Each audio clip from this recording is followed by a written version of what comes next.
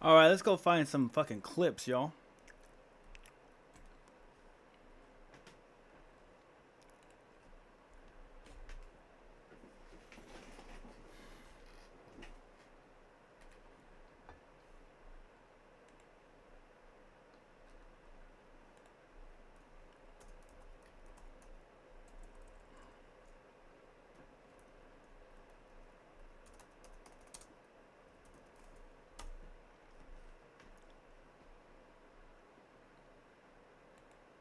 May have been part of that group for whom Charlie Kirk was not right-wing enough. You mean the Groypers? Yes. I mean, so This Groyper psyop is vomitous.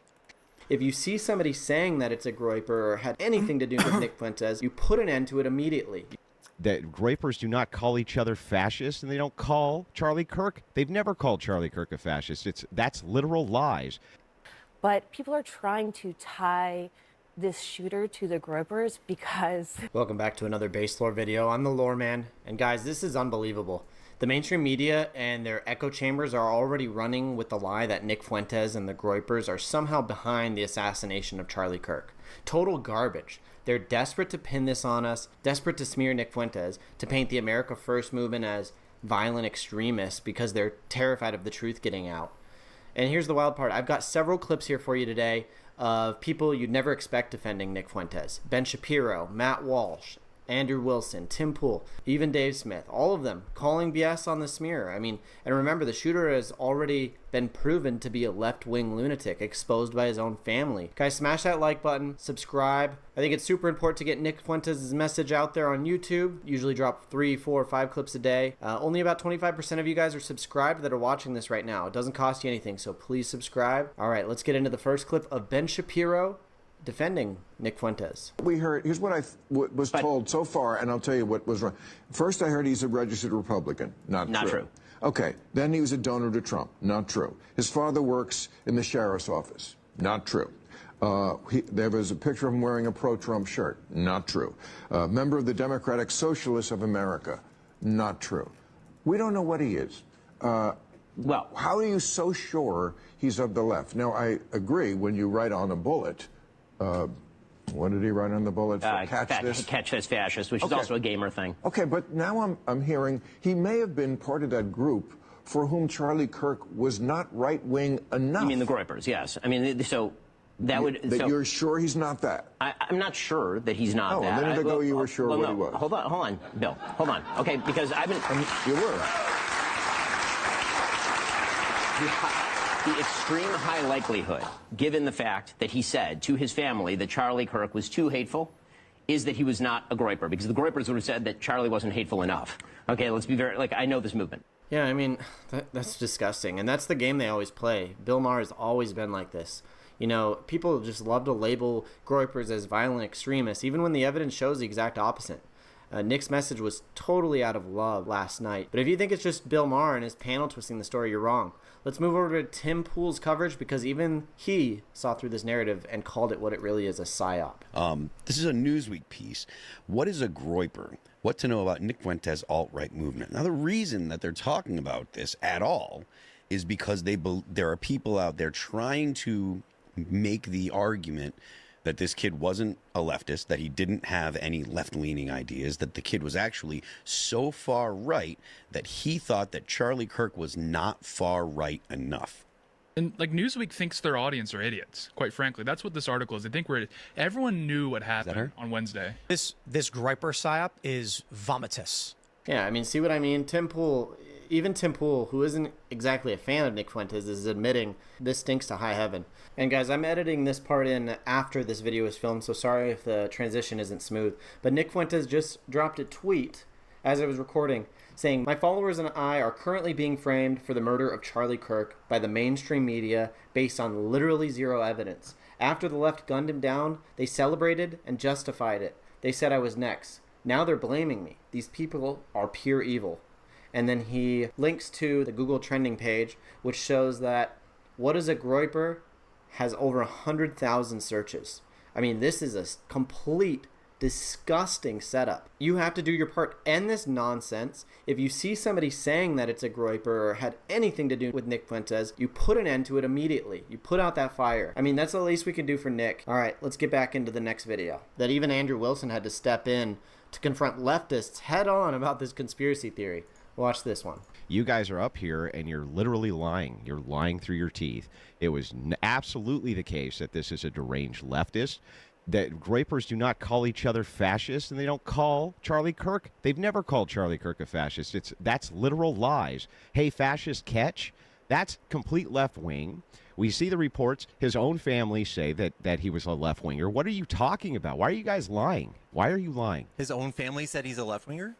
Yeah, he's not. They said that he has been moving towards a hate-filled message towards the right, including Charlie Kirk. Yes. Okay. Can you How does that come? How does that come from Nick Fuentes? How does that come from groypers?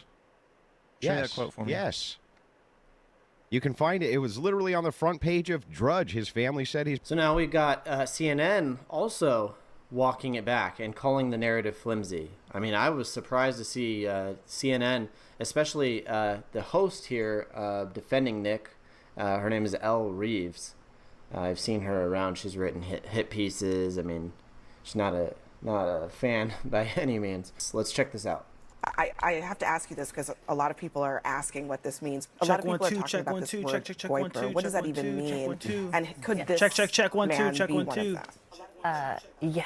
All this stuff used to be so fringe, and now it's like at the center of politics, and it's a little bit difficult for me to believe. It is a little wild. But groypers are the fans of the far-right podcaster Nick Fuentes. He's been around for a very long time. He was at Charlottesville. He was at Jan 6.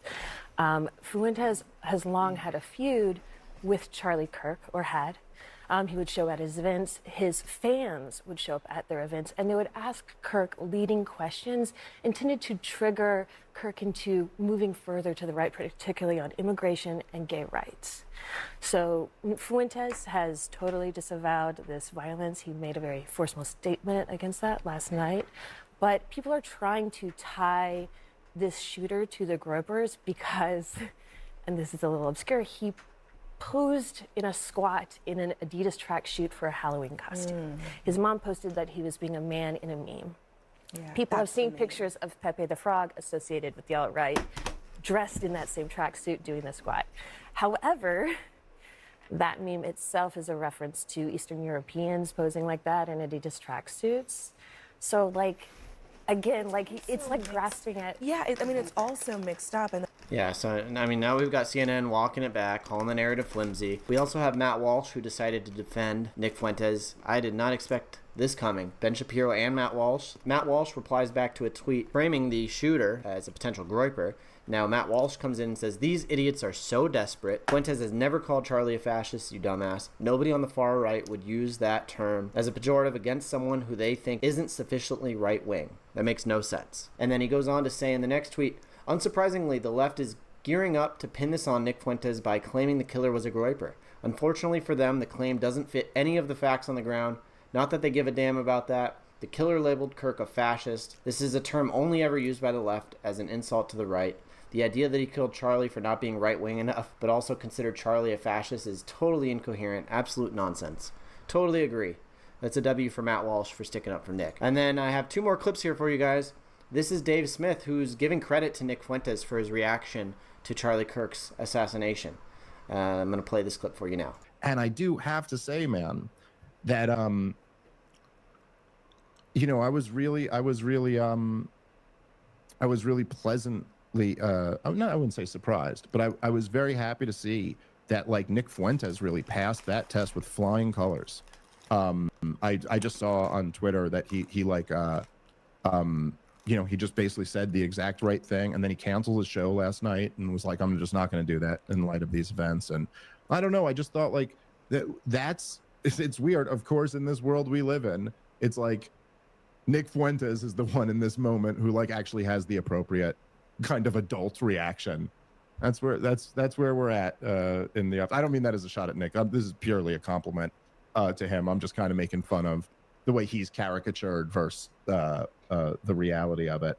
But you know, and I'm just particularly giving him credit just because, you know, again, like the way he's caricatured versus like how actually so many of these supposed grown-ups in the room are acting. But there were a lot of people who I thought really did that. And I do really appreciate that. I think like in these moments, like for whatever the fuck we're doing, living in this world with people who follow us watch our shows and follow our social media accounts, for the people who have like somewhat of a following, you know, it's just like, if we're not doing anything else, it's like it's a kind of like easy line for me to see like who are the good guys and the bad guys, kind of based on how they handle things like this. Yeah, 100%. I think Dave Smith hit it right on the head there. I mean, Nick's message last night was one of the most profound messages I've ever seen. I mean, that's a true leader right there. And if anyone can even imagine filling Charlie's shoes, I honestly believe the only one could be Nick Fuentes. He's the only one that captures the youth and has the strong right message. I got one final clip here. We're going to end it with Nick Fuentes giving the end part of his speech and the reaction from Aiden Ross. Now this stream, Nick had 175,000 live viewers. That's more than any streaming platform. People were comparing the numbers between Amazon, Twitch, YouTube. No streamer had as many viewers as Nick Fuentes. And then Aiden Ross, of course, had 50,000 watching Nick as well. All right, let's get into this last clip of Aiden Ross reacting to Nick's show last night. The least that you could say about Charlie Kirk is that he died professing a faith in God. He died professing the truth.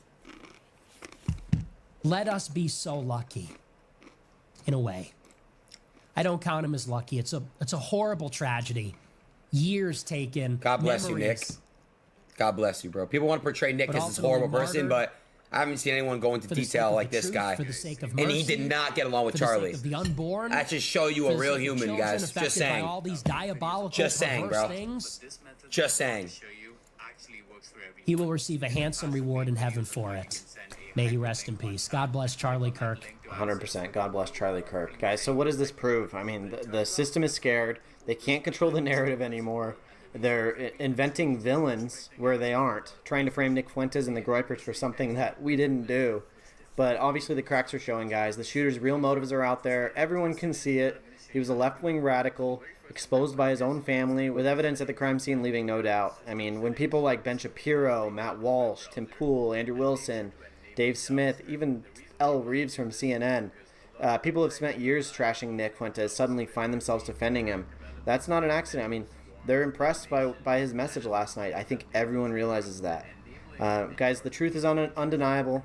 Make sure you guys drop a comment, share this video, like the video, subscribe. I'm trying to get all of Nick's clips and lore out there on YouTube, so I really appreciate it. Only about 25% of you guys are following, so let's bump those numbers up. You guys take care. God bless.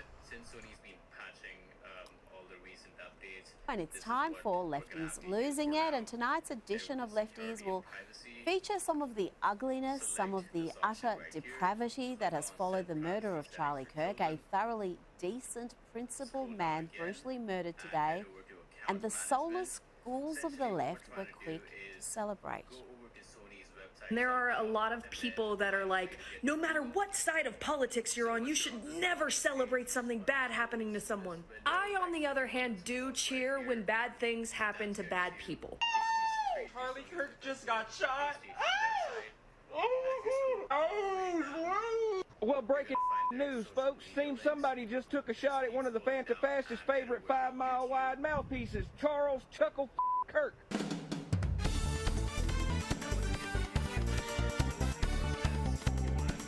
And sadly, the vile left has not been shy about showcasing their ugliness, their utter callous depravity.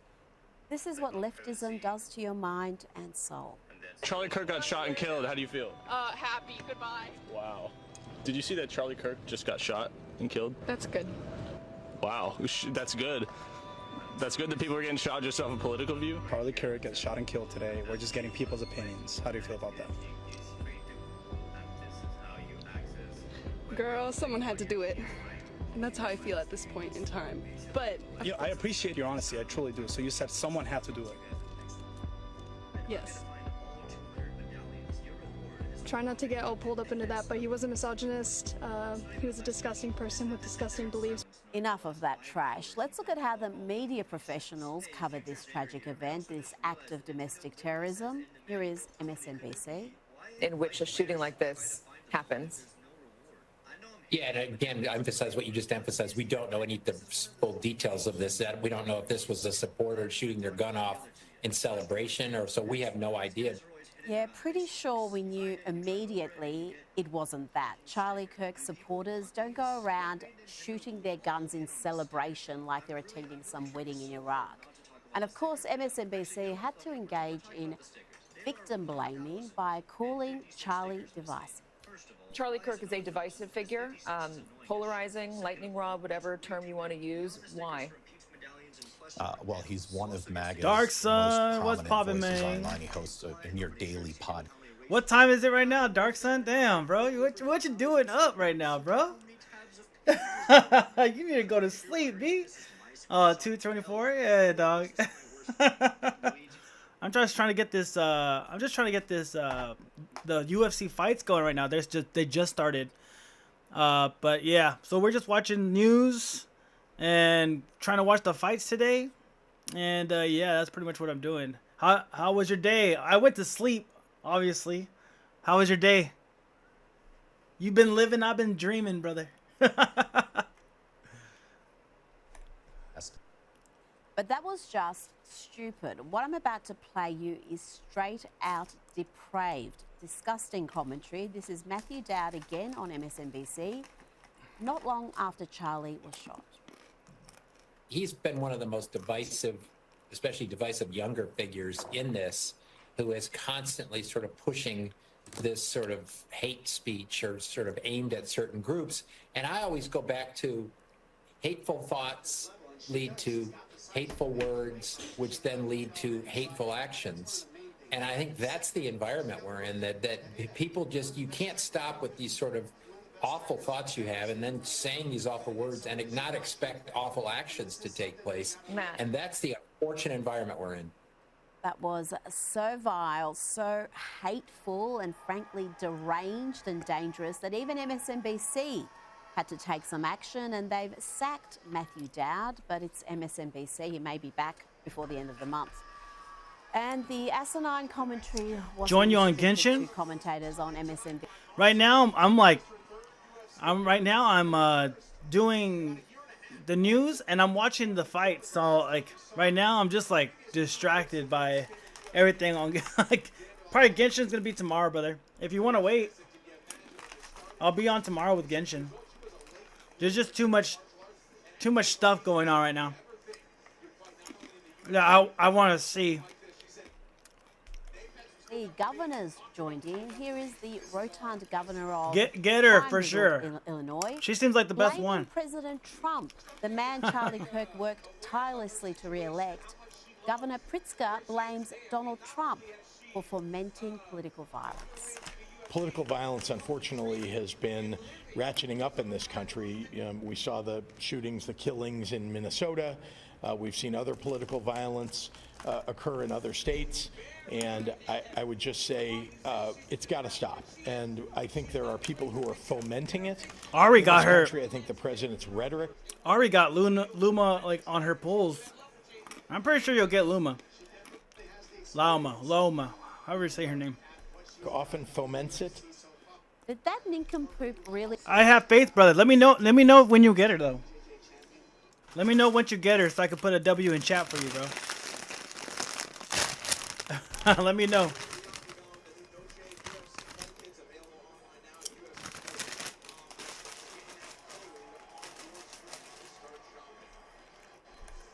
In the Minnesota shooter, the trans-identified lunatic who shot children in a Catholic school and wanted to kill Donald Trump. Yeah, it's Trump who was almost killed by an assassin's bullet who is to blame for leftist violence. Not these lefties losing it. He insulted your wife. Yes. He came down the escalator and called Mexicans rapists and murderers. He said, well, what do you think I should have done? I said, I think you should have punched him in the face and then gotten out of the race. You would have been a hero. I'd like to punch him in the face. I said if we were in high school, I'd take you behind the gym and beat the hell out of him. Punch some people in the face. When was the last time an actor assassinated a president? They're still going to have to go out and put a bullet in Donald Trump, and that's a fact. Look, as his character is stabbed to death. Where is John Wilkes Booth when you need him?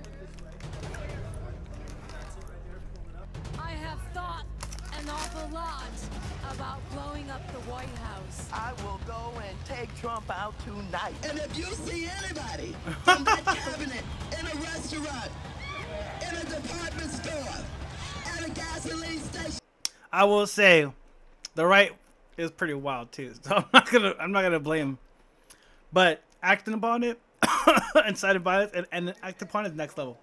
Those are just words. It's whatever.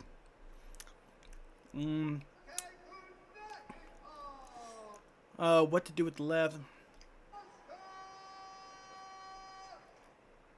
Oh, this is crazy. Transgender revealed, bro. This is crazy.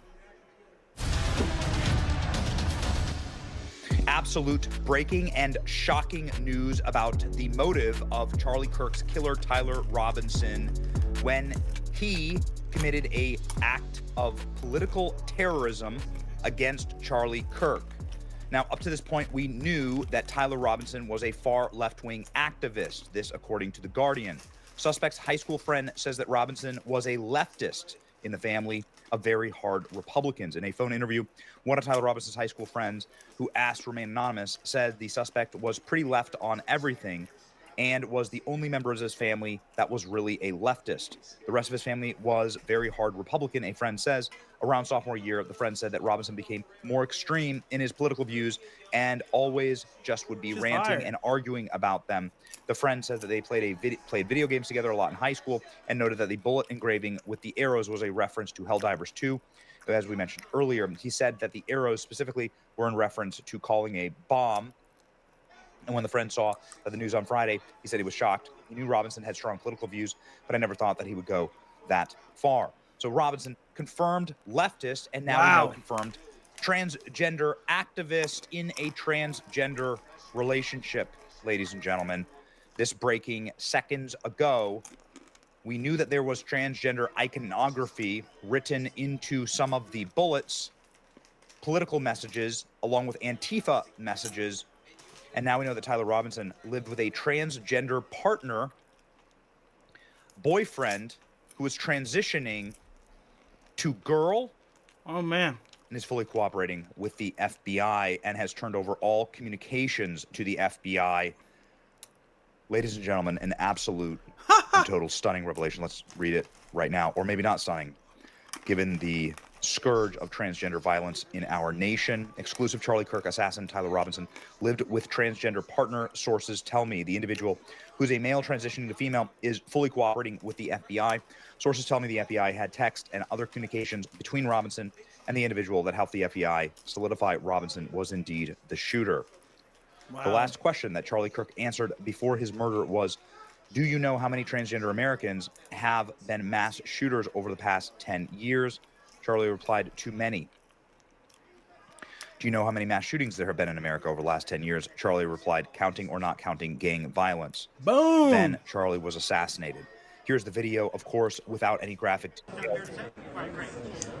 So, do you know how many transgender Americans have been mass shooters over the last 10 years? So sad, bro. Too many. Okay. So sad, bro. It's 5. Okay, now 5 is a lot, right? I'm gonna give you some credit. Do you know how many mass shooters there have been in America over the last 10 years? Counting or not counting gang violence? Ladies and gentlemen, this was the last words of Charlie Kirk, decrying transgender violence, and then a transgender activist, clearly now confirmed. Wow. And then also somebody who was a participant, a transgender participant, lifestyle participant, Tyler Robinson. I have confirmed this 100% through my own sourcing. I have been nonstop on the phones attempting to solidify what happens next and learn more about what took a husband from his loving wife, a father from their beautiful family. Our friend stole him and cut him down, and then also what I firmly believe to be the next, what took a president from the United States of America. It is important for us to be vigilant and also to look with clear eyes as to the ideology that killed Charlie. That is a very important conversation. I know it makes people uncomfortable. Not here, not on this channel. This is how we ensure that this never happens again. This is 100% confirmed. Charlie Kirk killer Tyler Robinson had a boyfriend who identified as transgender. The man is cooperating with the FBI and has turned over all electronics and messages, and I'm hearing that there's much more to come. Yes, this is now officially trans violence. Now confirmed. We heard in the press conference yesterday that there was political motivations, that Tyler Robinson was part of Discord groups, that Tyler Robinson was working with other individuals.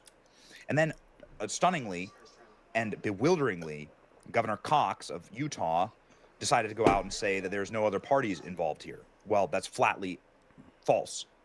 By the way, I know that as a matter of fact, that there is now a full-scale investigation into the full-on radicalization, including but not limited to Discord chats, groups, and other methods of potential radicalization, and this rabbit hole goes deep. I can only tell you what I know, which is that the FBI is going balls to the wall, full bore, on understanding what happened here and how. Imagine having an exam about William Shakespeare. Who did it and bringing. What do you mean? What does that mean, bro? Why do you have an exam on William Shakespeare? That's fucking crazy. The only thing I could have that is drama class or some type of English class.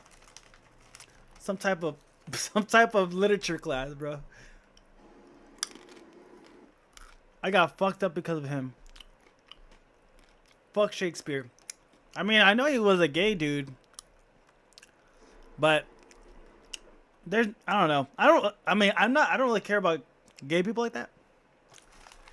But like, what do you mean? Why fuck Shakespeare? Why are you saying that? Can you tell me why? I'd love to know. To justice, along with potentially the entire movement of Antifa.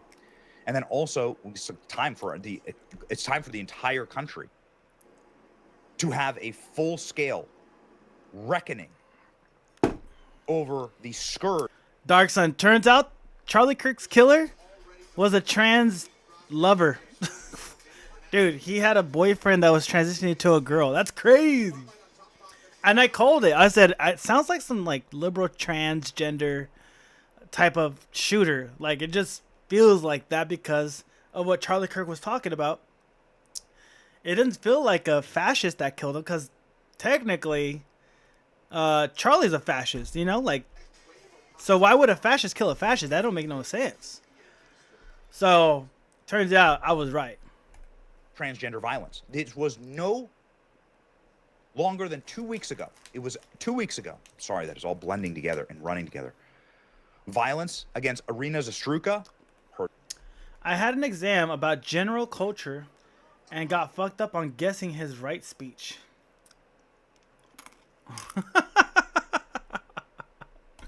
Throat being slit. So he has a speech 4 times? That's just memory right there, bro. That's a lot. 4 times trying to remember a speech is insane. Which speech was it? I'm gonna read it for you. I'm gonna read a Shakespeare speech for you on stream. If you give me the right speech, I'll try to look for it. For simply restorative justice, and then a transgender shooter massacring children at mass. Following a pattern of this happening. Police have evacuated the area around Charlie Kirk's home after receiving concerning information. It is unclear what information is related to. Interesting situation happening right now outside of the family home of Charlie Kirk assassin in Washington, Utah. Police asked us to immediately clear the area because some type of threat. We saw what appeared to be a police dog exit the home as well. Utah taping up the gray Dodge Charger that sits at the family home. Tyler Robinson, authorities say that Robinson drove this on the day of the assassination. I have confirmed that they are impounding an enormous amount of evidence and that we are just getting started on understanding and learning what happened and how the political radicalization of left-wingers are what cut down Charlie Kirk from us. Charlie Kirk. Cowards die many times before their deaths. They die many times before their deaths. Oh, cowards die many times before their deaths. Let me see this. Let me see this speech you're talking about. Hold on. Let me go on Google. Shakespeare. Speech. Die many times before their deaths. The phrase cowards die many times before their deaths is from William Shakespeare, Julius Caesar. The full quote is cowards die many times before their deaths. The valiant never taste of death but once. The valiant never taste of death but once. It means that people who lack courage live in constant fear, experiencing multiple metaphorical deaths from their anxieties. Failures before their actual physical death. The brave, in contrast, face challenges and live without that repeated internal fear. I mean, what Shakespeare's saying, don't be a bitch, essentially. You should have just said that in the exam. He's saying, don't be a bitch. That's what he's saying. Shakespeare said, don't be a bitch. Shout out to Shakespeare, bro. I don't care that he kissed guys. I don't care. Fuck him. Fuck it, dude. Gay people are cool too. I've met some pretty ballsy ass gay people, bro. They don't give a dude. Gay people are one of the few people that don't give a fuck, and I'm like, I respect that. I respect that. Dying, of course, as he lived, fighting against this radicalization and this violence that ultimately took his life. It will backfire, of course. The UFC fights are on right now, bro. Dark Sun. The UFC fights are on right now. That's what I'm watching. She's just getting choked out. Oh shit. Let's go. Tap out. Tap out. Tap out. Oh my god. She's getting she's got a rear naked choke on her right now. It's Rendon versus Pereira. Come on. I'm waiting for my internet to come back on with this freaking buffering delay. I gotta put this on my phone. But I'm playing my game right now, so on my phone I'm playing Front Girls 2 Exilium. Is it safe in California? My sister lives there. Yeah, relatively, yeah. It's pretty safe over here, depending on the area. Like, I live in a pretty shady area. A lot of drug addicts over here. A lot of homeless. A lot of narcotics from the Mexico come through to my city, and then they get dispatched over Los Angeles, Nevada, and Arizona. So we're like a hot spot for drugs in the city I'm at. But relatively, it's safe. Like, you have to be looking for trouble. You have to be looking for it in order to be getting trouble. But mainly, I would say bars over here get, like, at nighttime, bars in my city, people die because people get drunk, people get egotistical, and then the drugs are involved, and then weapons are involved, so people die. Other than that, you're pretty safe. Just don't go out at night over here, is what I say. But yeah, she should be safe if she's not. As long as she's not like a, how would you say it? You know when someone's like not very aware of their surroundings? If she's aware of her surroundings and she knows how to like move, then she'll be fine. If she's street smart, she'll be great. You know?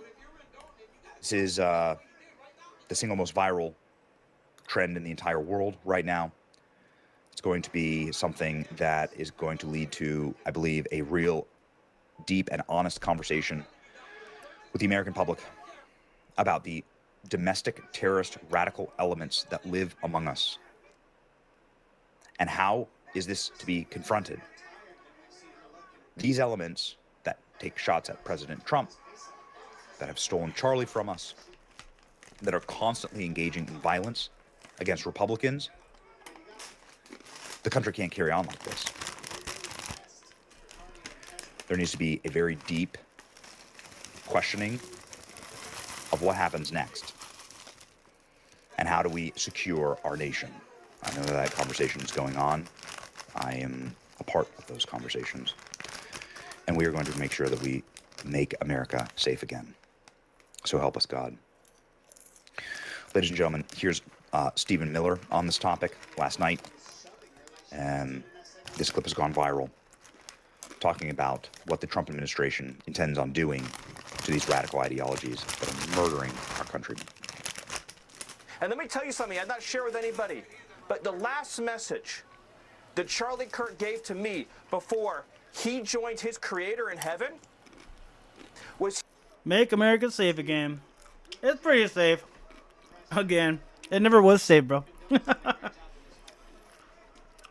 It never was safe. I mean, it's relatively safe, right? Like, we don't have much terrorists bombing us, right? Like, you guys in Saudi Arabia, you're in like the fucking pit. You got all these surrounding, from what I understand, you got all these surrounding enemies, right? Other countries. Us, we're like, no, it's safe over there. This shit is retarded, dude. It feels like they shot a friend. Yeah, Parmesan? Yes, I agree. It feels like they, you know what it is? Even if I didn't like him, because I did not like Kirk all the way, right? Like, he was running away from debates.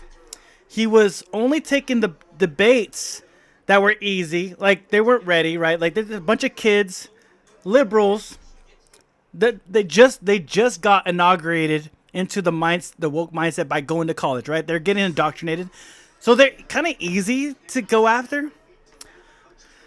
So I'm like, yeah, you could have picked better opponents. Like, he was going to pick Hassan Piker in like 2 weeks or something like that. And like, Hassan's kind of like, he's not the greatest at debating. That exactly. So he made him look bad. But if he went up against Destiny, which he was running from, if he went up against Nick Fuentes, who he was running from, I would have put more respect on his name. Now, I will say, it does take balls to just go to a campus and do that. I will say that. So I give him credit there. But it's fucked up that they killed the guy, right? They shot a dude for just talking. For just speaking. That's next level delusional retarded. To kill somebody just for talk. You know what? I don't give a fuck, bro, if you're racist. Like the KKK, right? Bro, tell me you're racist, bro. Tell me you're KKK. So I can move accordingly, right? So I can do what I got to do. Oh, I am a racist. How did you not know? That's okay if you're a racist. I'm just saying, at least tell me so that I can move accordingly, right? I'm not going to kill you for that. I'll just be like, all right, we're not going to see eye to eye. It is what it is. But at the end of the day, we're both American, right? We're both Americans. I wasn't a brave friend. I didn't even watch the show, but I cannot believe that's what happened. There are way worse people than doing actual evil. To find out that this motherfucker had a trans lover is, I called it from the beginning. I was like this, look, it's either going to be Bibi Netanyahu doing some shady shit because Kirk was talking bad about Israel, or it's going to be some trans kid. Because the trans kid is the easy MO. Now, turns out, from what I'm finding out on Twitter right now, that there was a private plane that left the nearby school with their radar off. And it's owned by a Jew. Like, and the guy that did the distraction, saying it was the old man that they first put into custody, turns out he was a Jew. I'm like, this is weird. This is getting... Now you're getting trans and, obviously... Jews, right? Coercing together and making a plan to kill Charlie Kirk. Charlie Kirk was speaking out against the Jews, the IDF, about, the killing of the Gaza Strip and all that stuff. He was not for that. Over time, he was getting convinced that it was not good. And you could see on the last week or two that Kirk was saying, he's speaking out against Bibi Netanyahu, essentially. And he declined the trip to Israel. He declined the trip. So he was like, no, I'm not going to go over there. I don't want to associate with you guys no more, right? So that's what's going on. I feel like the trans and the Jews that don't like anybody talking shit about them, they're connecting somehow. So from what I'm understanding, George Soros is from Tel Aviv, and Tel Aviv is a liberal city, in Israel. Is from what I'm kind of gathering slowly. I'm not 100% true. That's right. But I want to make sure. Oh, sorry, my screen went dead because I was fucking talking too much. But that's where I'm connecting the dots of like why, how, when, who's funding this? How did he get the gun? How much money did he get to get the private plane? Why was the gun intact in the forest but not on the roof? Why would he put it together and then put it in the forest? These are questions. And then there's another thing that came up was about Charlie Kirk shooting. The book came out a day prior. The book came out on September 9th, right? But the shooting happened on September 10th. And then it was published again on September 11th. So I'm like, this is weird. Honestly, though, it was a foreign state actor after the first 24 hours. I was like, wow, this guy has help if they haven't caught him yet. Yeah, and supposedly it was his dad that pushed him in, right? His dad is a conservative, and he saw his son going to college 2 years prior and then getting the woke virus and then saying like, okay, you could see him going on Reddit, which is a really known leftist website, and he's getting indoctrinated by that, and he's getting radicalized, and then he gets a trans boyfriend from what we understand now, transitioning to a girl, and then he goes and kills fucking Kirk, dude. Like, what the fuck? And people are celebrating it. Okay, it's one thing to shoot the guy, but to celebrate it online is next level crazy. Now, I will say, I fucking know a bunch of people on the right, conservatives, would have been so happy if Joe Biden got assassinated. I already know that. So I'm like, it is what it is, right? People are going to be happy. But the thing is, with Charlie Kirk, he's not a fucking political elite at all. Like, he was on his way to become a Congress, but he was just a talking head at this point. He has no power. The only power he had was the power of suggestion to vote a certain way.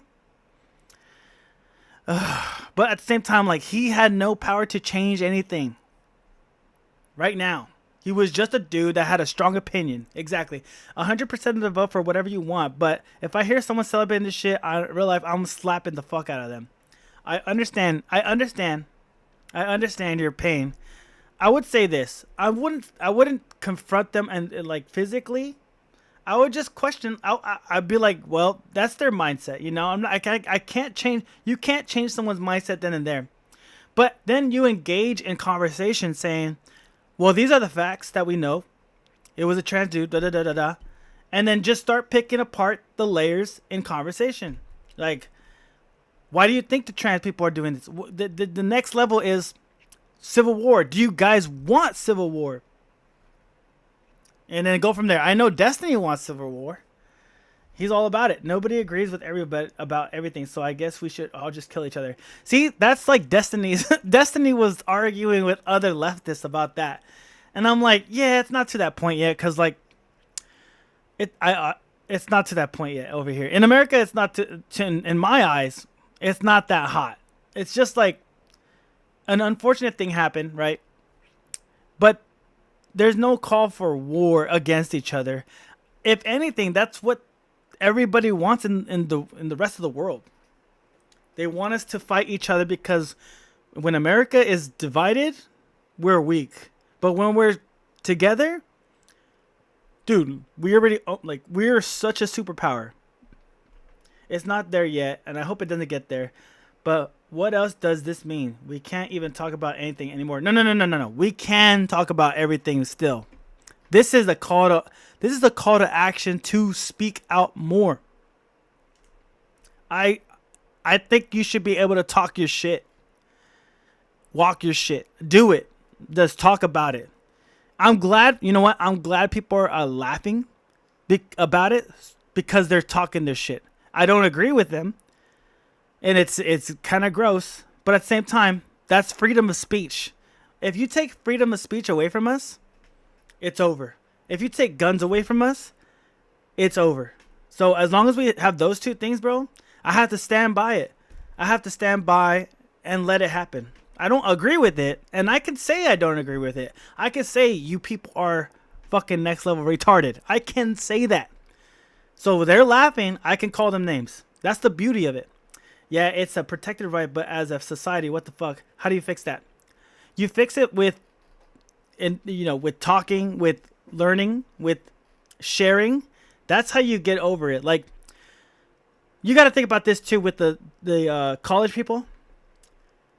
And I used to be a college person too. Like I was community college. So I know the value of $1, right? I know the value of money because I'm broke. I'm a poor kid. So when I went to school, when I'm paying for a service to learn and to get a degree in something, that money gave value to the system of education, right?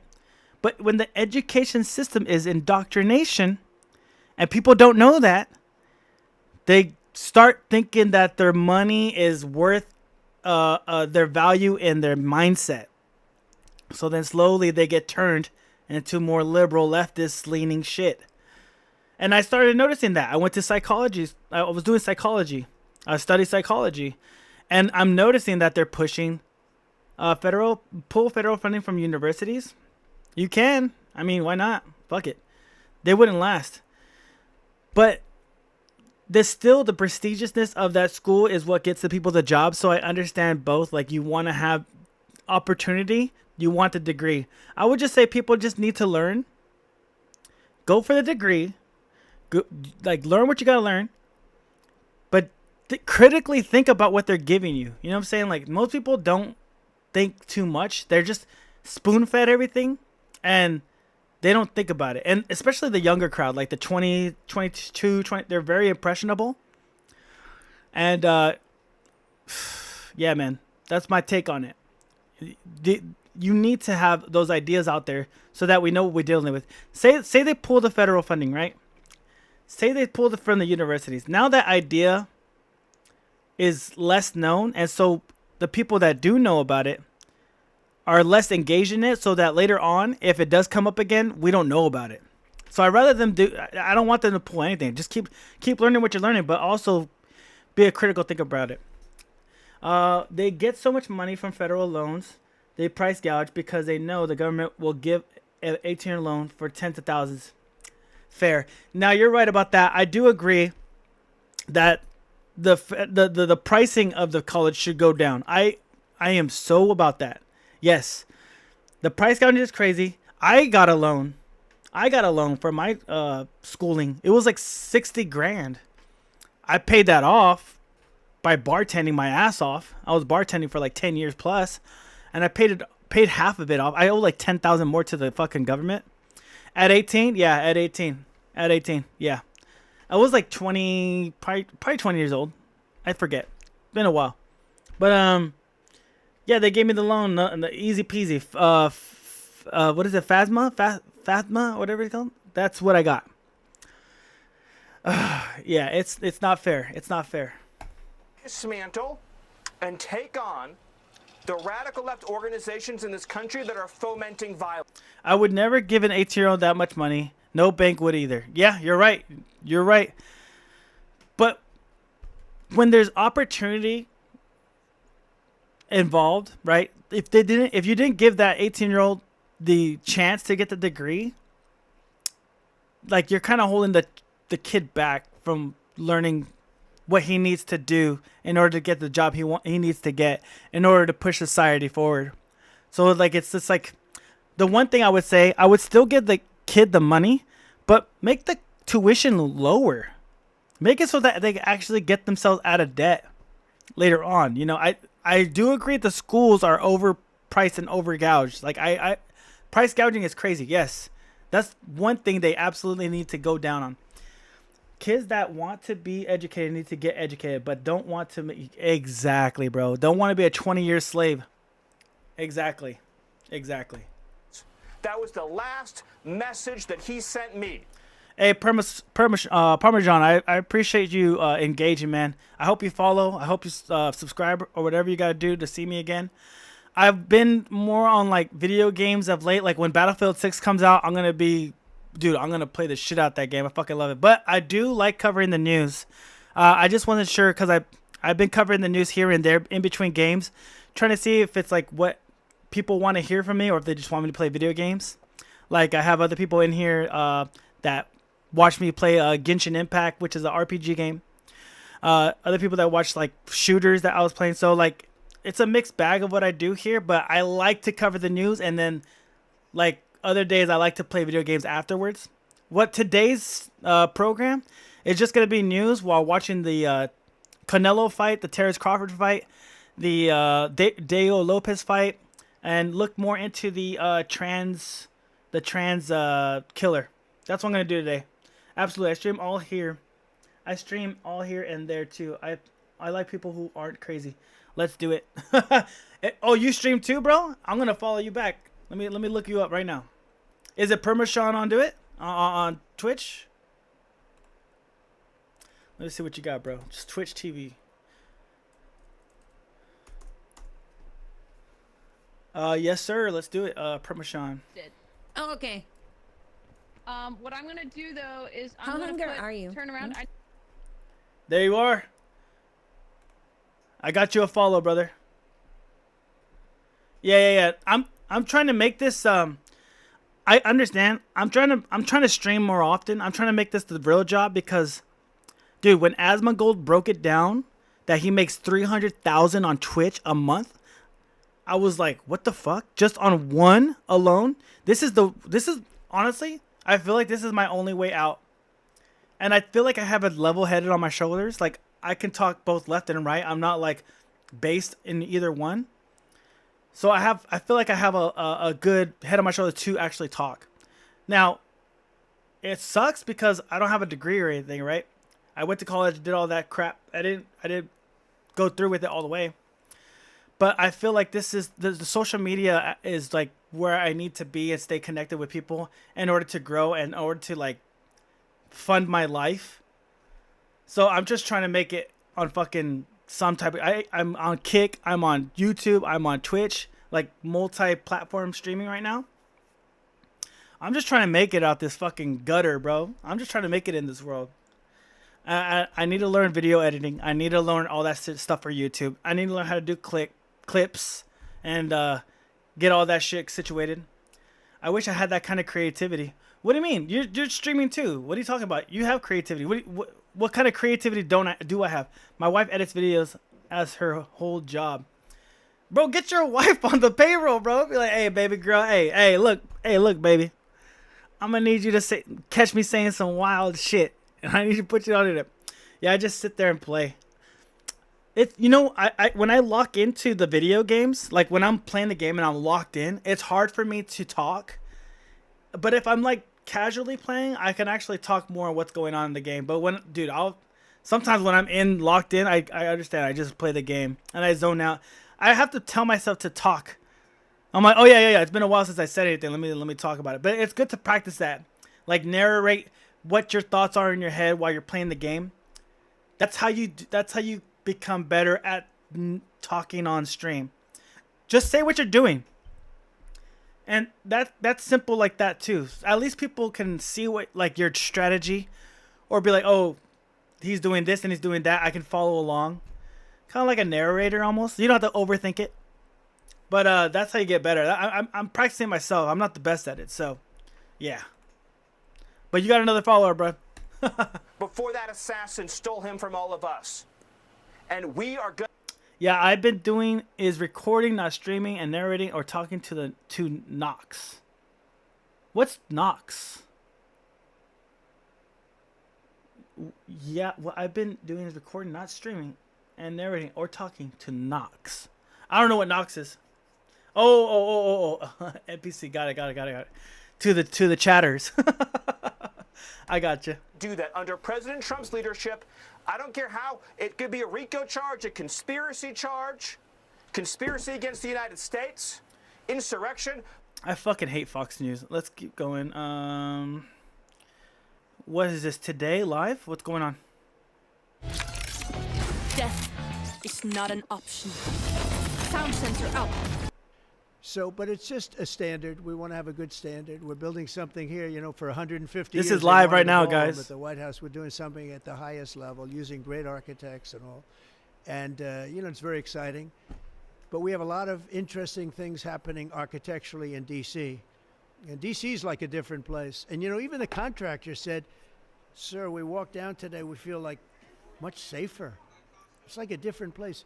Washington, D.C. is great. Now, we're going to also beautify it. We're going to put a topping on the roads. We're not going to rip them apart and take 4 years to build a road that was exactly the... Now, I will say, I believe Trump is on the list. Straight up. I feel like this motherfucker's on the Epstein list himself, all right? Tiles up in the tunnels where the tiles are missing. We'll do the whole tunnel instead of, you know, a little area where you see new tiles, old tiles that never look too good. And I feel like J.D. Vance is on Peter Thiel's payroll, which is Palantir Tech. So I feel like J.D. Vance is compromised, sadly. Unfortunately. Is from the White House. We're going to have this place spick and span. It's going to be crime-free, and it's going to be spick and span. It's going to be, you'll be proud of Washington again. Go ahead, please. Sir, China's having a massive military parade that President Putin and Kim Jong-un will be attending. Do you interpret that as a challenge to this? And are you concerned at all about those countries? No. Some sort of counterweight? Not at all. China needs us, and I have a very good relationship with President Xi, as you know. But China needs us much more than we need them. No, I don't see that at all, no. One more. And I had actually a very good meeting with President Putin a couple of weeks ago. I'm sure he is. They're all on there. Democrats didn't release it. Republicans aren't releasing it. They're all compromised. I like JD, man. I hope he isn't. I like JD too, bro. When I found that out, I broke my heart. I was like, what the fuck? But it makes sense. The psyop of JD Vance, when the guy broke it down. If I could find the video, I'll play it for you guys. But I was like, damn, really? JD Vance really was that guy, and he was like supposed to be the Trump whisperer, trying to take everybody that.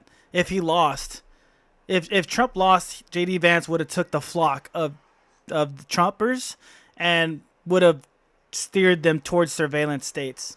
Yeah, I agree with you. I believe it's bipartisan. I believe both parties are in on this Epstein list. And not just both parties. I feel like, hey, yo, sorry to say, but Saudi Arabia is in it. Dark Sun, your country's in the fucking Epstein list too. And then fucking, who else? Israel, Mossad, the UK, right? Prince Charles is on that list for sure. You know, so there's so many people. Wait. What do you mean? So Dark Sun, Saudi Arabia, Israel, and America and UK could have been Mossad blackmail op. Yeah, I feel like those countries are on the list. At the very least. I feel like there's more. I just don't know who else is on that list. But I feel like Saudi Arabia, Israel, America is on, and UK are on that list of the Epstein list. I feel strongly about that. Yeah, please. Senator Tuberville talked about the cost savings Yeah. associated with this announcement. Can you talk about the strategic benefits by having Space Force Command headquartered in Huntsville? Well, it just works. Your parents were in Saudi during 9/11. Wow. Did they talk about it? What was their like? What was their outlook on it? Cause I'm in America when it happened. I was a kid when it happened. When 9/11 happened, I was in school. I was late to class. I was walking towards class, and I remember they had a video on, and they had the Twin Towers on fire. Not knowing what's going on, I walk into class late, and I'm like, what movie is this? What movie are we watching? They're like, this is real life. New York just got hit, and I'm like, what? He's like, yeah, New York just got hit with a plane, a terrorist attack. I'm like, what? Like, literally, I thought it was a movie.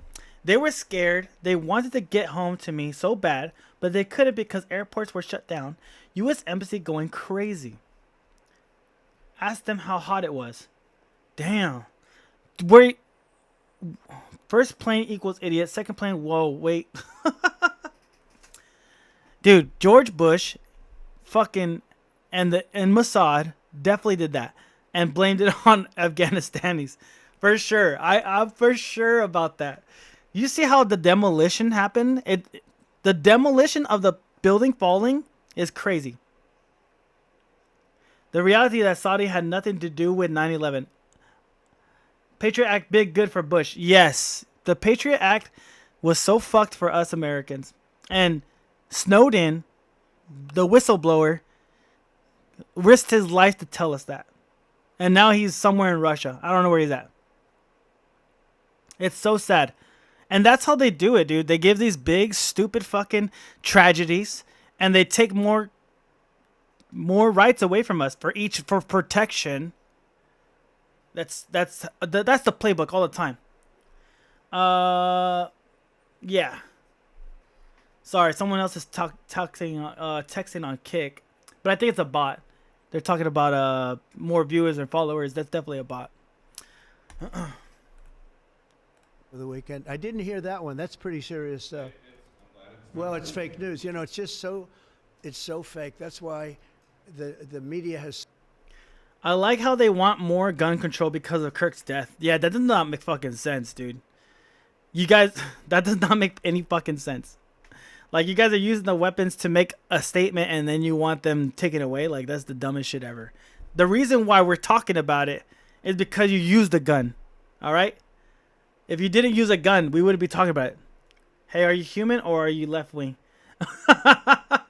Definitely not left wing and not a true right based person. I'm like a more of like centered right, I guess you could say. It was the first thing AOC say. Oh yeah. I saw AOC. She's wild for saying that. Yo, AOC. Did you see that the libs want AOC dead too? Like they were like, they're threatening AOC's life too. I'm like, yo, there is no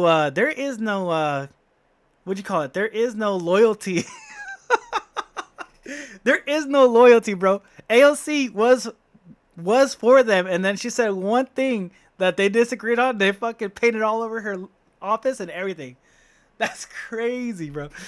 Cat's out the bag about Tyler Robinson. Yes, dude, the cat's out the bag. I think he's a trans activist, right? From what I hear, his boyfriend or his trans boyfriend who's transitioning to a girl, he was defending her essentially. Damn, more people are popping in the chat like crazy. KK Sweet, that was their leader. They thought AOC was gonna start a revolution. Yeah, she was talking big, bro. AOC was talking mad big, but she just wanted the. Her and Bernie were just trying to gun for the midterms, right? They're gunning for the midterms, but then she said that one thing. I don't know exactly what she said. I have to look it up, but I just know they turned on her, so that dream kind of died. We knew it as soon as we heard the shot. I honestly, I already knew. I had two inclinations. I said it was either a trans activist shooter or it's either Israel Mossad shooter. No one else. And it might be both. It might be a collusion. It might be the same thing because, like I said, the guy shot. He ran to the woods. He went to an airport. He got on the plane, owned by a Jew. Turned off the radar. They leave. He gets home.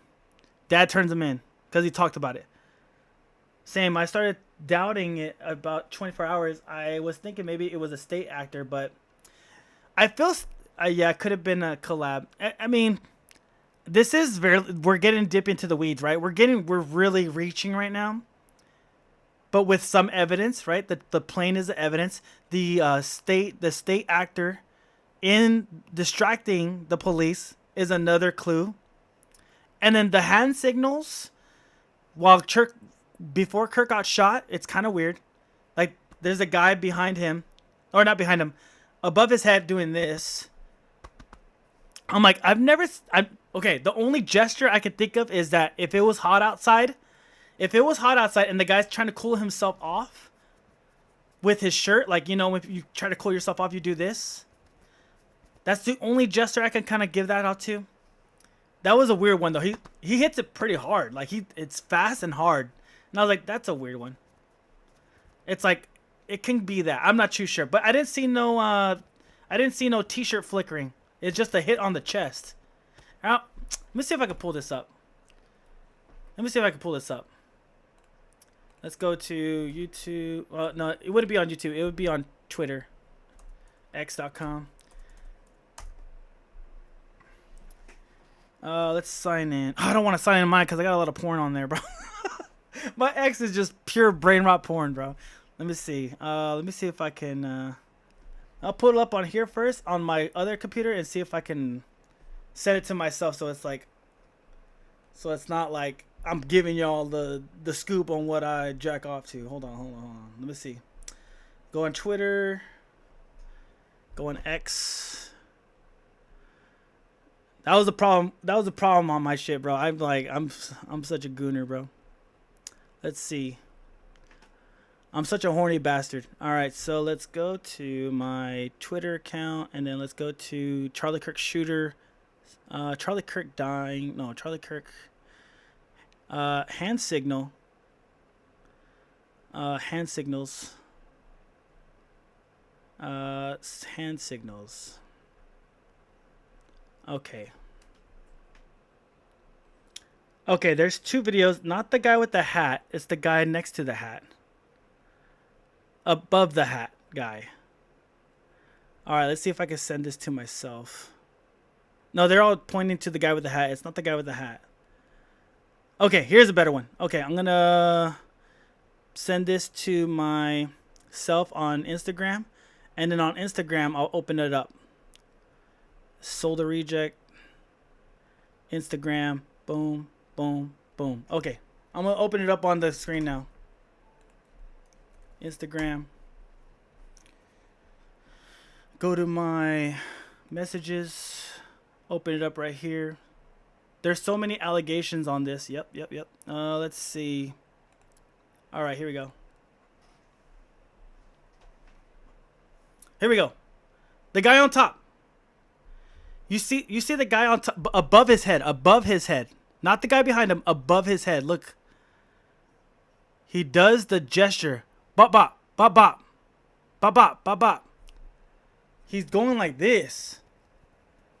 And I'm like, that's a weird gesture to do. The guy above his head. With the fist. Boom. The guy above his head. Right? This guy right here. This motherfucker. Does this. Look at the hands. Boom. As soon as it gives that.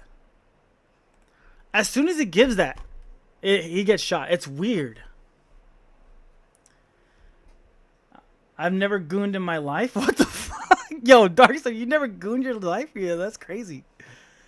It's haram, right? You can't because it's haram. Did you guys hear about this Amazon's list? Yes. I just talked about that. The book. Yep. Claiming he survived. Yep. Oh, it claimed he survived? I didn't know that. I just saw that the book came out. September 9th when he got shot September 10th. Someone under the name. Yeah, that's a mysterious. That's a pen. It's not even a real author. Anastasia J. Casey's not really an author.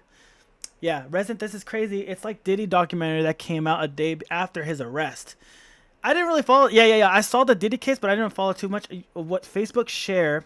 Check this out. Same guy was directly behind Trump. It's haram. Yeah. At his assassination. This is weird. Okay, I'm gonna click on this. Let me go on Twitch here. Let me go on my chat over here on this side. I'm gonna click on your Resident. I'm gonna click on your link right now. Twitch.tv.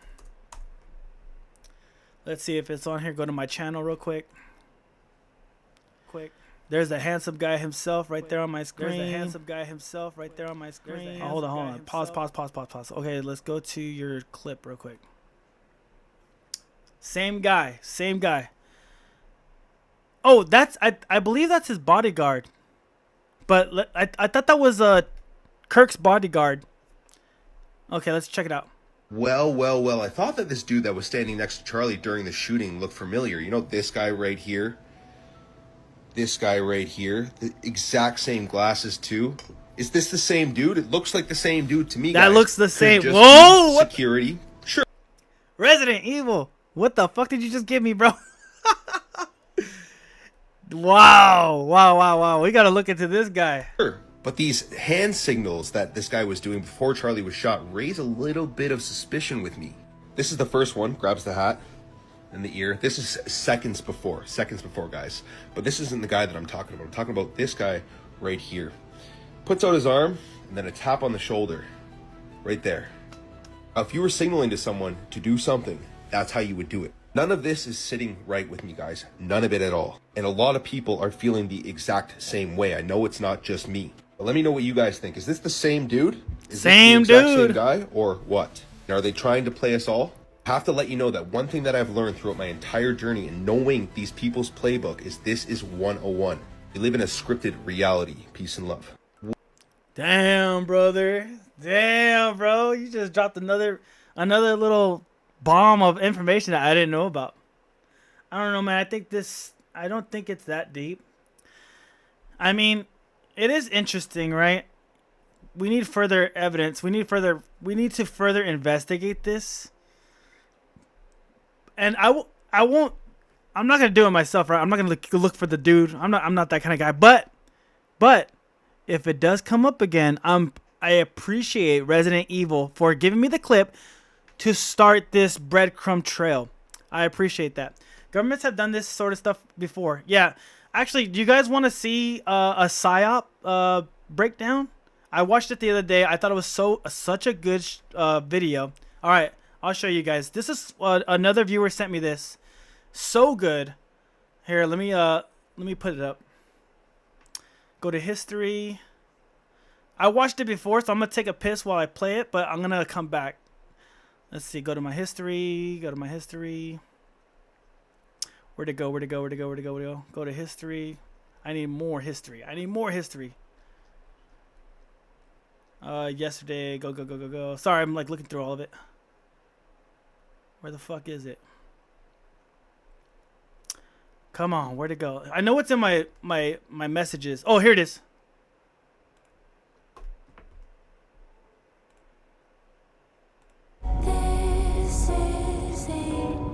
I'm gonna go take a piss while this is happening. If the stars fall and the earth it begins to bend. The intelligent minorities can engineer consent through the use of manipulation, propaganda, and control. And we should do it. People have got to know whether or not their president's a crook. Well, I'm not a crook. We are in the midst of a serious financial crisis, and the federal government is responding with decisive action. I know that the American people share my deep belief that if a danger exists in the world, it is a danger shared by all. We need to actually double down on the public health measures. You can't look at that television and say, nothing happened on the 6th. I'd like for you to answer the question. Okay, it's very simple to answer. That's why I asked it. It's very simple to you. You're a nasty person, I'll tell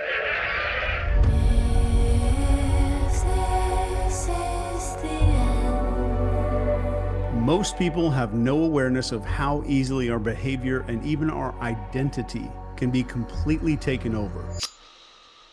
But people are waking up.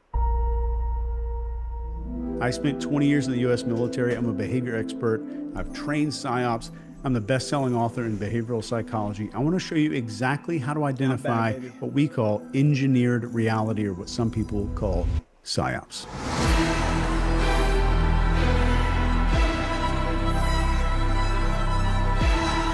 I appreciate the production on this fucking video. To this, I'm going to give you a tool that's literally going to give you a score out of 100 that shows you how likely something is to be a PSYOP. Let's do this. So So the first thing you need to know is following the FATE model: focus, authority, tribe, and emotion. This is what triggers the mammalian part of our brain that makes all of our real decisions. The first part is focus. PSYOPs always aim to hijack your attention with repetition, shocking visuals of fear-inducing scenarios. Some examples are like 24/7 media coverage of a crisis or constant repetition of terms like unprecedented. So with this, pause and ask, why is this message being pushed so aggressively? So compare how much airtime different stories are receiving and note any disproportionate focus. The second part here is authority. Trusted figures might shift their tone or positions unnaturally to support the narrative. So watch very closely for expert panelists or endorsements where authority figures might speak outside of their expertise. Pay close attention to that one. Then we have tribe. So messages that polarize opinions or create stark in-groups versus out-groups or exploit our tribal instincts. For example, labeling groups as patriots versus traitors or scientific versus deniers. Be very careful when you hear that language. Finally, we have emotion. So be wary of any communication that triggers strong emotions like fear, hope, or outrage without any clear, verifiable evidence. So emotional responses suppress critical thinking.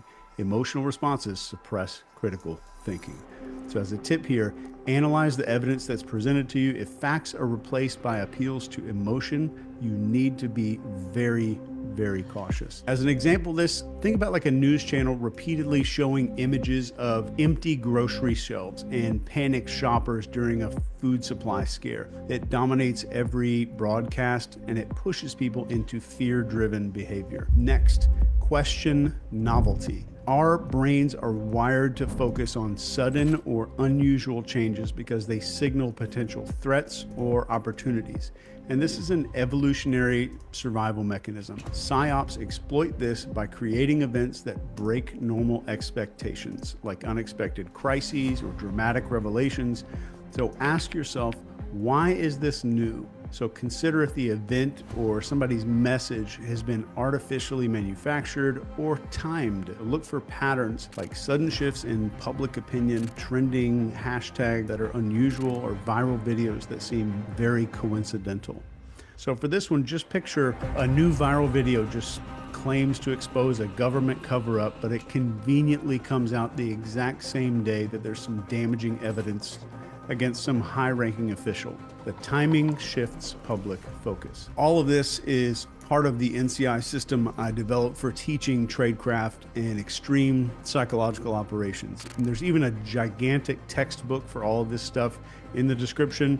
Definitely not for everybody, but it's definitely the most comprehensive guide in the world on this stuff. So next item, look for multiple sources. Centralized narratives create an echo chamber, and they silence dissent and they narrow perspectives. For example, if all media outlets present identical talking points, it is a humongous red flag. So actively seek out contrarian or independent voices, even if they challenge something that's already in your head. So in reality, an example, during a maybe breaking health crisis, all the major news outlets report on the exact same study, but independent researchers revealed the study was funded by a company selling the solution. So watch for that group speak. Next is identify cognitive dissonance weapons. Let's talk about how this works.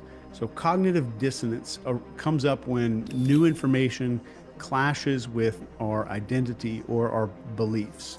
So PSYOPs exploit the hell out of this by including micro-agreements. Micro-agreements are little, small, seemingly harmless concessions to shape your identity. And over time, you're going to unconsciously align your behavior to reduce that internal conflict.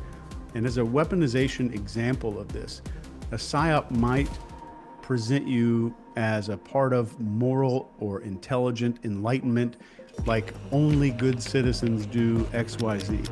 If you disagree with that, you risk some identity conflict there. So reflect on your identity and ask, am I being nudged to identify with some other group? So be very careful of any campaigns that are asking for seemingly minor commitments there, like signing petitions.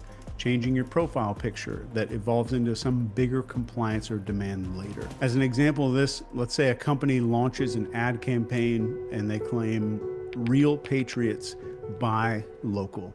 If you disagree with their product, it feels like rejecting your identity as a patriot. So this pushes you to conform. Be very, very skeptical about those identity statements. Next is looking for those emotional scripts. And what I mean by this is the scripts that were written in our brains by our ancestors. So manipulated narratives trigger instincts like the fear of loss or scarcity, social rejection, or danger. For example, a media story about food shortages might activate survival scripts that cause panic buying and stuff like that. And we have scarcity fear. This is sudden warnings about limited resources like water or medicine.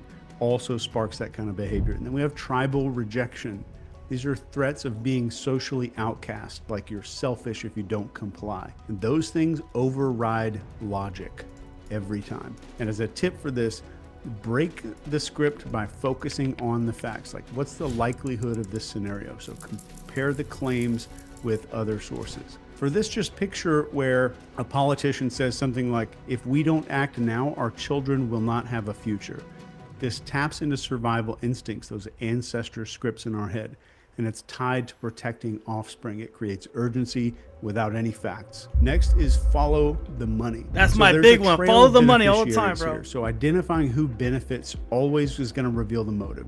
So look for funding sources like sponsorships or political connections that are tied to the narrative. So use tools like OpenSecrets.org or public financial records to see who profits from this. So for policies or campaigns, identify the industries like pharmaceuticals, tech companies, etc., that stand to gain the most. So to illustrate this in your mind right now, picture a charity that's promoting clean energy awareness. Imagine being able to build an app with your name on it, just by thinking about it. Meet Base 44. And they seem noble. The poster it's a painting that I did. It's a part of a 4-set. Until an investigations are showing that it's funded by a solar panel corporation that's lobbying for subsidies or something like that. Next, and this one is very important, is analyze the context boundary. The mechanism here is context, and context defines what is permissible. So manipulative people shift contexts to normalize extreme behavior. As an example of this, in emergencies, people accept surveillance or martial law that they normally would completely resist. So ask, what is the context? Compare some similar events in different settings to see if the rules or responses seem disproportionate. Look for contradictions. So for lots of the students who are brand new to NCI University, this right here is the most massive realization when they realize that the ability to weaponize cognitive dissonance and then shift the context can get anyone to do almost anything. As a hypothetical example of this, let's say there's a major cyber attack. The governments are now justifying some sweeping surveillance laws to protect the citizens. This changes the context to make previously unacceptable actions seem absolutely necessary. Next, spot the use of archetypes because they're woven into our brains. PsyOps simplify narratives by using archetypes like heroes and villains and saviors. Some examples are like portraying one leader as the sole solution or demonizing dissenters as the enemy. Deconstruct the story. Ask, who are the characters and what roles are they playing? Simplistic, like good versus evil stories usually signal manipulation just about every time. So always seek nuance there. In the real world, you're going to see something like maybe a leader is repeatedly portrayed as a savior fighting something that's pure evil, and the narrative ignores their mistakes and oversimplifies the conflict to prevent a lot of scrutiny. Next, evaluate the frame. So let's do a step-by-step evaluation here. First one is expectation. What are you expected to believe or do based on this thing that you're exposed to in the media? Next is belief. What assumptions are being made about you, like your values or your fears? Then we have perception. So how is reality being shaped, like selective facts or missing contexts? And definition is the final step here when it comes to a frame. What truth is being asserted as something that's completely unchallengeable. This comes up with information suppression. So really look for topics that are being avoided, critics that are being silenced. If somebody needs to be silenced in order for an idea to make it, then the idea is not good. So alternative viewpoints being discredited, that's a big one to look out for. So cross-check timelines of events and notice if critics are labeled conspiracists or if algorithms are suppressing some kind of specific search. And this is a big one, especially in today's time. So to get a good example of this, during maybe a corporate scandal, the company's PR team frames these critics as disgruntled employees with a grudge. So this shifts the focus away from the legitimate concerns to the motives of the critics. And it does it almost without us realizing that that's happening in our brain. So next, be alert to rapid compliance shifts. This one is scary and it's happening every day.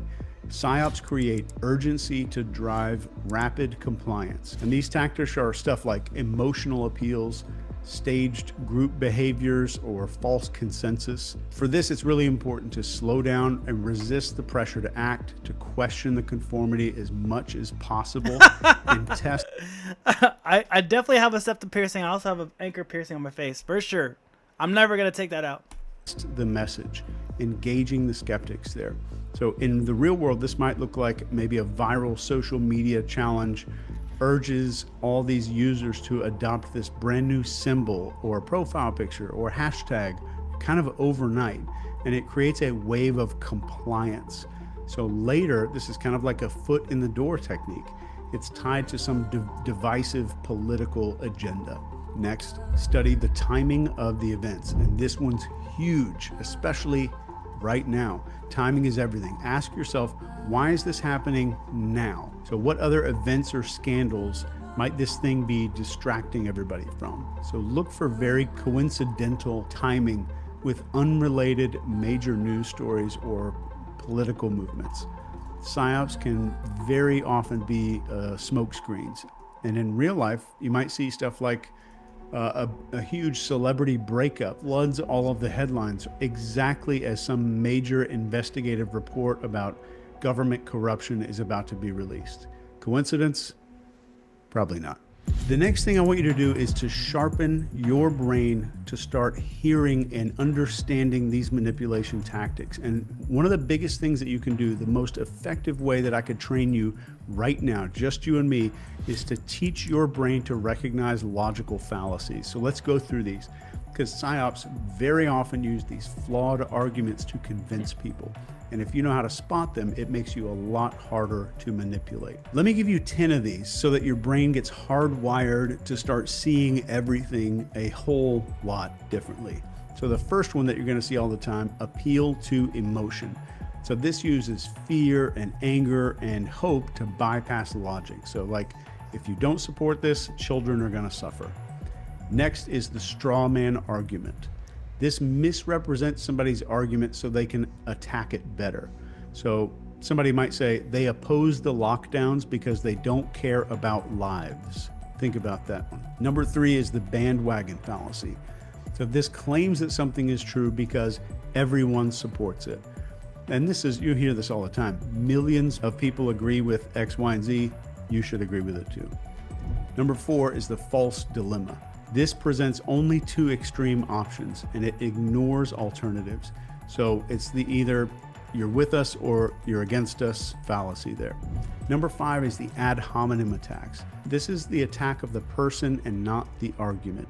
Be very observant for this. So this is when you hear you can't trust her, she's not a scientist. You can't do X because they're not qualified based on X. Ad hominem is very common, and I want your brain to be able to spot it.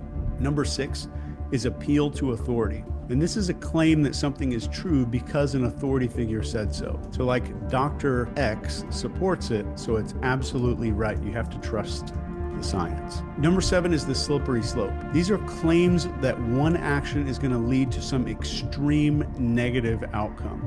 So you've heard this before. Somebody says something like, if we allow this, we're going to lose all of our freedoms. All of our freedoms are gone. The country is gone. All of that kind of talk like that. Be very attuned to when you hear that and very cautious when you hear that. Number 8, hasty generalizations. And these are broad claims that are made with very little evidence.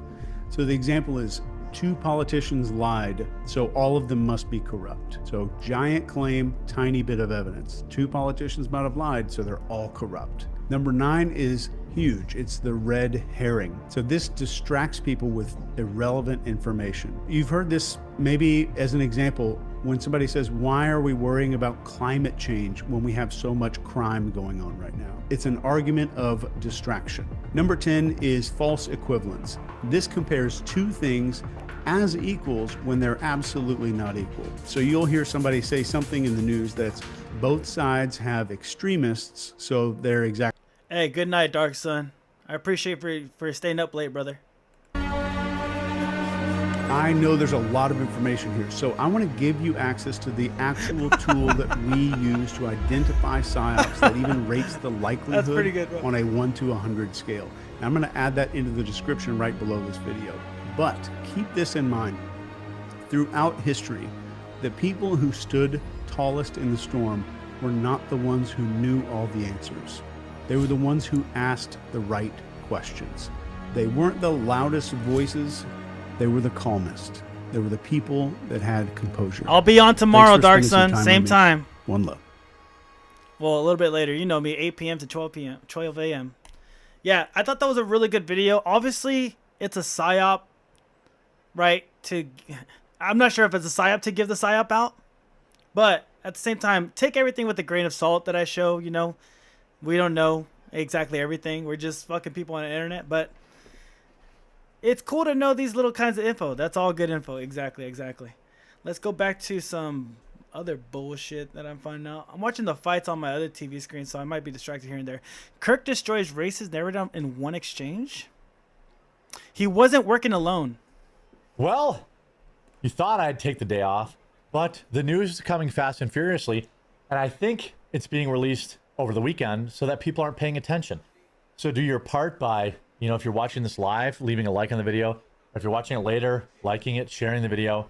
The left is literally trying to rewrite history. They have believe none of what you hear and half of what you see, bro. Yes. Take everything with a grain of salt. Take, you know, like I said, with Resident Evil showing me that bodyguard, I'm like, I'm gonna take that, and if it needs to be used for later, something else comes up with the same guy. At least I have evidence or like something built up in my head to where we can go there. We can continue this road. I'm not going to dwell into it. A bookmark. There you go. That's a good way to put it. You know, lone wolf guy story, which is complete nonsense. We now... yes, we can all discuss and conclude in a manner that is highly profound. Yes. I also would love... I would love to have chat have a little bit some of like centrist leftists as well, because I don't want it to become an echo chamber. Essentially, I don't want it to become an echo chamber in here. I want people to come. I want people to share ideas. I want people to give their 2 cents, and we can discuss it as a people. I don't want it to become a based all thing right now, because I'm just figuring stuff out too. Like, I don't have a set mindset on what we should do religion-wise, what we should do. I'm very open. If anything, I'm Christian, right? I don't go to church much, right? But I'm still in belief of it, you know? But at the same time, I don't want to force my religion on other people too. So I understand, I get it, that the my body, my choice thing, because not every fucking abortionist is religious, you know? Like, they don't believe the same God. They don't believe in the same shit that I do. They don't believe, you know, honestly, I was like, it's up to the girl most of the time. Like, it's whatever you want to do. When I was growing up, I was like, if you want to, it's up to you. You know, as I get older, I'm like, yeah, we should probably keep the baby. Like, as I get old, but that's when I'm older. You know what I'm saying? Like, when I'm more mature about it, when I have the money to fund the fucking baby. When I'm young and dumb, I'm like, I'm just trying to get my dick wet, bro. And I'm like, fucking plan B, baby. We gotta go to plan B. You know, like, fuck it. So it's whatever the mindset was at the time. And I just don't want to give people a hard time for stating an opinion that they didn't know about back then. Plan A through Z, if we gotta go. Punch that bitch in the gut. No, I'm just kidding. No, I'm just kidding. That's physical harm. I don't like that. It is now believed by many that he had an accomplice. And I believe that accomplice was his trans roommate. I'm sorry, boyfriend. Many people in the media simply kept referring to this individual as his roommate, but we find out now that not only was Tyler LGBTQ, but he was dating a trans individual, and obviously the trans ideology inscribed on the bullets used to take Charlie Kirk's. Now I will say that the trans, yeah, she fell exactly. I will say the trans the boyfriend or the girlfriend, whatever you want to call it, the trans lover, is cooperating with the police, cooperating with FBI.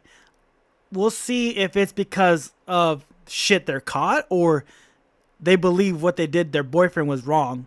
You know, in time we'll find out what their stance on it, because not every trans is delusional. There's some trans people that actually believe in based conservative right views, like Blair White. There's some other people that do, and then obviously there's some trans that are leftists. You know, there's both sides.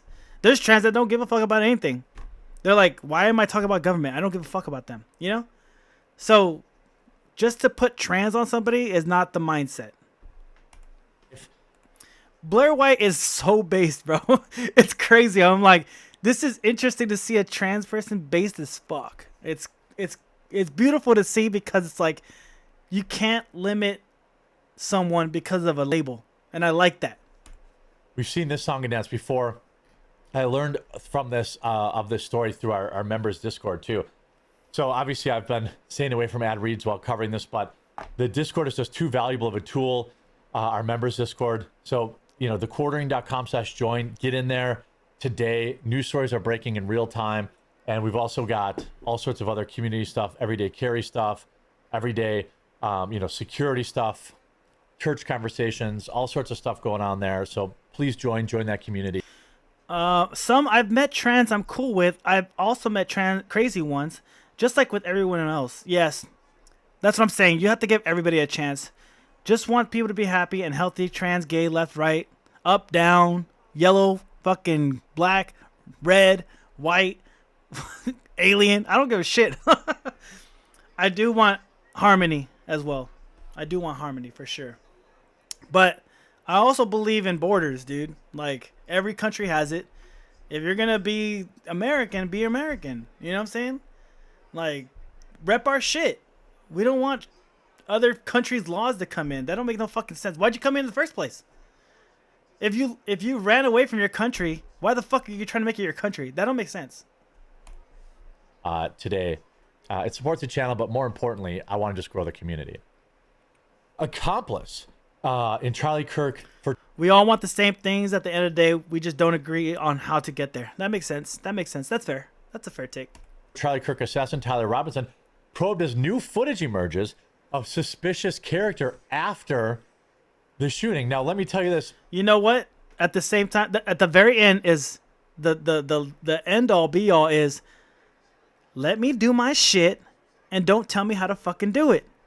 That's what I want as an American. Let me do my shit and don't tell me how to fucking do it. That's the most American thing I can think of that I'm about. Here are some of the things we do know. Leave me the fuck alone. Let me go jack off.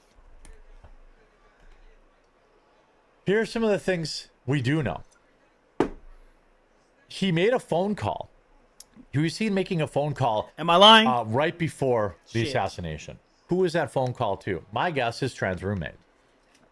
Then there is suspicious ring doorbell camera footage of him talking about the assassination after the event. Who was he talking to?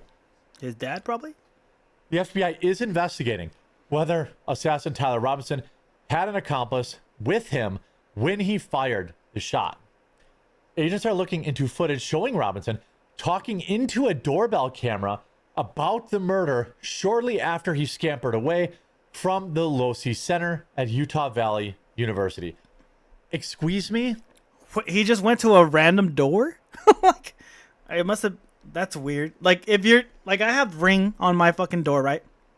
If someone just... A loony person came to my door and started talking about my door about what they did, I'd be like, yo, this guy's crazy. What the fuck? But if it was somebody I knew, obviously. That's weird.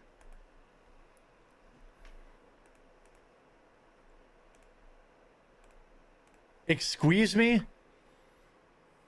Why was he talking into a doorbell camera? Who is he talking to? He was obviously talking to the person of...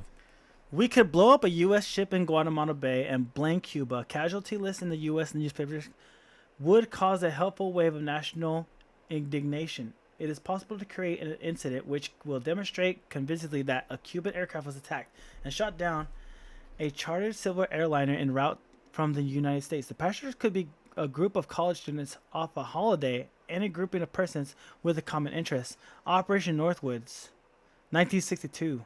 Some of the shit government has propagated. I know about that. That was crazy. CIA was wild. Direct quotes from Declassified, bro. Yeah. Our government does not give a fuck. They want to control a narrative, and they will kill whoever they got to do it. For sure. Hands down. I believe that. CIA, I feel, is also infiltrated by Mossad. All right? So they're not the same thing, but they're intertwined, you know? Who lived there, right? Wasn't he talking to the person that lived there?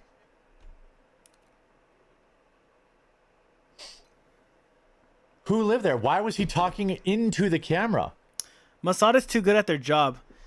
I just do my research. Yeah, I doubt nothing these days. Look, I feel like Mossad has survived wars, all right? 3,000 years of war. They're built for this.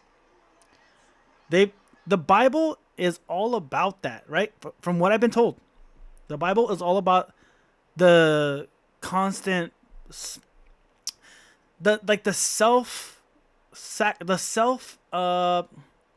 they put themselves in situations where like they're gonna get fucked, and then they get fucked, but they come out of it alive, right? They get a second chance, they get a third chance. It's all the Bible, from what I understand, it's all about like another chance. They're gonna survive. Doesn't make it that they don't make mistakes, you know? They constantly make mistakes that get them in trouble. That's what I think the Bible's all about. They're constantly making mistakes that get them in trouble, and they got out of it somehow. So Mossad is like really, every intelligence agency is good at that. That's what they're born to do. Like, I feel like the Catholic Church has their own too, right? The what's it? Oh, I forgot what they're called. The Jesuits is what they're called, I believe. They plan for like Rome, Italy, and the Catholic Church and stuff like that. That's how they have intelligence agency too. So it's just like our CIA's fairly new. They're like babies compared to these guys. So it's like, yeah, we're gonna get our ass taken over. I didn't know that. Yeah, it's like it's another rabbit hole. But the Pope, right? That's like another form of power, the religious power. And they obviously we've done it too with the Christian Crusades, right? We killed a bunch of people too, and that's another form of intelligence. You know what I'm saying? Like that. It's just like, yeah, it's all connected in a way. Create an incident which has appeared. Oh yeah. You said that one. Oh, Operation Dirty Trick provided evocable proof that when the Mercury manned orbit flight failed, fault lies with Cuba, accomplished by manufacturing various pieces of evidence which would prove electronic interference on the part of Cuba. It's the same one. Yo, they really hated Cuba back then, bro. Cuba's catching all the stray L's, bro. Passing his crime. The footage was turned over to the Bureau by university officials themselves from security camera footage. The Sun reported that the footage shows a man walking by the house speaking into a cell phone about the murder. Okay, so he was on the phone telling somebody, I guarantee you it was this Yeah, lots of example of CIA trying to sway a public opinion. That's why they can't operate alone in the U.S. anymore. Makes sense. We're not fucking stupid. We got the internet, right? We got freedom of speech, right? As long as we got that, as long as they don't censor us, we can research and look around what's going on. You know, if they do the whole moderation and censorship thing, we're cooked, bro. If they fucking ban our internet, we are fucking cooked. We're gonna go back to not knowing shit again. Boyfriend. I guarantee it. I guarantee it. Now, okay, I don't have any evidence of that. But whoever was on that phone was involved in at least the planning. Right? Speaking about phone, remember the call that went to Washington, D.C. during the president assassination attempt, and they never came back with, nothing was made of it? The guy made a call to Washington, D.C., and they never looked into who the call was for. That was weird.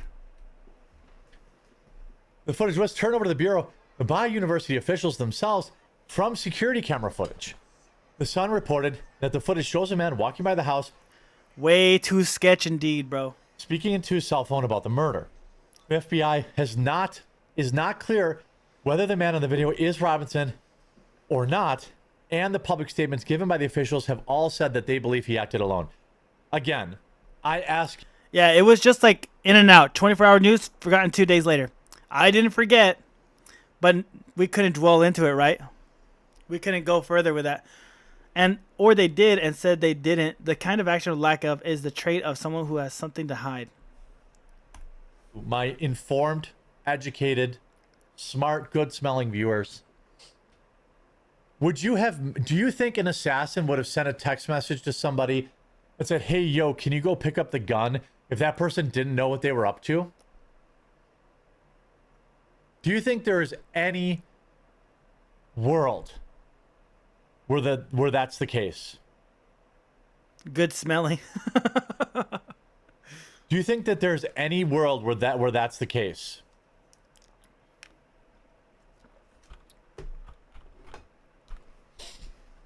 Of course his trans boyfriend knew. Of course. I also think he had a spotter. Facts. I also think it's awfully convenient the question that was being asked and the time that the shooting happened. Yep. Shooter, trans. I also think that guy that stood up and was cheering after the event. That is fucking suspicious, and idiot, I have a dude. separate video on him. Dude, the whole internet went on his ass. The guy that was cheering, bro.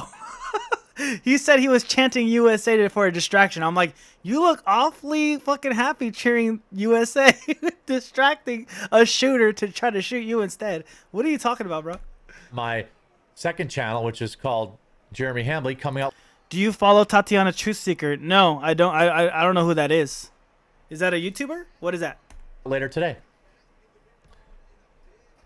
At least one family member that lives near UVU campus was interviewed as part of the investigation. When contacted by the Daily Mail, the FBI declined to comment.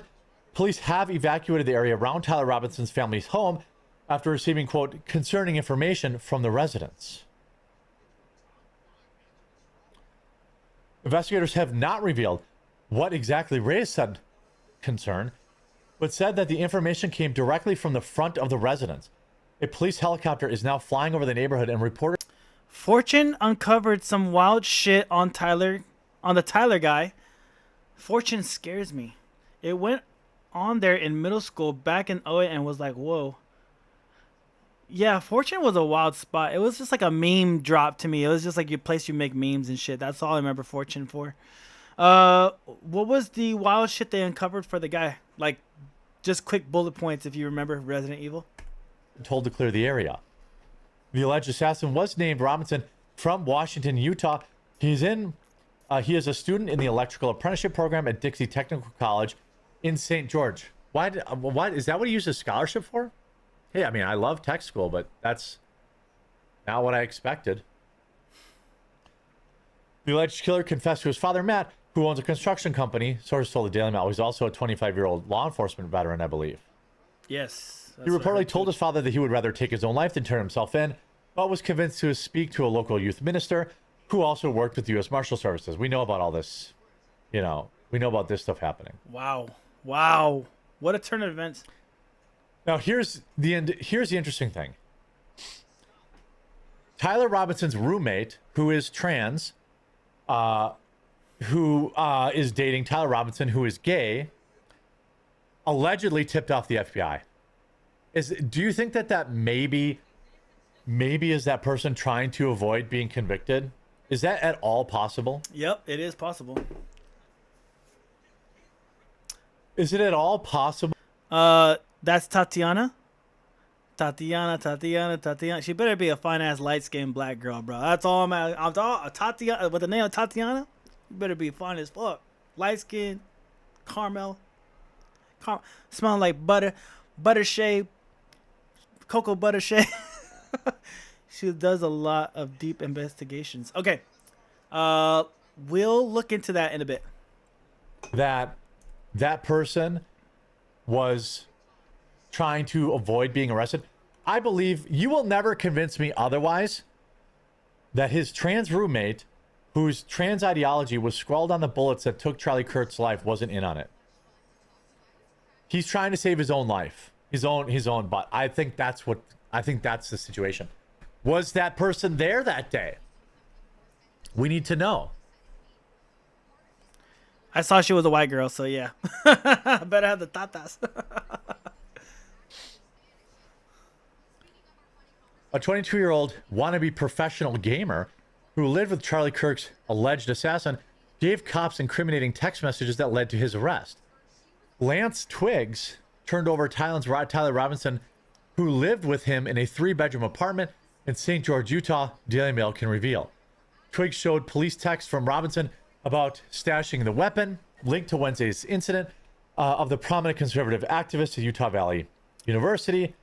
His identity was revealed as separate reports emerged from Fox and New York Post, which stated that Robinson was living with a transgender partner who is cooperating with the investigation. Yeah, because he got caught.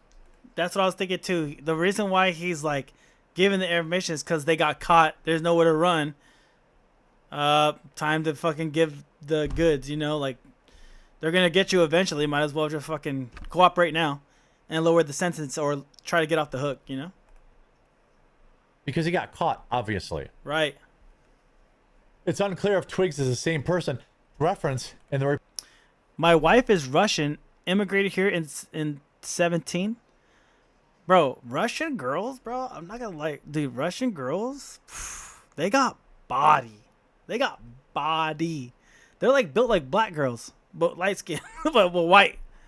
Dude, Russian, but they're but Russian culture is fucking like super. Not the best delivery on what you gotta say and how to share ideas. Dude, they're so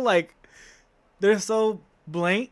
It's so funny to dude. Every time I meet Russian people, they're just so like there's no. It's just it is what it is, and that's all you're getting, and it's fucking hilarious. Very blunt, very like, not really jokey. It's so funny. That he has not been named in the affidavit.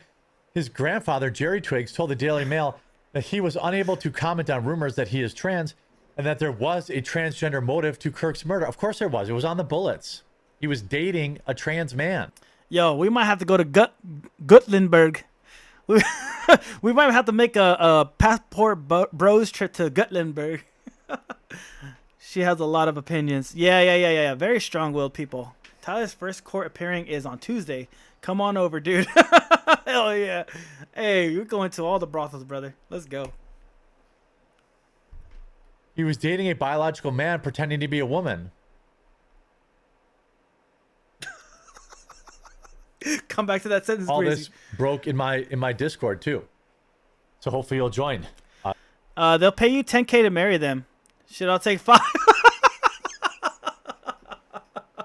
He said, bet. Let me make 50 grand real quick.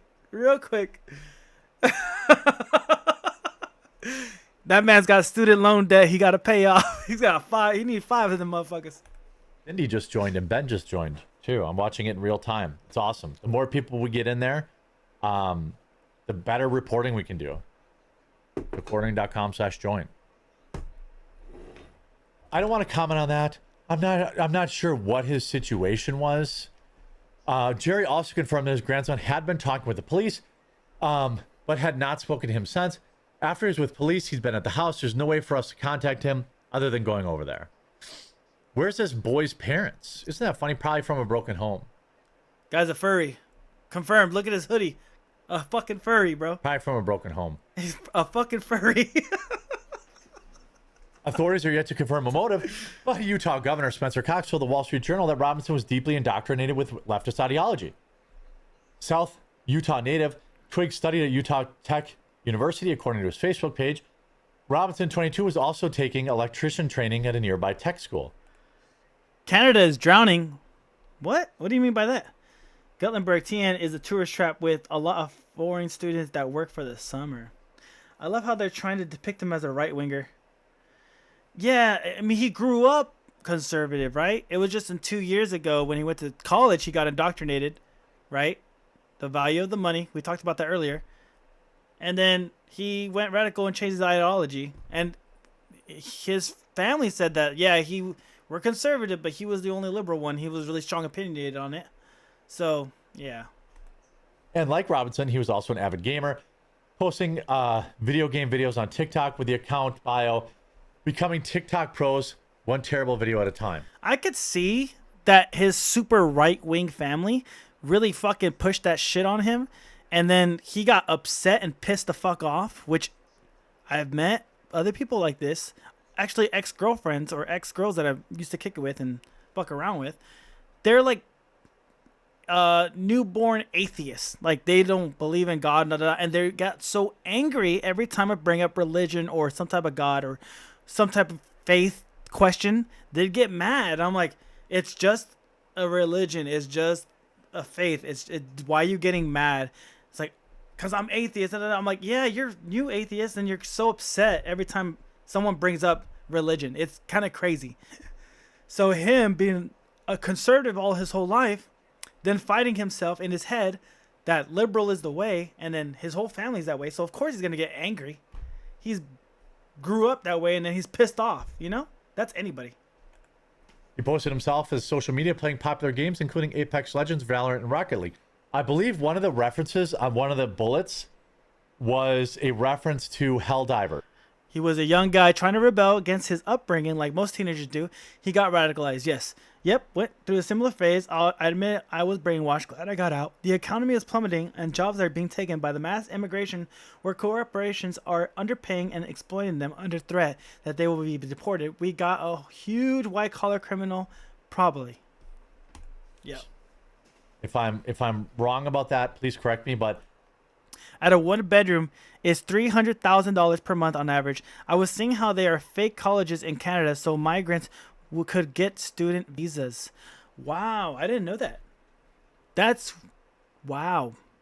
See, I don't know politics outside of American politics that well. Like global politics, I'm not too keen on. So this is news to me. And I would not dare say that I'm gonna study and become a. Oh, sorry, I'm burping. Study and become a expert in global politics. So I'm like, if it has to do with America, I kind of fuck with it. But most of the time, I'm like, all right, what are we doing that's wrong? You know, because like, really, fuck the rest of the world. Like, I gotta deal with America. So I'm like, that's where I'm at right now. And eventually, over time, if I can get there, great. But I'm not like counting on myself to hold myself accountable to be a global politic expert. Like, that's just, I'm barely getting the American one down, you know? I think the like up, down, left, right thing. You start to see it's one big conglomerate. Yes. I know we're all interconnected for sure. Like, I'm dealing with the United Nations and the EU, you know, the Eastern one. I'm starting to see theirs come in and play a role, and what they're doing with their immigration problem and how it's becoming an issue, and all the stuff that's going wrong over there, and the riots that are happening, and the rapings and the killings, and the Shira law that they're implementing, and the freedom of speech being taken away from them. It's horrible. It sounds so bad over there, bro. Like, it makes me not want to visit. Like, reference to the sequence of key presses you need in the video game. Obviously, I'm not blaming video games. Political groups have chapters in many countries. Yeah, that makes sense. That's what Marxists do, right? That's what fascists do. That's what you have this idea, and you implement it in chapters, and it spreads throughout. Yeah, that makes sense. That's any idea. Yeah, that makes sense.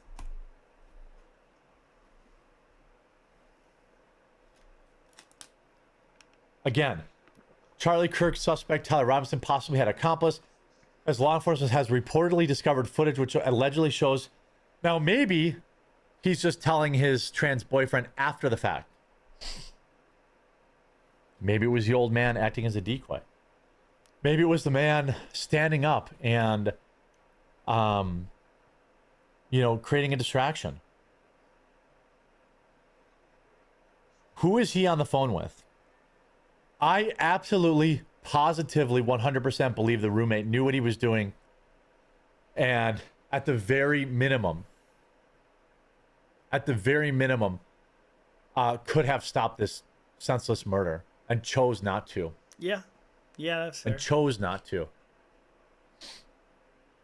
His roommate Whenever had you're to watching know. this video, please make sure you subscribe. Make sure you follow. Make sure you turn notifications. All right, let's look at that, Tatiana. Heard around the world. And the messages aren't just pouring in from Canada and the United States.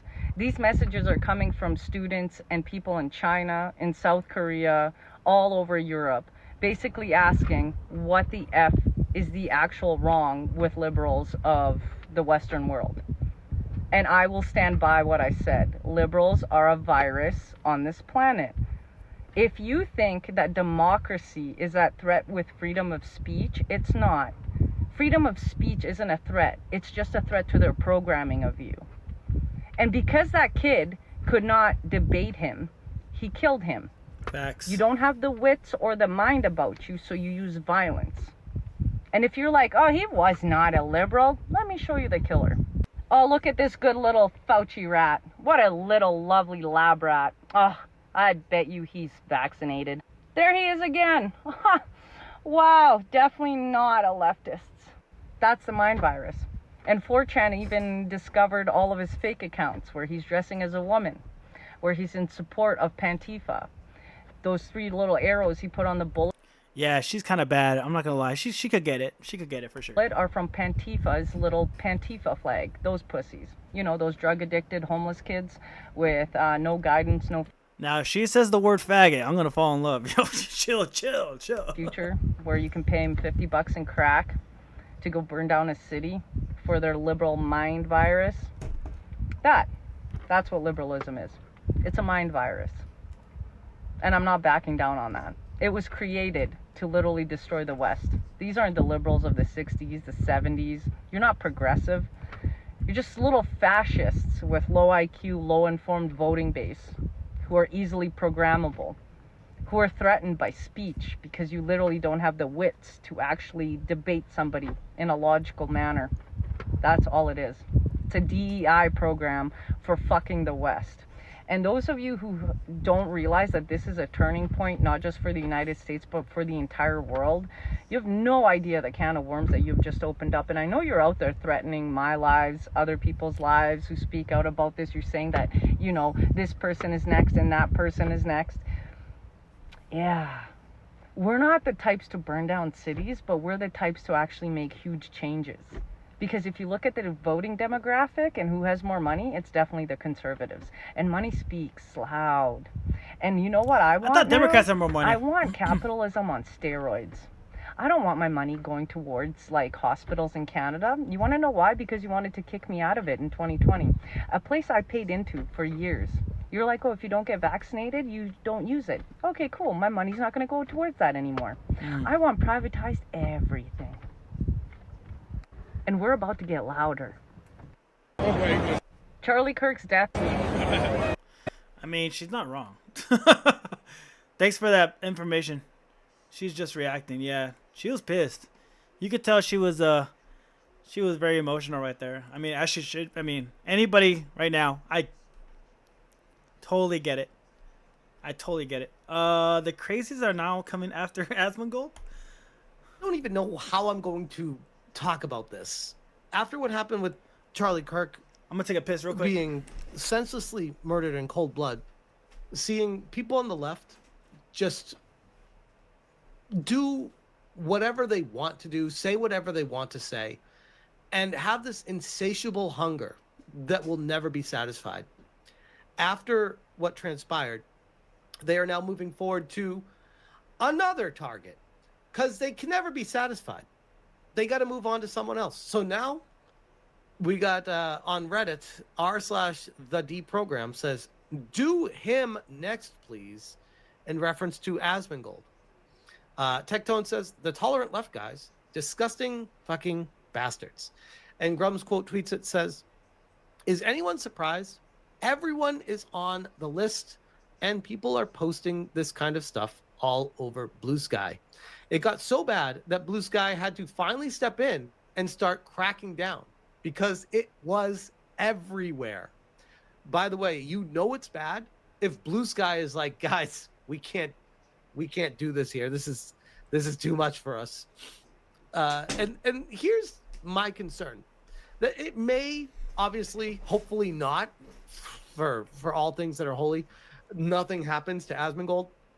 But my concern is it's going to be another figure that they're not the best video.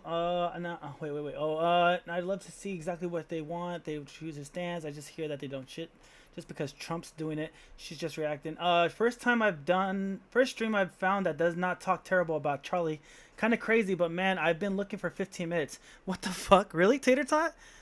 That's wild. Like, well, welcome to the channel. Had to go take a piss, my bad, but I'm back. We got Residential over here. We got Permashon. We're just talking about what's going on. I got lucky then. I first one was talking shit, but this is my second and I'm staying. Do him next is mental.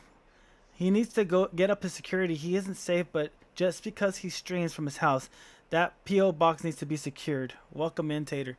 Yeah, welcome, Tater, for sure. I mean, I'm just trying to figure it out like the rest of us. I don't think anybody should die for what they say. You could say, I fucking hate the N-word, and I'll be like, you're a fucking idiot. You know? That's it. Like, that's it. I'm like, this guy is retarded, obviously. Or you could say, I want all white people dead. I'm like, really? Like, you're fucking stupid as fuck for that. But it's your right to say it. Whatever. No one deserves what Charlie got. Dude, in front of his kids and wife. That's the best up part. In front of the kids is crazy work. That's wild. The kids are scarred for life, bro. I hope they get through whatever they got to get through as kids. And I hope and pray that they're somehow involved themselves in politics. That they somehow, you know, take the torch from their old man and move forward with it. Yeah, what are we talking about? We all disagree with each other to an extent, so why would you just kill each other? Then the left celebrate. Yeah, the celebration's wild. True colors are showing. Yeah, it was like, I will say this. If Joe Biden got shot and killed, I could see some right-wingers celebrating too. I'm not gonna lie. It's on both sides. It's not just the left. It's not just the left, dude. I'm telling you, it's both. I'm pretty sure that right wingers would be celebrating. When I heard he got cancer, I was like, "Go cancer!" See, it's not like that though. But yeah, both sides have crazies. Yeah, for sure. Hey, Tater Tot. Oh, hope you're still alive in there. I haven't seen you in the chat, but I hope you're still with us. Gonna keep going. Like, it's almost like the copycat. They want the precedent has been set that this is okay. The person got away with it, and there has been no repercussions for anyone on the left for the past, I don't know, decade or so. So now they're getting pretty brazen. Jonathan Cho says, happening now. Some whack job just spray paint. Ordering some foods? Hell yeah, bro. Dude, I just had a carne asada burrito with a wet burrito with the green sauce and the red sauce. Bro, it was in heaven, dog. I was like, fuck yes, dude. So good.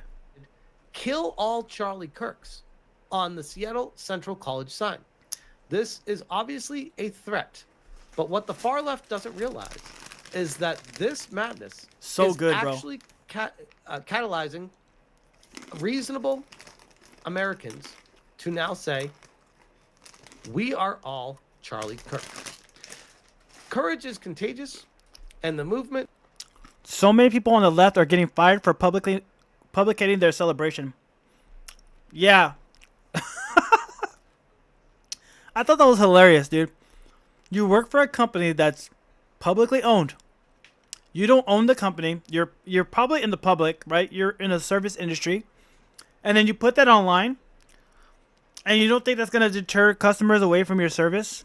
At least the company. So the company is going to lose money because they kept your ass. Because you're too much of a liability. Of course they would fire you, dude. Like, it'd be stupid not to. Especially if it's a career, you should have known better. You know? Will continue. And of course, this is in Seattle. I don't know if it's like the mercury in the water or what, but holy shit, Washington State, Seattle specific. Yeah, government workers. That's what Myron Gaines, he does the Fresh and Fit podcast. He used to work for the government, and they made him choose. Like, it's either the government working with all the benefits, or you go and do your podcasting. He said you chose the podcasting because he can't have an opinion that goes against the government. Oregon. If he works for the government.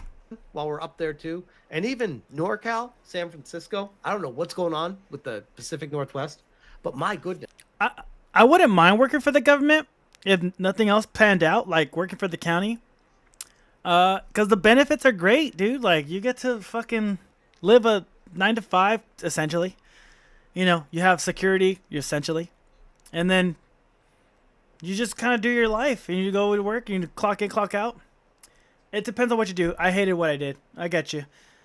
I would, but it would in contempt of them. Yes, I mean, in essence, I would too. I think if I could help somebody out, because my thing is I love helping people, right? That's my thing. When I work, I love getting the day going. So I'm in the service industry. I've been in it for like 15 years. Mainly bartending. I kind of got... I've been bartending for so long, I'm like over it, like the hours and all the junk talk and all that shit. I needed to try something different, and streaming, I feel like I felt like I was good at talking to people and I was able to relate to people. So people pushed me to say, you should be a streamer. You should be a streamer. You should go on stream. So I didn't know the technology to get on stream. So I bought the laptop. I bought all this stuff to do the streaming. So now I'm trying it out. I like it. I get to talk to people. I'm just starting out. I started like, I want to say a month ago. So I hope to continue and grow. But it's either this or we're going to fucking work for either A, Starbucks, so I could be a store manager or some sort. Or I could be work for the government and be at a fucking DMV, and I can help people get along their fucking situation with their car. That's what I'm trying to do. I'm just trying to fucking make it. You know? I bartended for 8 years. I feel you, dude. I was running away from the bar biz. Sales are great for bartenders. You know, it's like the hours and like the people, and it's okay. I would say the bartenders is not really for production. The bartender is really for the celebration or the end effect of said production or result. Like, if they're sad, they're coming to you. If they're happy, they're coming to you. If they're with a friend, they're coming to you to make their, you know, you're part of the end result of bartending. I'd rather be part of the beginning of production. I like ideas. I like brainstorming. I like the feeling of motion. I like the feeling of momentum. And that's why I say when I used to be a barista, I made less money, but I liked it. It was cool. It was like in and out. People weren't just sitting there like talking about whatever. They're trying to get their shit done. You know, I would talk to guests. Don't get me wrong. I like talking to guests. But like, we got something going on. We're talking about, it's like cocaine right? It's like you're doing cocaine, you're talking about business ventures, you're talking about all the good stuff you could do, and then you get high and you forget everything. But with coffee, you talk about your business stuff, you talk about your ideas, and you keep and retain the information, and you keep going with that, and you can build momentum off that. That's what I thought of it. Anyways, I'm going too deep into my fucking rant. My bad. There is severe mental illness going on there that has gone unchecked for years. I do home care support, but because I've been whistleblower, miraculously, I haven't been able to get work for over a year. Yeah, I've seen a lot of whistleblowers in the medical field, especially because of COVID stuff, and they all got fired or let go or something like that. It's been pretty bad for them. I see that, Resident Evil. I'm trying to get that first client, starting my own business. I like talking to people, but I also like being able to look what I did at the end of the day. There's a usual progression: bartender, real estate, or insurance sales. Yeah. Next step is real estate. So I was bartender, and I went to solar power sales, and I liked it because I'm actually helping people get a lower bill.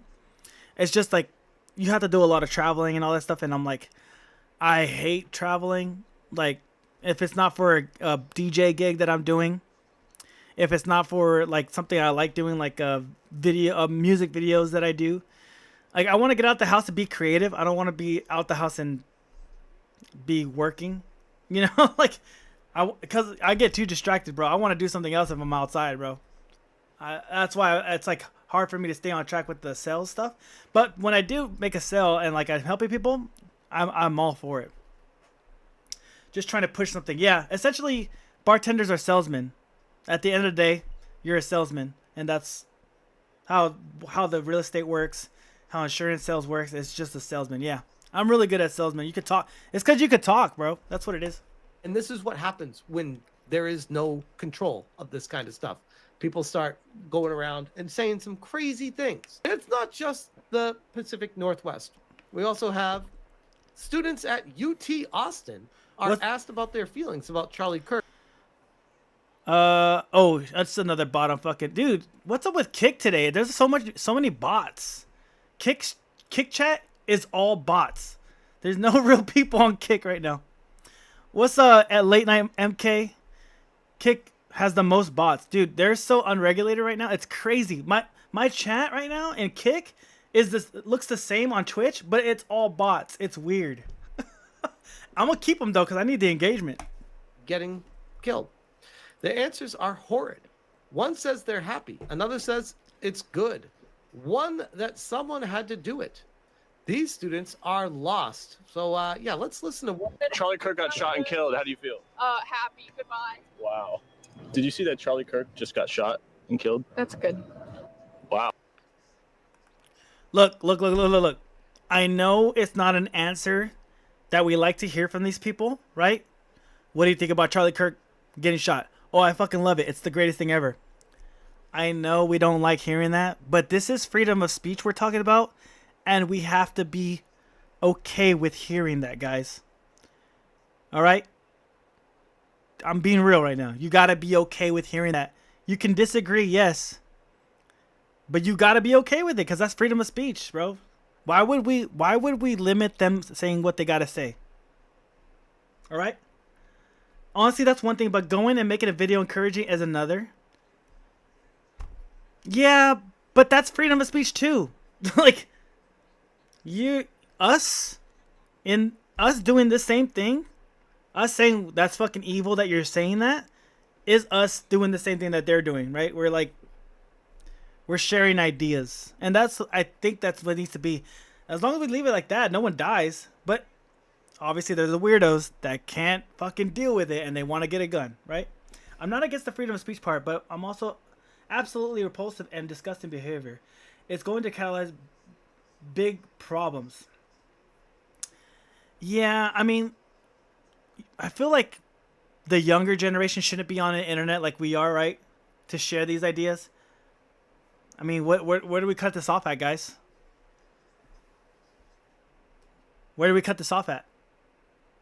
Like, you gotta be okay with it. You gotta be mature enough and understanding enough to where they're coming from too. So like we could discuss it and we could talk about it, right?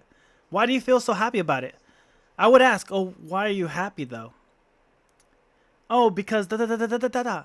Okay, so you're and then break it down, you know, break it down with them. Like the ideas of which he was sharing is what repulsed them. But why does that encourage you to kill the guy or to have someone kill them? You know what I'm saying? Like, really get down to the nitty gritty. Because he was a fascist. I'm like, but aren't you, like, whatever you are, a liberal? Should we kill you because of your ideas? How does that, this sounds crazy. That sounds crazy. And get them to understand that's crazy. They don't want to go that deep.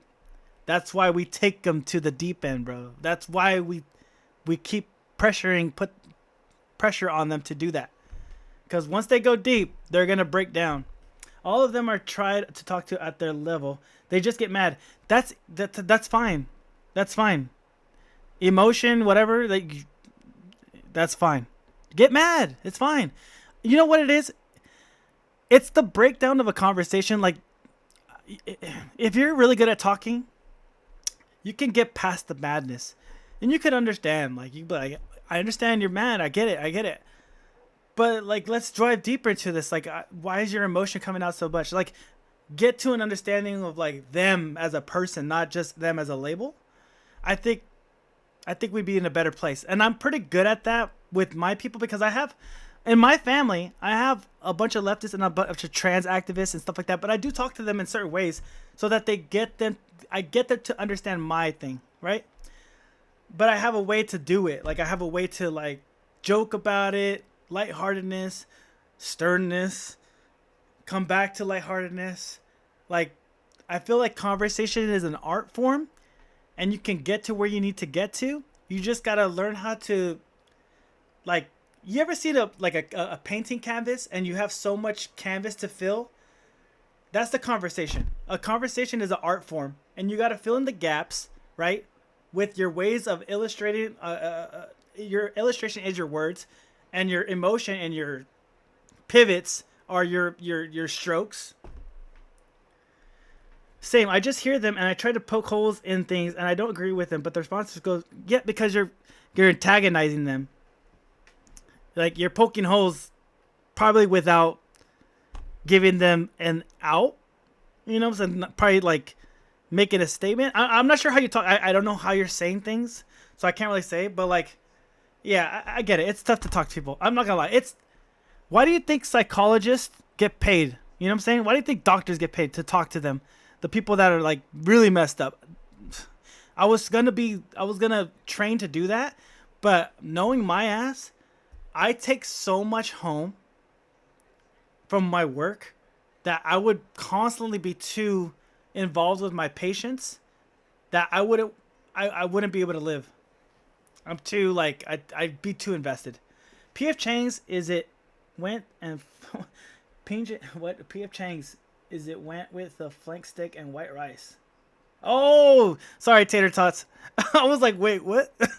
Yo, P.F. Chang's, they got some fire food. They got the lettuce wraps. They're so good. I try very hard to find a common ground. It always turns into them telling me that I'm wrong in retaliation, in my opinion, and then do the same hole poking. I don't know. I try to be really respectful and honest. I just don't push my views. I try to let them convince me, but if I question it, I'm a fascist. I'm starting to thinking yesterday I thought the world was getting crazy, but really, if you think about history itself, speakers getting killed, Abraham, Martin, and more, Malcolm X, all of them. Yeah. I mean, it's not gonna, especially with tensions get really high, you can just back up. And like, not everybody's gonna be convinced, not everybody's gonna want to talk to you. It's really on their terms. It's really on your terms and on their terms. And yeah, over time, it's a slow. It's not a sprint. It's a marathon. Know what is? Think about how you became to the mindset that you are today.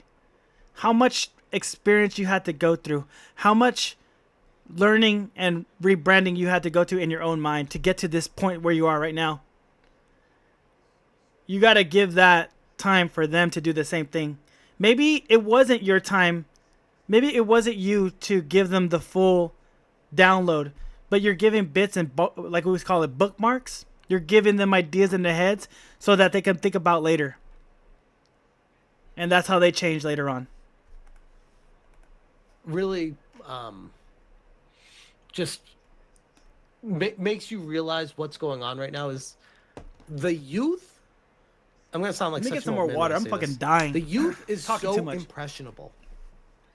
If radical leftists can get to the youth first, they can control their minds instead of allow them to think freely and understand that what they're thinking is absolutely insane, which kind of speaks to why they killed Charlie Kirk, because he's someone that got to the youth that would prove to them that they need to think for themselves.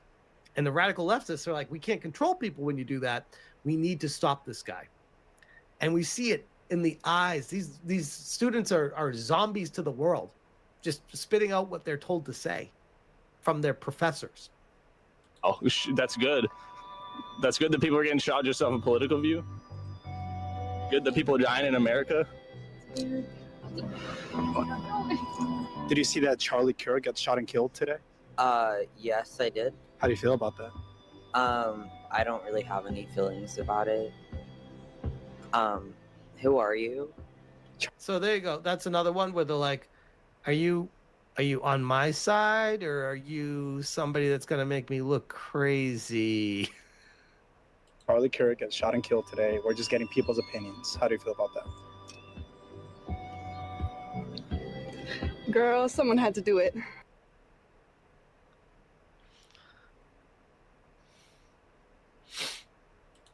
And that's how I feel at this point in time. But Yeah, I appreciate your honesty. I truly do. So you said someone had to do it.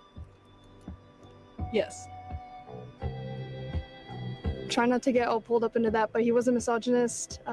He was a disgusting person with disgusting beliefs. So if you had a He's a disgusting misogynist that had a beautiful wife and kids and a family put together perfectly. The American dream. He's a disgusting misogynist.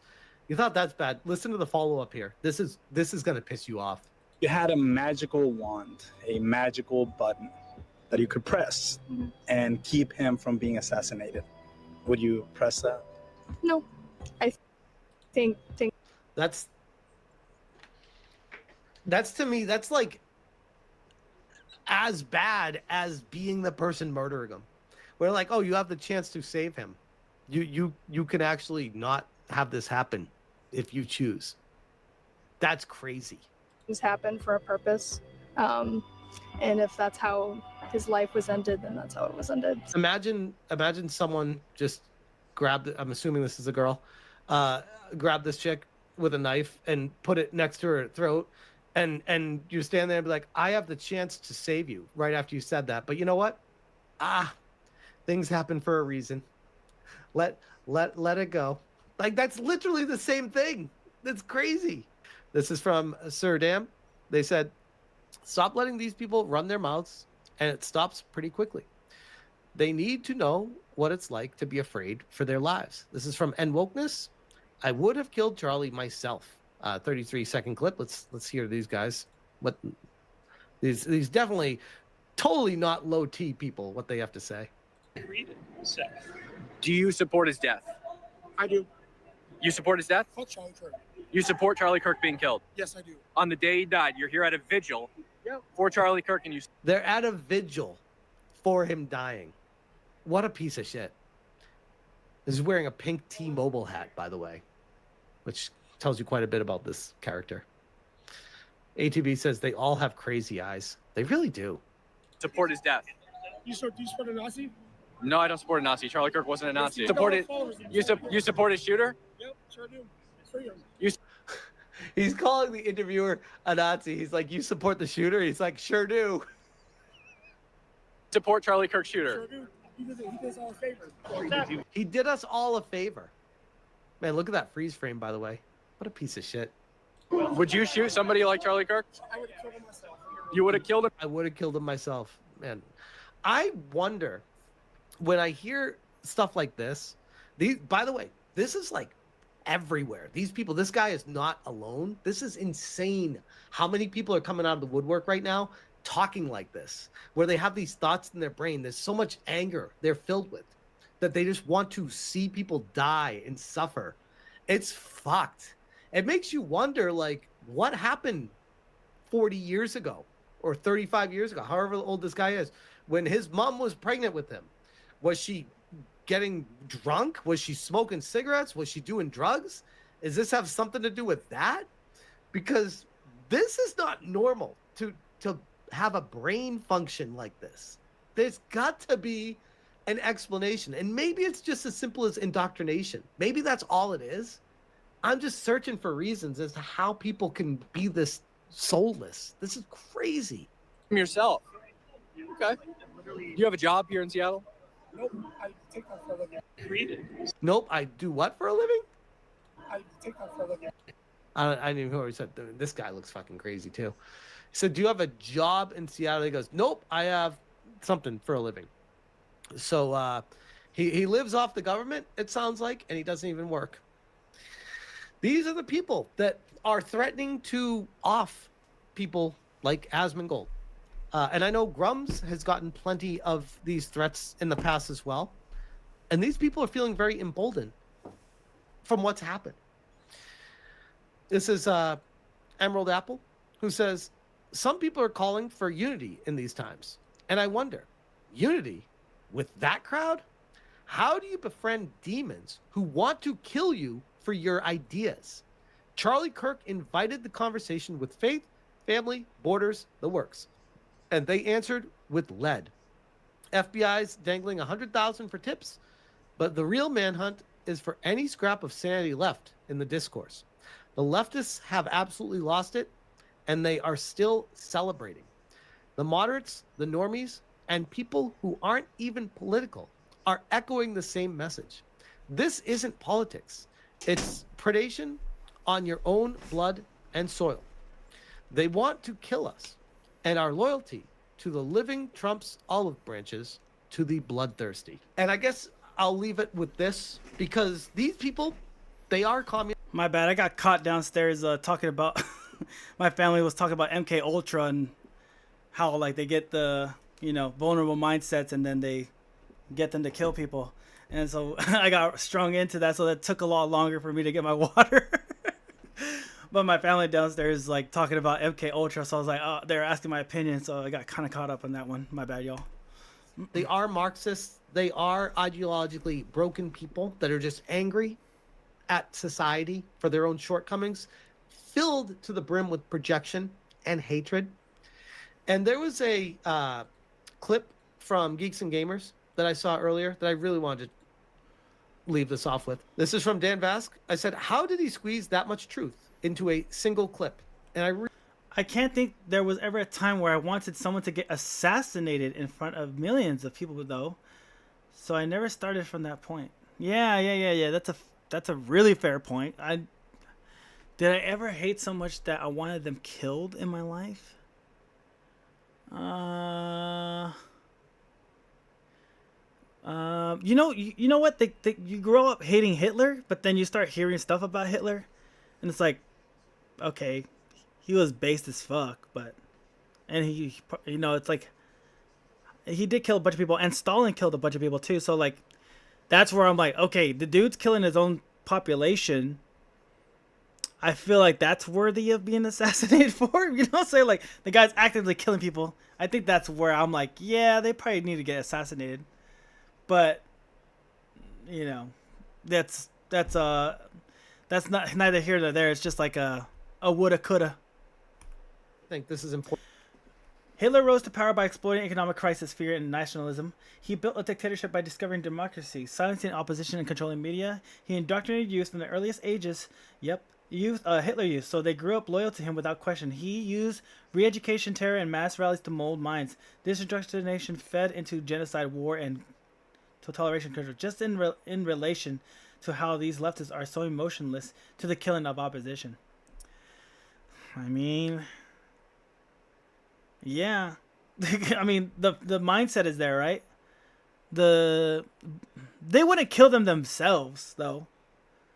The mindset of it being okay is there, but the pulling of the trigger is different.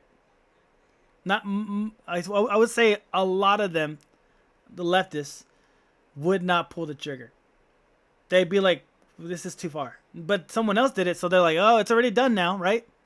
Like I just said, it's neither here nor there. It's already happened. So, of course, I'll be okay with it. Everyone to hear what he has to say here from his own perspective in Brazil. Just wanted to say something from the Brazilian perspective. Like, what happened today is grave. What's been happening in the West, not only the United States, we've seen it happening in the UK and Brazil, is grave. But it's not surprising. I am a Brazilian. I have seen that sort of shit happening before. You guys remember in 2018, Bolsonaro, our only opposition to the left here in Brazil and maybe in South America at that time, was nearly killed in an assassination attempt in my town, just in my town. I was there at the rally. And when that failed, the left now is trying to kill him, to assassinate him politically. It's kind of reminds you a lot about what they did with Trump. They tried to literally kill him, and when that didn't work, they tried to. He's talking about a Brazilian political right-wing leader that almost got assassinated by a left-wing party group. Arrest him. They tried to drag him through legal proceedings. I'm not here to pretend like Trump is like the most perfect person in the world. Trust me, the dude's made a lot of fucking missteps in his life. A lot of underaged missteps in his life. What he has gone through to get to where he is right now and what he's dealing with. And you see how these people react when it's someone that they don't like in power. They will stop at nothing. The stream is frozen? Really? Can you see me moving? Not your video, but the you. Oh, he paused it. The guy paused the video. Trying to lock him for life. I know what it's like to watch a country eaten away by Marxist ideology, and this is not random. Oh, it's cause my face is covering his face. I didn't realize that. My bad. Hold on. Let me move my face. My bad, guys. He was talking and he paused the video. He's right here. There. All right. You should be able to see him now. My bad, y'all. Follows a pattern. Marxism, socialism, communism, it's all different drinks made out of the same poison. It's an ideology responsible for some, if not... I didn't want him to have no credit. It's all me. It's all me. No, I was kidding. My fucking face was covering his. My bad. The greatest man-made killings ever recorded by history. So a murderous ideology, people who defend a historically murderous ideology are capable of murdering, are capable of committing those atrocities that historically they are aware of and are still defending. History repeats itself. So something that always shocked me about some Americans, not all, but some of you, I feel, don't know as much as you should about Marxism. I don't know that much about Marxism. He's spot on. I don't know much. I feel like it's like communists and Marxists are kind of the same thing. I don't know like to the T what a Marxist is. I don't know to a T what a communist is. I don't know to a T what a fascist is. I don't know those terms. I just know it's like kind of like a socialist in a way. My wife will tell you about it. Hey, bro, don't bring your wife around me. Hey, don't bring your girl around me. True player for real. Ask my nigga for real. You know what I'm saying? Watch your girl around me, bro. This because I will be the first to admit I didn't know too much about Marxism. She hates it too. Trust me. I agree. She literally, your wife. Yeah, gotta keep an eye on me for sure. She and your wife. Just kidding. She hates it too. Trust me. Isn't that why she kind of like did the whole married thing? Like, I from what I gather, your wife was like running away from that shit, right? She's literally running away from that, trying to get away from that, actively trying to get away from that. From what I understand of what you're telling me. For last year, with the whole Kotaku detected, and I was searching for answers.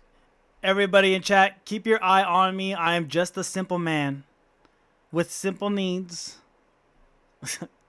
Yeah, I'm gonna be real.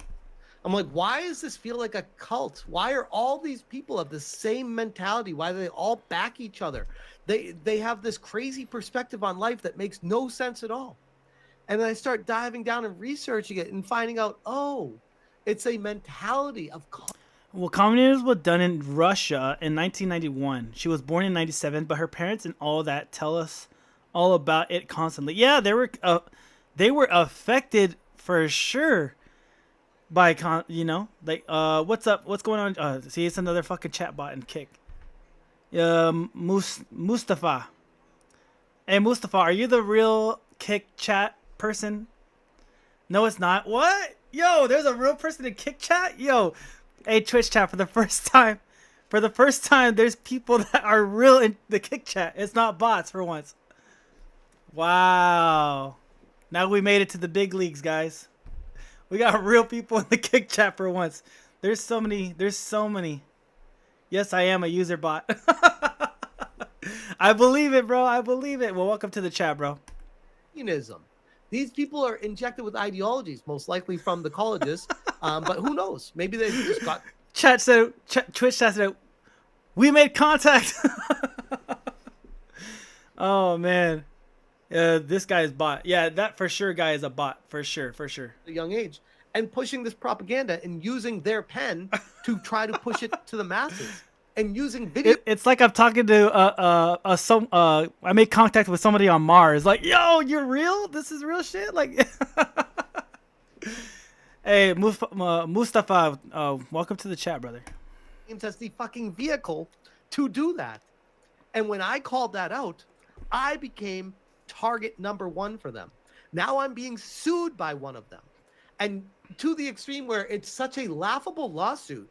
From anyone that's logical, they can see it for what it is. And I'm sorry for being a real person. I will turn into a bot one day. Hey, you know what? With all this Elon Musk shit and the Starlink connection and, you know, embedding it into your system, we might be cyborg one day. It might be there. Here's to hoping, guys. What the hell is she even suing you for? But when you take a step back and you realize, will be a kick cam ad bot. It's a Exactly. Marxist, a communist, someone pushing an agenda that doesn't like me for exposing what they're doing, they will stop at nothing. You see how these people act. You see how many of them want to kill people. I'm absolutely transferring my consciousness to a robot body when I'm 90, have a robot dick with a vibrating function. Yo, Parmesan, you're going crazy in the chat with this shit. It's so funny, bro. The power of AI. There you go. Oh, man. Oh, it's fucked up. It's fucked. It gets real life real quick with these people. She didn't have a problem doxing me in the lawsuit while withholding her own address. She didn't have a problem contacting my own wife, showcasing information about my family to people. She had no issue with doing any of that because she doesn't care. Yo, he transferred over. Hey, Mustafa came over to the light. He came over to the Twitch chat. Now I make less money. I need everybody to move. Hey, I need everybody to move to the Kick chat. That's where we make the real money. Yo, Twitch is giving me pennies. Kick is giving me nickels. I'm just kidding. You guys be comfortable where you're at. I'm totally kidding. But yeah, I guess some they pay more in Kick. But dude, I'm so low. I only got like 5 people in here, so you're good. Chill. I'm just messing around. About the fallout. If anything, you could argue she wants something to happen to me. That's why she would do those things. These people are fucking crazy. And I'm not just saying that. Like, I have lived through this. It's scary shit.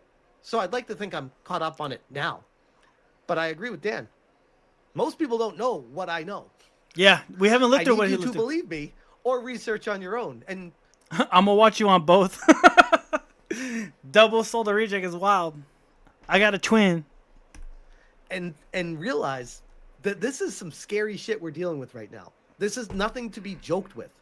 You should about the history of communism, and I'm here to encourage you to change that. Read about it. The Black Book of Communism, great work. Learn the numbers, study the records, and you will I come here because I'm scared you will become a millionaire. Oh, you know me. You know me. You already can tell how egotistical I'll get, bro. If I ever get money, bro, I'll be going to Vegas. I'll be getting hookers. I'll be doing some dumb shit. Like, I'll be living the stupid ass dream, bro. If I ever, I know, bro. Kick pay well. Yeah. If I ever become a millionaire, I'll become a millionaire. Like, I'll be showing it off like an idiot, bro. Stand that what happened today with Charlie Kirk was not. I'm ready to become one of them. Yo, Bibi Netanyahu, you want to pay me to do what? To say what on my stream? All right, let me interview you, bro. Let me interview you, Netanyahu. Yeah, right, bro. Imagine. Ordinary. It follows a pattern. It's the norm. A murderous ideology is going to murder. I'm not here. If I become a millionaire, I will send you 2 Big Macs. Yes, I will send you 2 Big Macs. I'll send it over to my boys in Saudi Arabia, and they'll ship it over to you to Turkey. Hey, I'm just trying to make it in this world, bro. You know, I'm just trying to make it in this world. Let me get some money, all right? Donation to the Oilers in the chat.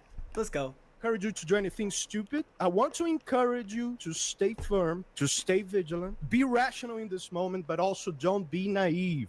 It's time to start having the balls to bring the change from down up. Politics is downstream from culture, right? And culture starts from down up. It starts from you having the balls in your personal life to start saying no, to start cutting ties, to start issuing. This guy's a right winger, but he's sounding like a left winger. Remember during the elections where the left was like, you gotta cut off people from the right, you gotta cut off all the people that vote for Trump in your life. I'm like, yo, chill. I see that he's coming from a communist state, right? He's coming from that, so he's scared. But as an American, like, we're nowhere fucking near that. We hate that kind of shit in our mindset. Normally, like the normal American, right? So I'm like, you don't gotta cut them off, dude. Like, you don't gotta cut them off, all right? Ultimatums to start saying, what the fuck, dude? That sort of social. Dude, my cousins, all right? I grew up with my cousins, and they're like, if you vote for Trump, da da da da da da. I'm like, bro, what are you doing? Stop being in this delusional CNN, MSNBC take. Like, you don't gotta cut off anybody, bro. How are you gonna win people over to your side if you cut them off? If anything, you want them to come closer. You know, you want to be able to talk to them about it, so that the vote will be with you guys. If you cut somebody off, there's no chance of getting them back. That's the dumbest thing. I'm a Khabib cider. It's the only real cider. What's a kebab cider? My bad. You know what? When I said Khabib, I'm watching UFC right now on the other screen. That's not because I can't show you UFC because I'm gonna get fucking in trouble. So when you said kebab, I meant Khabib. I was watching the UFC right now. The evil shit doesn't cut with me. If you value my friendship, don't ever bring that up in front of me ever again. What is your side? I will join your side. I don't really have a side. I just have like I already told chat. I got 2 things. It's very simple: freedom of speech, and 2, right to bear arms to protect ourselves from government and people. That's what I'm saying. Critical thinking side, yeah. I don't take allegiances. But I do vote. Politely but swiftly start bringing change to your personal life, to your personal relationships. Start saying no to that evil in your relationships, in your business. Y'all making me want to run for Congress. Y'all gonna get me killed in chat, bro. Y'all gonna get me killed in chat. I'm over here trying to bring harmony, and I'm gonna get shot for that. In your family. And I promise you your life will be better for it. What a banger video from Dan Vasc on Geeks and Gamers. Don't be married to your ideals. My position changed with the info I'm presented with. Yeah, I'm very much like that too. One day I really liked Elon Musk. One day I hated him. Another day I liked him again. Well, I didn't hate him, but I disliked his position. Another one is Trump. I like some decisions. I don't like some decisions. I'm not gonna stick and ride with it to the day I die. Like, I had to convince a Trump lover not too long ago that he makes mistakes, all right, and they're not good. So now the other person that I was talking to, they kind of see Trump in a different light now. They're not pro-Trump everything. And it took a while to get there, but eventually we got there. And wholeheartedly agree with it. I see a lot of people that are trying to say, oh, we need to try to come together. We need to work to in times like this. Like, no, fuck that. I was a diehard Dem until the mid 2024. I will be honest too. Growing up, I was Democrat. My family was all Democrat. You know, we're Mexican American, so we have people. I have family that's illegal to be here. So I'm like, yeah, that's fucked up that they shouldn't be here. Blah blah blah blah blah. But then, once the Democrats started moderating and censoring and doing all this shit on the internet, I lost my shit. I was like, what are we doing? Whoa. I don't fuck with that with the Democrats. That's why I switched sides. Yeah, that's what got you too? That's what got me. They were censoring me. The Democrats were censoring me. I'm like, what are you doing? The misinformation, right? Quote unquote. I'm like, you lost me. You lost me. Now I gotta vote Republican for the first time in my life. Reddit changed me over. Yeah. It's bad, bro. No friendly fire. Bro, we're playing COD missions. You got friendly fire on? Come on, man. Take the complete opposite approach. Ain't no way I'm gonna try to come together with someone that is actively wanting me dead. Are you retarded?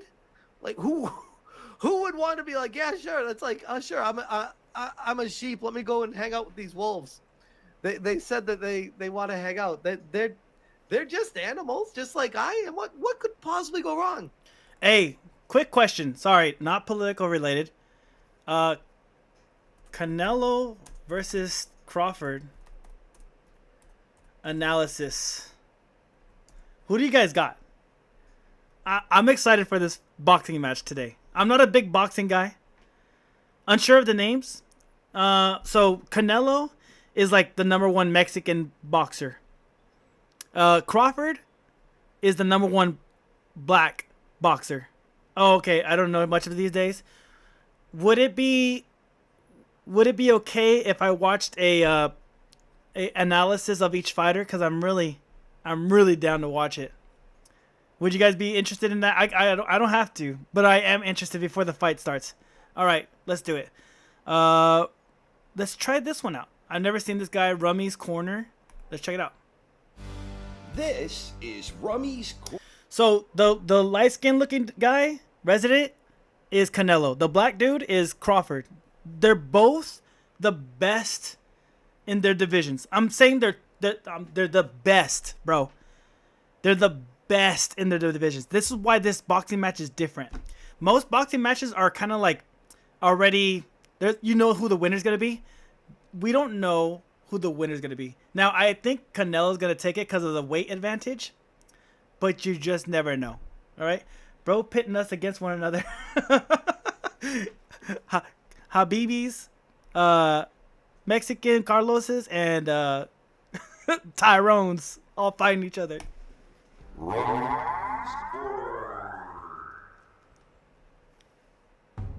Who will win the upcoming showdown between Canelo Alvarez and This is going to be happening in 3 hours, guys. This fight is in 3 hours. I'm so excited. Terrence Crawford? The super fight is literally right around the corner. Canelo is the most accomplished Mexican boxer competing today, and Bud is the most accomplished American boxer competing today. Both of these guys are 4-division world champions. Both of them are elite pound-for-pound prize fighters, and both of them have been undisputed. It's tough to guess without seeing how they fight. I gotta go with my Mexican brother. See, me too. I gotta go with Canelo because he's Mexican, dude. He might be a ginger fuck, but he's still Mexican. It's tough to guess without. Well, let's see how he breaks it down. Let's see how he breaks it down, and maybe it might sway a position. World champions in the modern 4-belt era. This fight will take place at 168 pounds, and Canelo's undisputed World Super Middleweight Championship is on the line. In my opinion, the key to the outcome in this one largely boils down to size. Looking at the two side by side, Canelo does not appear significantly bigger than Crawford, but looks can be deceiving. Bud has only had one fight north of 140. Canelo's thicker, right? He's got the thicker Mexican build. Like most Mexicans have this like thicker body, right? They could take more punishment. But that's like more like the width, the girth of the person, I guess you could say. And that was his last fight when he beat Israel Madrimov for the WBA Junior Middleweight Championship. Bud had previously won titles at 135, and he was undisputed at both 140 and 147. His facial composure gives Khabib vibes. Damn, Khabib was a monster. Once he's focused. But he never fought at 160, let alone 168, and he had just the one fight at 154. On the other hand, Canelo's first championship happened at 154, and he has additionally won major world titles at 160, 175, and of course 168, where he is the reigning king at super middleweight. Technically speaking, Canelo is two-time undisputed at 168, but that's a mere technicality because he was stripped by the IBF, which he won back in his most recent fight against William Skull. In any case, the greater point here is that Canelo has more experience hitting and being hit by guys who are naturally bigger than Crawford. And similarly, Crawford has never hit or been hit by someone as big and strong as Canelo. Just looking at Crawford's last fight, Madrimov was bigger and stronger than anyone Bud had ever faced. Madrimov was able to absorb Crawford's power better than his previous opponents, and Madrimov was stronger and more powerful than anyone Crawford had ever been hit by. The end result was Crawford winning a competitive 12-round unanimous decision. Those two have hella beef. The tap out by McGregor was fucking funny. Khabib and his crew like mobbed him, and McGregor responded by jumping the tour bus and some shit. Dude, that fight was crazy. You know what was better? The after fight, the aftermath, the when they were fighting in the fucking crowd. That was so fucking dope. It felt like WWE. Like when I was a small kid watching Stone Cold Steve Austin and like Undertaker and Kane and everybody. But yo, it was crazy. It was like I remember it. I was at work watching the fight, and dude, it was crazy. Oh man. In what was almost certainly his most challenging and difficult victory during his long and illustrious undefeated career. At 154, Bud was skilled enough. Who won? Oh, they're just analyzing the fight. We're just predicting the future. In 3 hours they fight. Smart enough and durable enough that he was able to earn the victory. But that was at 154. Canelo has consistently been fighting guys much bigger and stronger than Madrimov, so it is very difficult to imagine a situation where Bud drops or stops Canelo, especially considering Canelo has never officially been down in his career. That suggests that, in order for Bud to emerge victorious, he is almost certainly going to need to outbox and outwork Canelo to win on points over the 12-round duration. Outboxing Canelo is no easy feat, but what might make this a perfect storm scenario that provides Bud with a real opportunity stems from the fact that in recent years, Canelo has largely been going through the motions. Since losing against Dimitri Bivol at light heavyweight, Canelo hasn't scored a single knockout victory. He's knocked down most of his opponents from that stretch, but he hasn't scored a... He's been too safe. He's been really technical, is what he's saying. Stoppage. In recent years, Canelo is perceived as largely going through the motions, minimizing risk where he is choosing safer opponents that don't get fans especially excited. And let's be honest, Canelo has been competing at the championship level for a very long time. Oh, who won the Rogue fight? There was a bunch of Khabib's teams, and they jumped the fence, and they got into the cage, and one hit Conor in the back of the head, but then Conor, I remember, slipped the next one and like really crossed the shit out of one of them and stunned him, and then security backed him off at that point. But Conor got his lick in for sure. If you watch the replay, he hit that dude really hard when he came into. And then Khabib went after Dylan Dallas, something like that, some jiu-jitsu guy.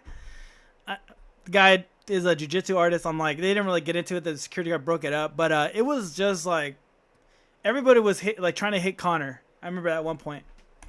He slipped a good deal since his peak form run in 2021, and despite being younger than Bud, he is definitely slowing down and showing his age. This could perhaps be something that gives Bud a real fighting chance that overcomes Canelo's size advantage. But it's likewise worth noting that Bud will turn 38 later this month. And historically, fighters jumping up 2 weight classes have a difficult enough time coping with the higher weight, let alone fighters jumping up 2 divisions at such an advanced age. So who wins, Canelo or Crawford? At the end of the day, I believe this will be a competitive fight if Canelo's power doesn't prove to be too much for Bud. But Crawford is a determined warrior, and I have no doubt he's coming to win and win impressively. With Canelo slowing down, sometimes experiencing lulls in activity to catch a breather, Bud will really need to turn up the heat in those moments. But Canelo is a proven and determined warrior in his own right, and even if he has largely been minimizing risk and going through the motions in recent years, I have no doubt that he too will be highly motivated to win and win impressively. This is, unquestionably, the highest profile Canelo fight in quite some time. Yes. The fact that this event will be available to a potentially much wider audience than usual will likely have both men as well prepared and determined as each is capable of at this point in time. For my official prediction, I am taking Canelo by a close and competitive decision, maybe even a split or a majority, or perhaps even a razor-thin unanimous decision. I do think Bud will be able to outbox, out-hustle, and out-slick Canelo at times throughout the contest, but I do not believe Bud will be able to seriously hurt Canelo to the point he's at risk of being stopped. And while I think Crawford is an extraordinary talent, Canelo is too. So I don't think Bud will be able to thoroughly outbox Canelo consistently over the long haul. And I do believe Canelo's power and strength will be something that leaves Bud a bit more reluctant to engage than usual. Size matters. Add in the fact that historically, Canelo has had what I like to refer to as a judge-friendly style, and I have a very difficult time seeing Bud secure the victory. I do believe Bud is tough enough, smart enough, and resourceful enough that dropping or stopping him will likewise prove tricky for Canelo. Although, the fact I believe Bud will be dialed in and highly motivated could be something that potentially leaves him vulnerable to being dropped. So I am taking Canelo Alvarez by a close but clear 12-round decision. But as always, what the hell do I know? I ain't exactly Quasimodo over here. I like this but guy. I He's genuinely funny. do believe this will be a fun and exciting fight. And whatever happens, I sure am fired up to watch. Best of luck to both Canelo and Crawford. This should be a fun one. Shout out to the Saudi fucking excellence prince or whatever the fuck he is, dude. The guy right in the middle. Dude, shout out to this guy putting real fights on, bro. What did Tim Dillon say? He said, "You give me look away money? You give me look away money?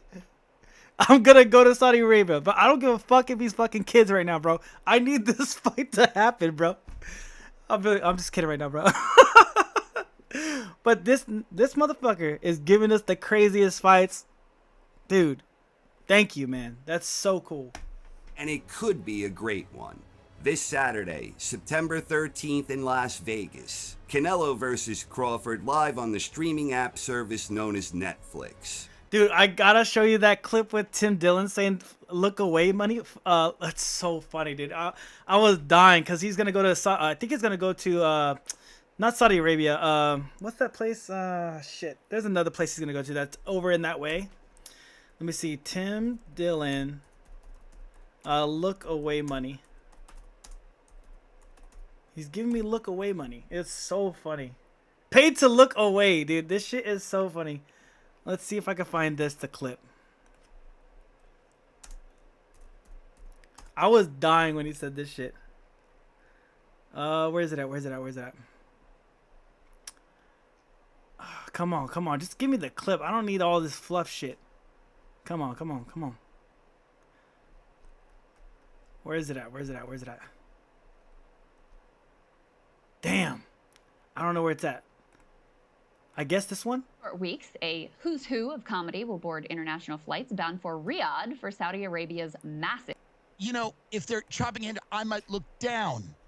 And if I'm looking at the floor and I see some eyeless beggar grabbing at me trying to get my money, I will look up to the heavens.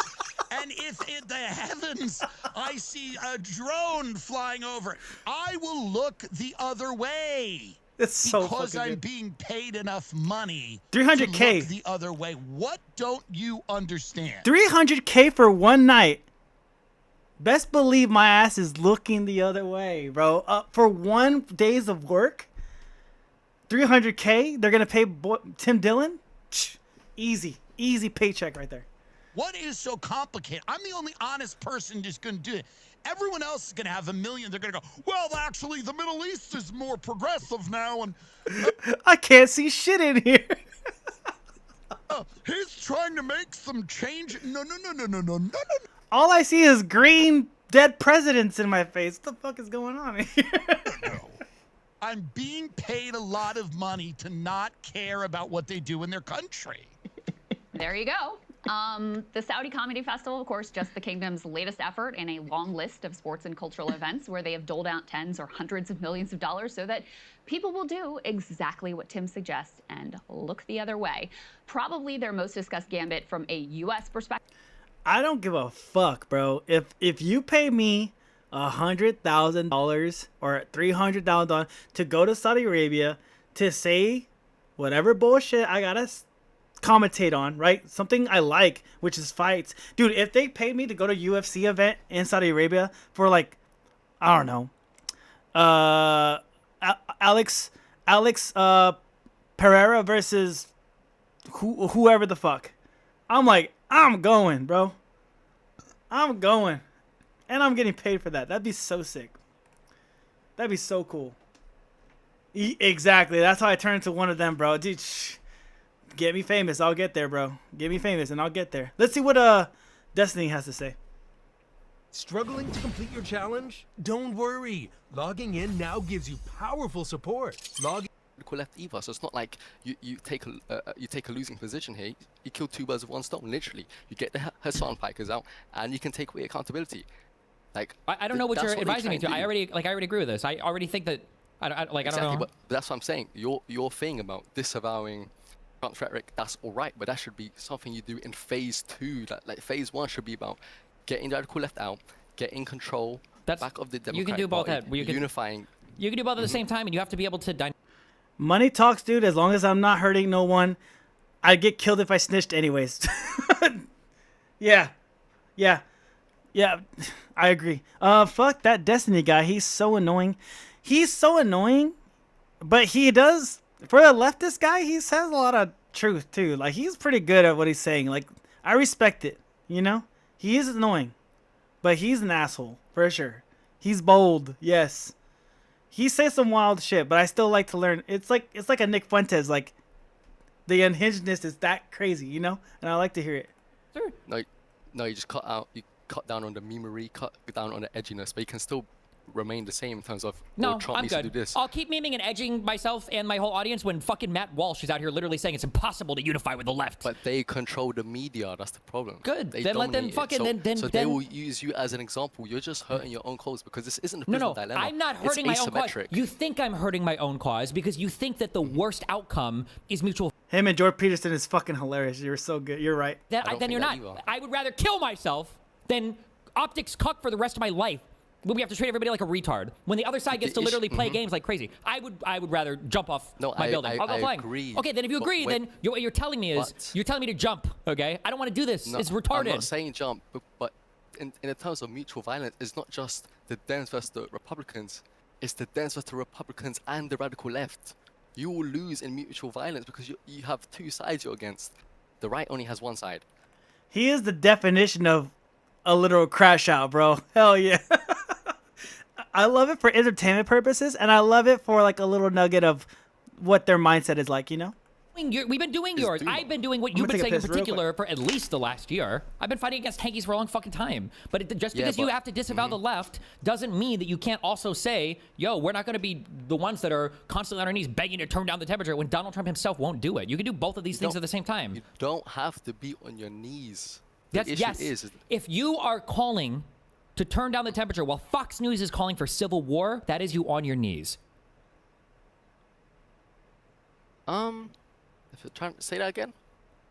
There's no point. The Democrats have been calling to turn down the temperature for a decade.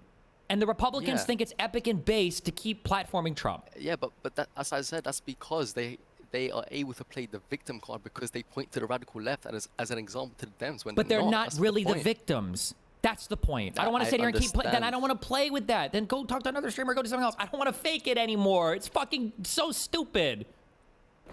It's boring and dumb. Just get me at an event, okay? There's plenty of rifles to blow me up.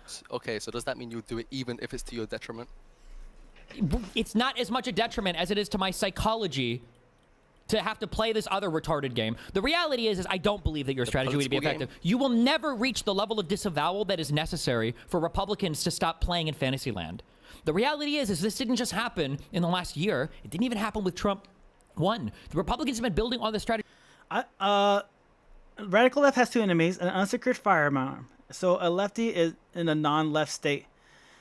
I like Destiny because even to the leftist, even the left and the left, they argue amongst each other, and Destiny fights the lefts too.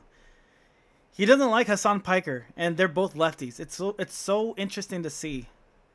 Left, which I agree would be great. On the right, they are literally celebrate Andrew Tate. That's crazy. And that's why it would be so good to do that, because if you separate radical left, now you can unify the Democrats. Now you can push against Trump. You're never gonna reach a point where you manage. Who do you even separate from these people? They're left, but they argue amongst it. They don't agree with each other. That's the funny part. Like, they're kind of like us, like MAGA or whatever, conservative or right wing. We argue amongst ourselves too. So they're the same way. But I'm telling you, the label thing is just throwing everybody off. But they just argue as well. Election for the future elections. If we spend all of our time fighting with the far left, no. I think what's better for the election is have a strong liberal option. You just publicly disavow them as strong as you can. You don't have to push anything other than that. Sure, I agree with that. They should publicly disavow, but that doesn't mean you have to cuck out their Republican talking points. You can't. And then you keep saying and then. It's not like one disavowal is going to eject all of them. There's still going to be a cancer in our politics. No, they're embedded in all of our media, in all of our staffer groups, in Congress. They are. So unfortunately, not for the politicians themselves, but for the other people that run their offices. Like, you're not going to get rid of all these people for the next 30 fucking years. You're talking about a project that's going to take until we're past the next. We can compromise and they can't. They're trying to convince Destiny right now to compromise a bit. So obviously he's fighting against it, but not everybody's gonna take it. Donald Trump needs to turn down the fucking temperature. Once I hear him calling for disavow, we would love to follow suit. The temperature won't lower until he does it. If you want to disavow tankies and all that shit, that's fair. That's fair. That's a fair take from Destiny. If Trump stops saying radical left, doing this, like enticing the violence and the fear of the radical left, that's what Destiny's saying right now. That if he stops doing that, we would be more willing to go along with it. And I'm like, okay, that makes sense. Like, you're gonna tell us to shut, we're the crazy ones, but you're exciting the violence against us. So why would we go with and do anything Trump says when we're the enemy in his eyes? And I get it. That's fair. A left wing would compromise. Extremists will not. At least be open-minded. I gotta calm that down, but I feel like Trump says it in his sleep at this point. What is going on with this shit? Takes you give it. That's why this is a killer. Anyway, which they're not. But you shouldn't give them an attack vector. They are by being edgy. Okay.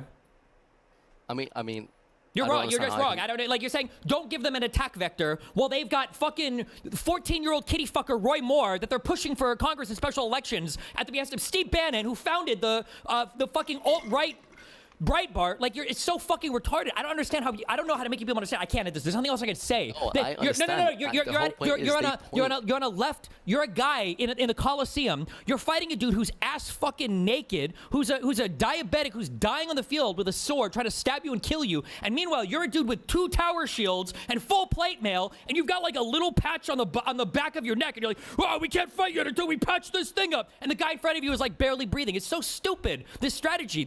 They always have an attack vector. You admit that you're not in the same, that both prisoners are not in the same position, and yet you're trying to use the rational way, which is by using the same type of method They're not yet. No, but the position that we're in isn't that they are better. It's just that they're always on the attack.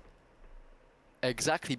And now you're calling for us to be more defensive, to defend more and more and more and more. Yes. No, you're able to attack if you're unified. That's when you're able to attack, not when you're getting backstabbed constantly. Sure, so you disavow, but you still need... I think we can agree there. Okay. I mean, I don't really know what we disagree with, apart from you just feel shameless if you don't do it, which is the fine, thing is, you think that, like, if you were to put 100% of effort into separating us from the tankies, which I think the Democratic Party should do, by the way, so we don't even disagree on that. Yeah. If we were to do that, the attacks from the Republican Party would go from 100 to 99.6. You seem to think that there's some basis in... The Republicans called Obama a communist for the entirety of his presidency. Yeah, but no one believes that isn't an idiot. That everybody on the right believed it. What are you talking about? They all believe that the Democrats were the party of socialism and communism. Okay, but let's say someone that's like right-leaning now, Joe Rogan, does he believe... He does. He is right, though.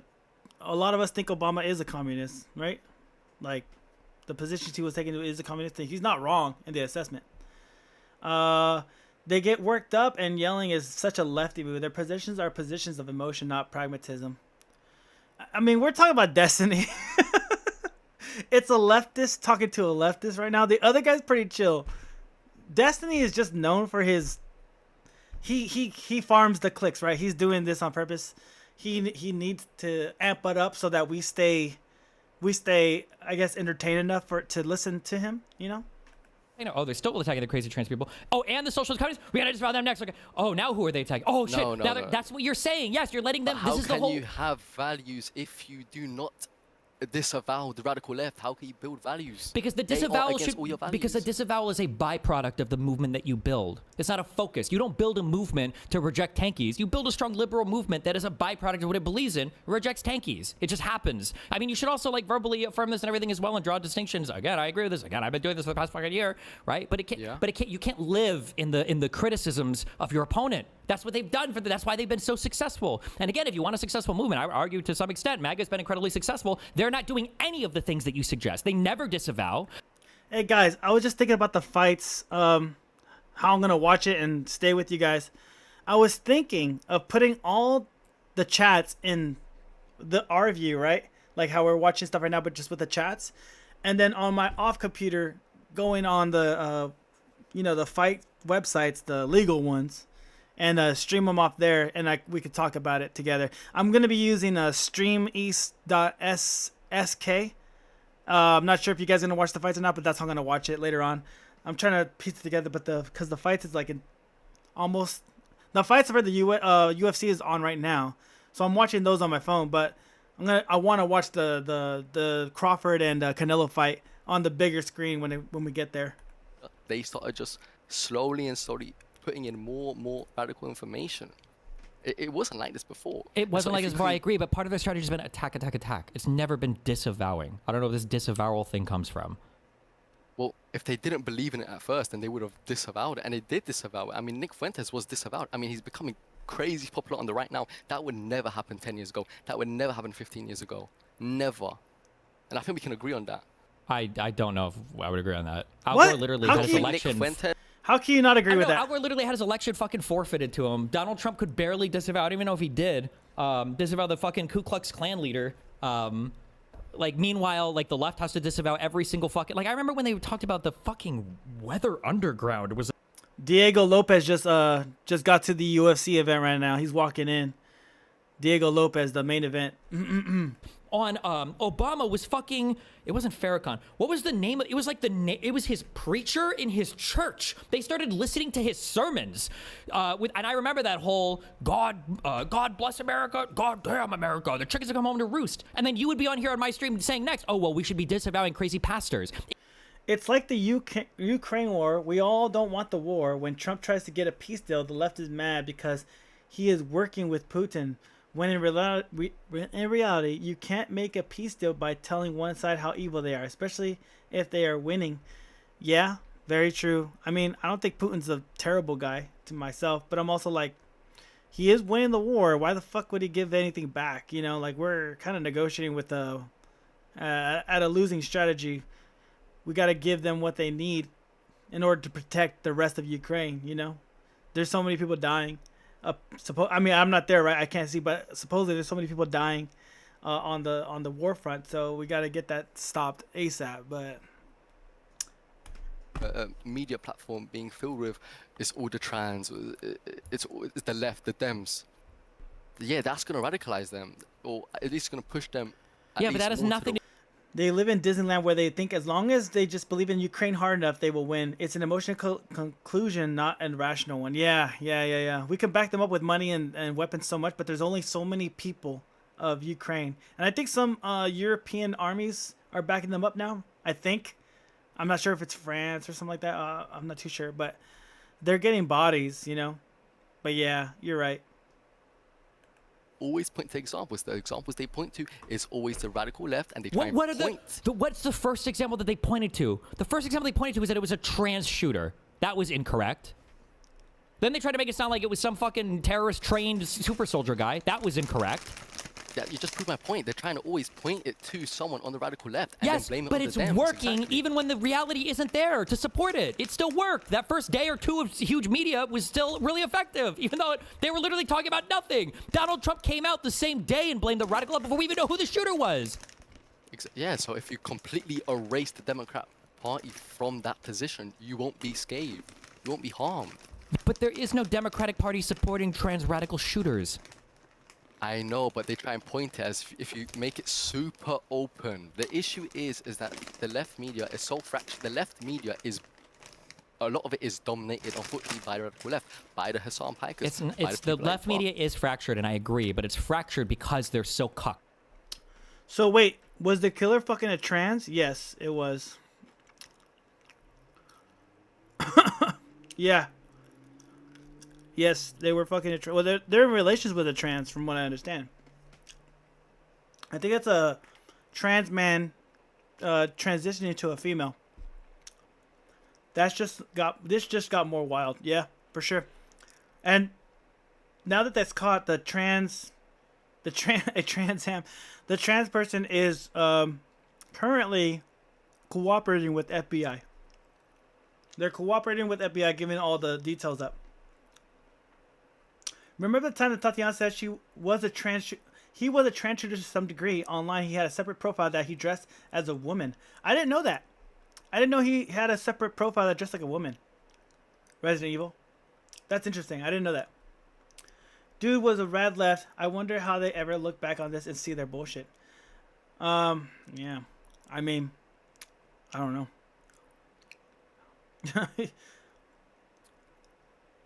I often wonder about the transparents. If you keep on not disavowing radical left, you keep on allowing them to fuck you over every day, to destroy your messaging every day. That is the cock position. If you don't get them out fast, you don't get them out in a strong way, you don't condemn them as hard as possible, you are being cocked by them. They will eventually infiltrate your party and they will take over. Okay, we'll see what happens, I guess.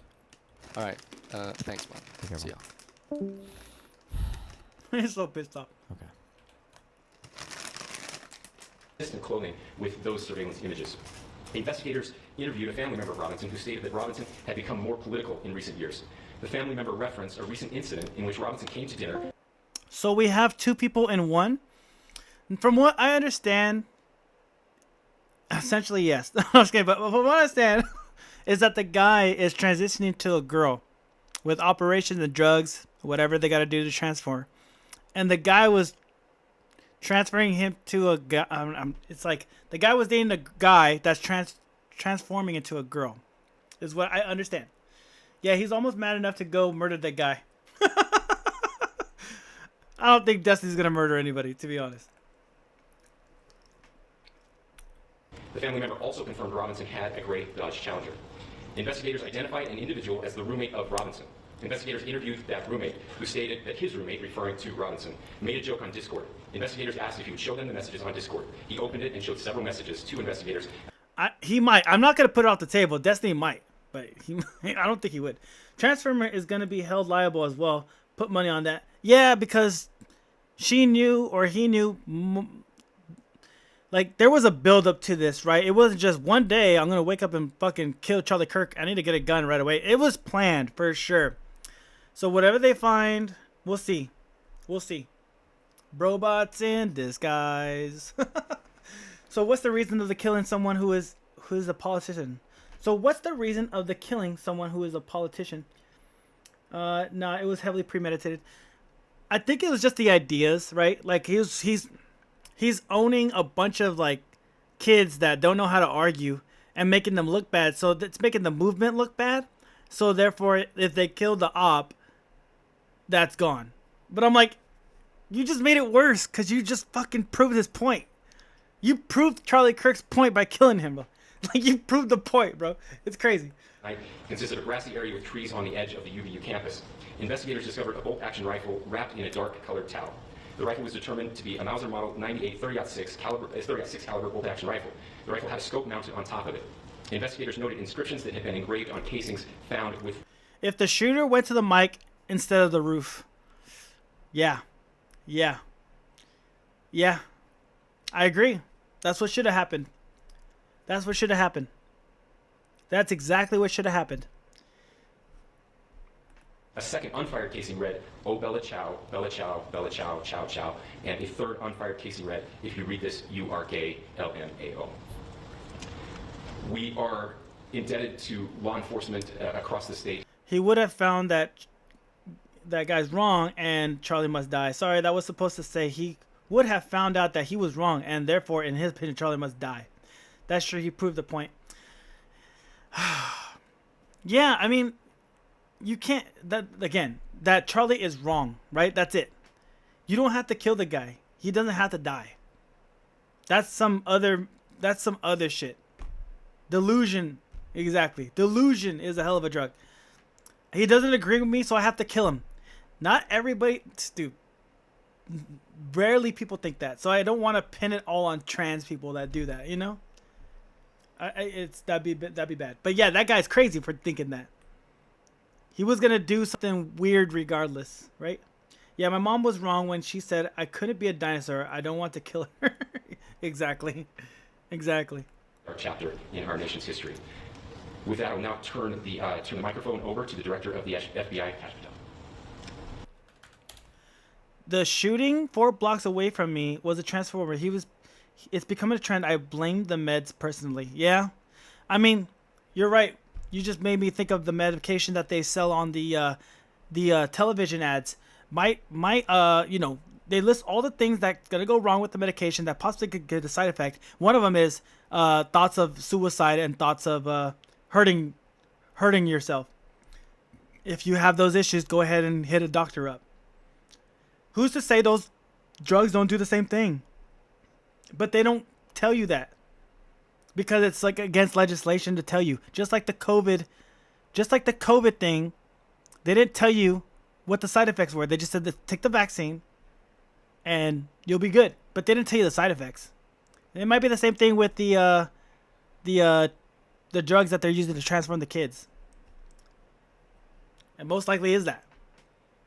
He did, though, challenge to the point of almost goading people about certain subjects, didn't he? Whether it was to do with trans ideology. If you start fucking with your hormones, your emotions will be uncontrollable.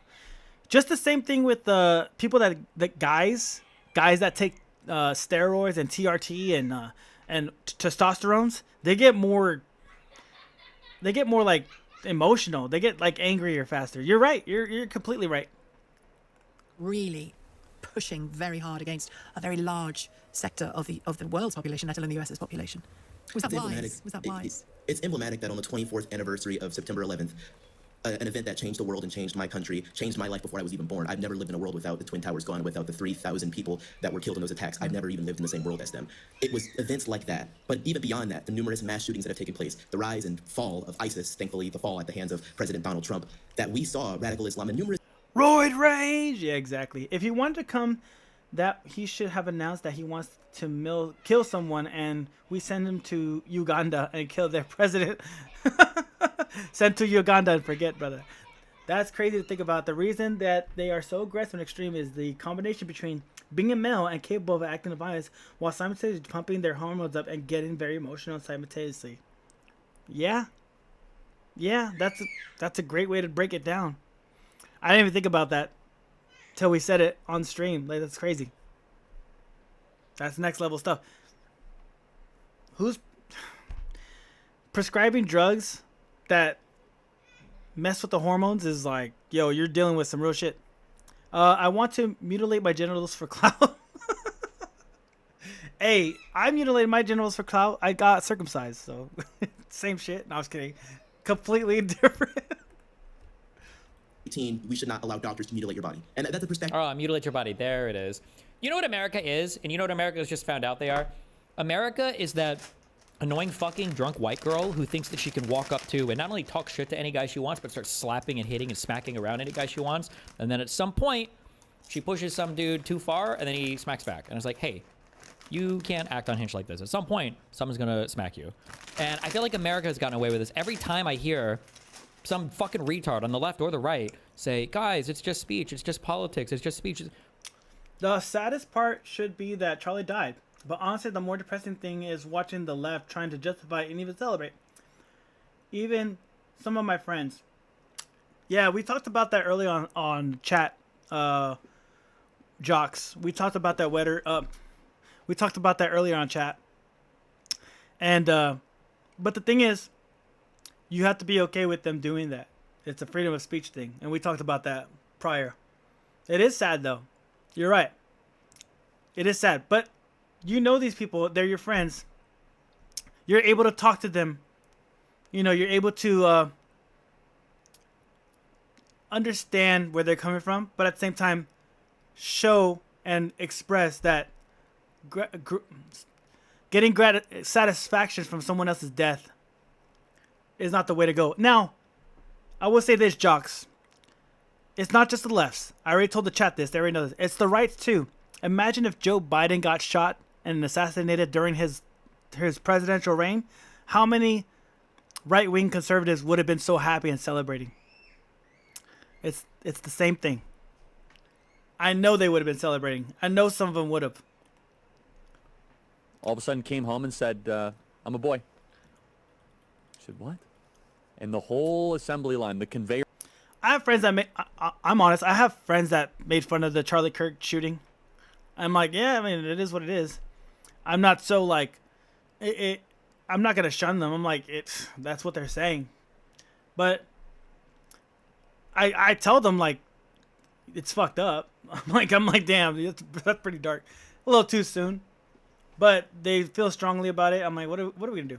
If a right winger would have done that, I wouldn't be friends with them either. Exactly. Yeah. I don't mind being friends with people that mess around, joke around about it, blah, blah, blah, laugh about it. Because I'm like, it's fucked up world, whatever. But it's just one of those things that freedom of speech comes into play. Like I said, I'm a true believer in freedom of speech. So whatever they got to say, they can say it. I don't give a fuck. Pieces of it are promoting hate and violence. I don't know why I was like this, but okay. Valhalla, brother, what do you got? Thank you, Governor. This is what happens when you let good cops be cops. It's like debating. I feel like that's the difference. No doubt people would be cheering over Biden too. It's like free speech got shot in the face and we all be pissed. You're very solid on your middle ground. I appreciate that. Yes, that's what the Jocks. That's what I'm upset about. I'm upset not about Charlie Kirk dying. I'm upset that the man was just talking. He had no political power. He had no political sway. Like all he could do is ask you to vote a certain way. right? Essentially. And they shot him for that? That's crazy. That's crazy. And I'm like, I don't condone that. Other people do. And that's their right to do it. Me, I'm like, damn, dude, you can't even talk to the person? You got so mad, right? You got so warped up in the madness that you shot the dude. Like, you're a bitch, bro. You're a bitch. You couldn't talk. You couldn't man up. You couldn't sit there face to face and talk to the guy. Cause you were scared of the persecution you get from your surrounding peers. Cause they were all there for Charlie Kirk. They're gonna fucking vote. They're gonna be like, yeah, Charlie Kirk. You know, they're gonna dap him up. But you were scared of just getting humiliated like that. That's pussy, bro. Talk your shit.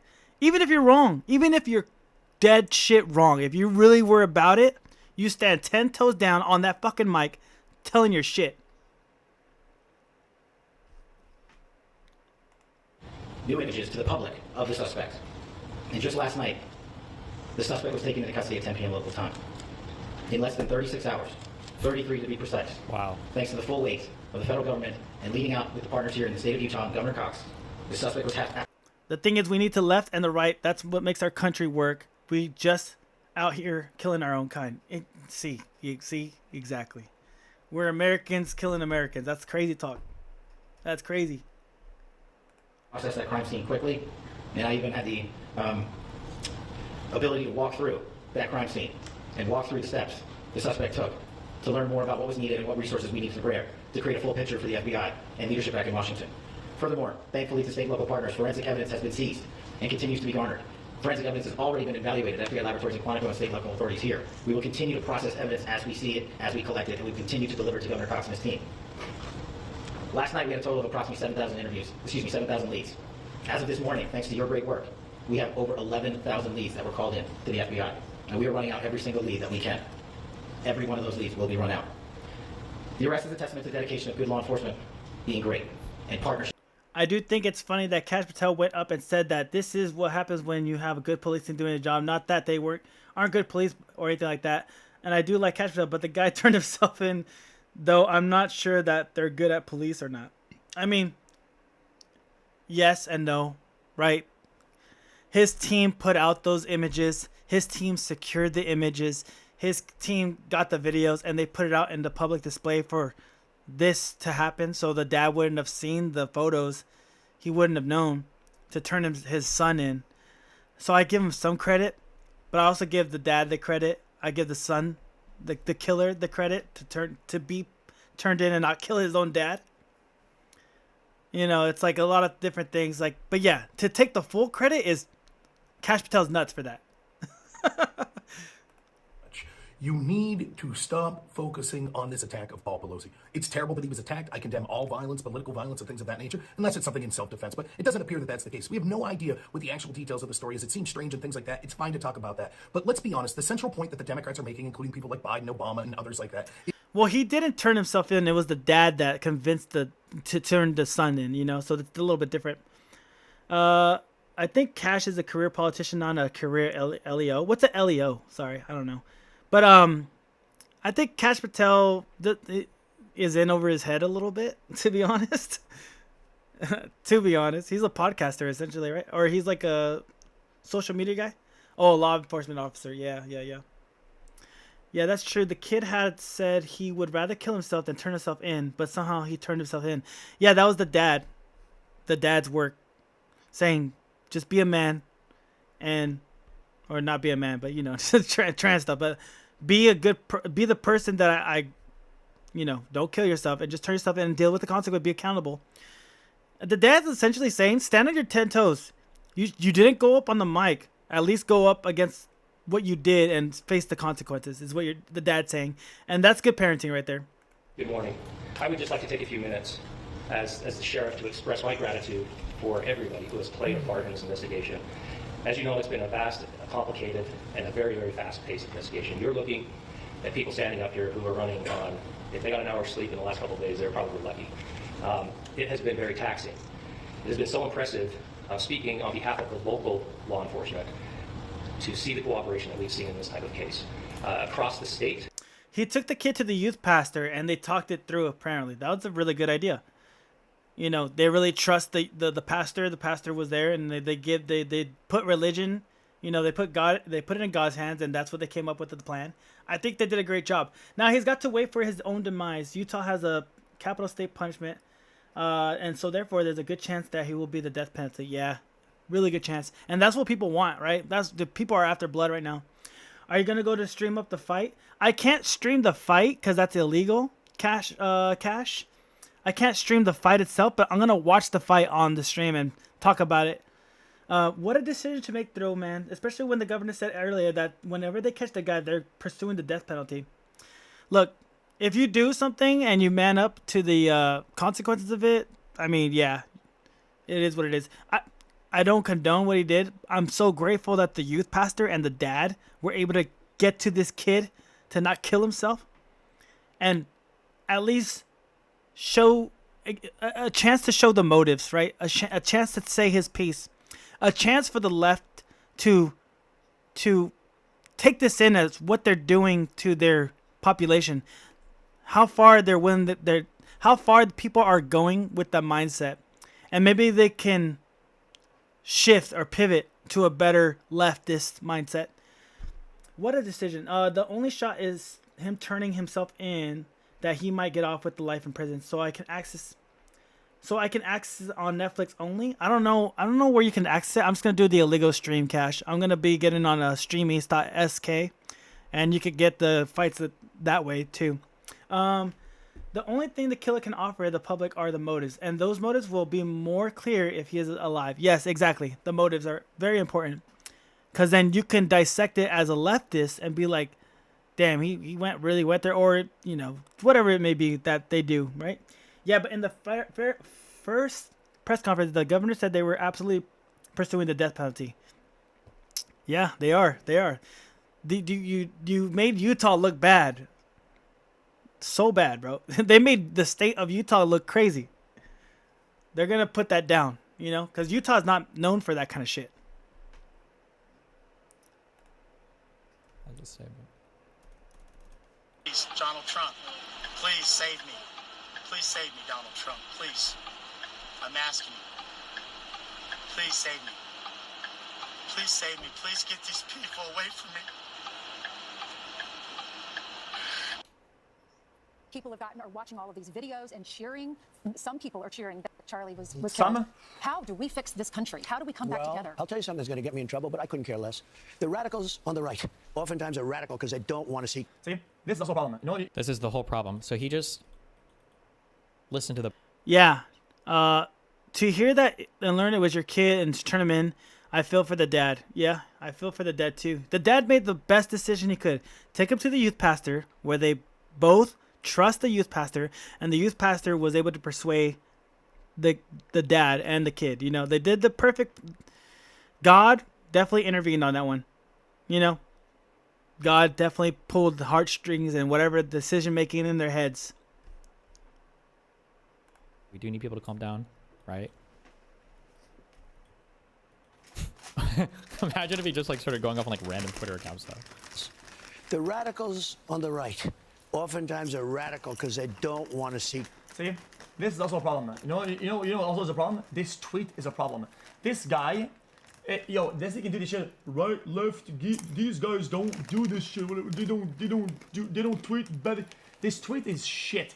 Fox News had to be this country. Trump, I couldn't care less. That is not the content. That is absolutely a complete misquote of what was.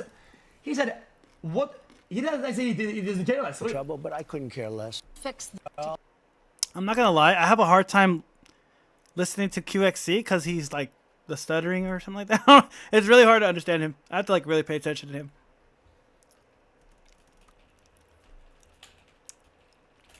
He's like, I'm like, what are you saying, bro? Just say what's it. That tweet? Say it.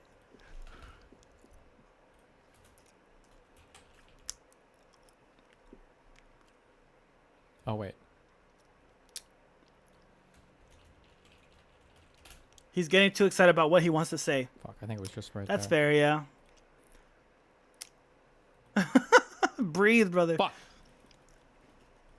I think he has like some sort of ADHD or something like that, right? What do we do about our country with that? Because we have radicals on the right as well. We have It sounds like he has like some type of like attention thing. Or cheering that Charlie was killed. How do we fix this country? How do we come back together? I'll tell you something that's going to get me in trouble, but I couldn't care less. The radicals on the right oftentimes are radical because they don't want to see crime. Oh, that maybe actually that might have been what Trump meant there. But Destiny, bro. The following statement is just as bad. So he's saying, I couldn't care less. I understand that it's hard to listen to the stroke victim. But his next statement is basically lionizing right-wing crime or right-wing radicals and then condemning left-wing radicals. I don't think that the worst part of that quote isn't the I couldn't care less. But Trump might have actually meant that. Was killed. How do we fix this country? How do we come back together? I'll tell you something that's going to get me in trouble. Yeah, so X is right. He said he couldn't care less about getting in trouble. They just said he doesn't care about fixing the country. I mean, if Joe Biden said that about us, I'd be kind of like, yo, what the fuck? Trump is not the best fucking spokesman on like civility and harmony. I'll say that. He's very divisive in his words. I do wish that he would tone down the rhetoric, stop saying lunatic left. Like, stop saying that, bro. they're Americans too. You gotta be able to learn how to compromise. Like, not compromise. Be able to. He's the art of the deal, baby. Right? The art of the deal. He should know how to deal with like people like this. I mean, I don't know. That's great. That's clickbait. That is clickbait. That's clickbait. I was gonna get my second phone to fucking depot. People read headlines, not substance. Yep. We don't. You know how fast our attention span is. Yeah. Yo, I paused. What XQC went off on was right. No, because the reaction that he had was implying that the entire message and general substance of the tweet was fake. The answer of I couldn't care less, this is technically incorrect. But on the substance, what he says afterwards is correct. Hey, speak about substance. Hey, Tater Tots, how was the PF Chang's, brother? Did the food come in yet? What was it? PF Chang's steak and something else? What you eating, boy? There's something more important. Money. Money. Buddy.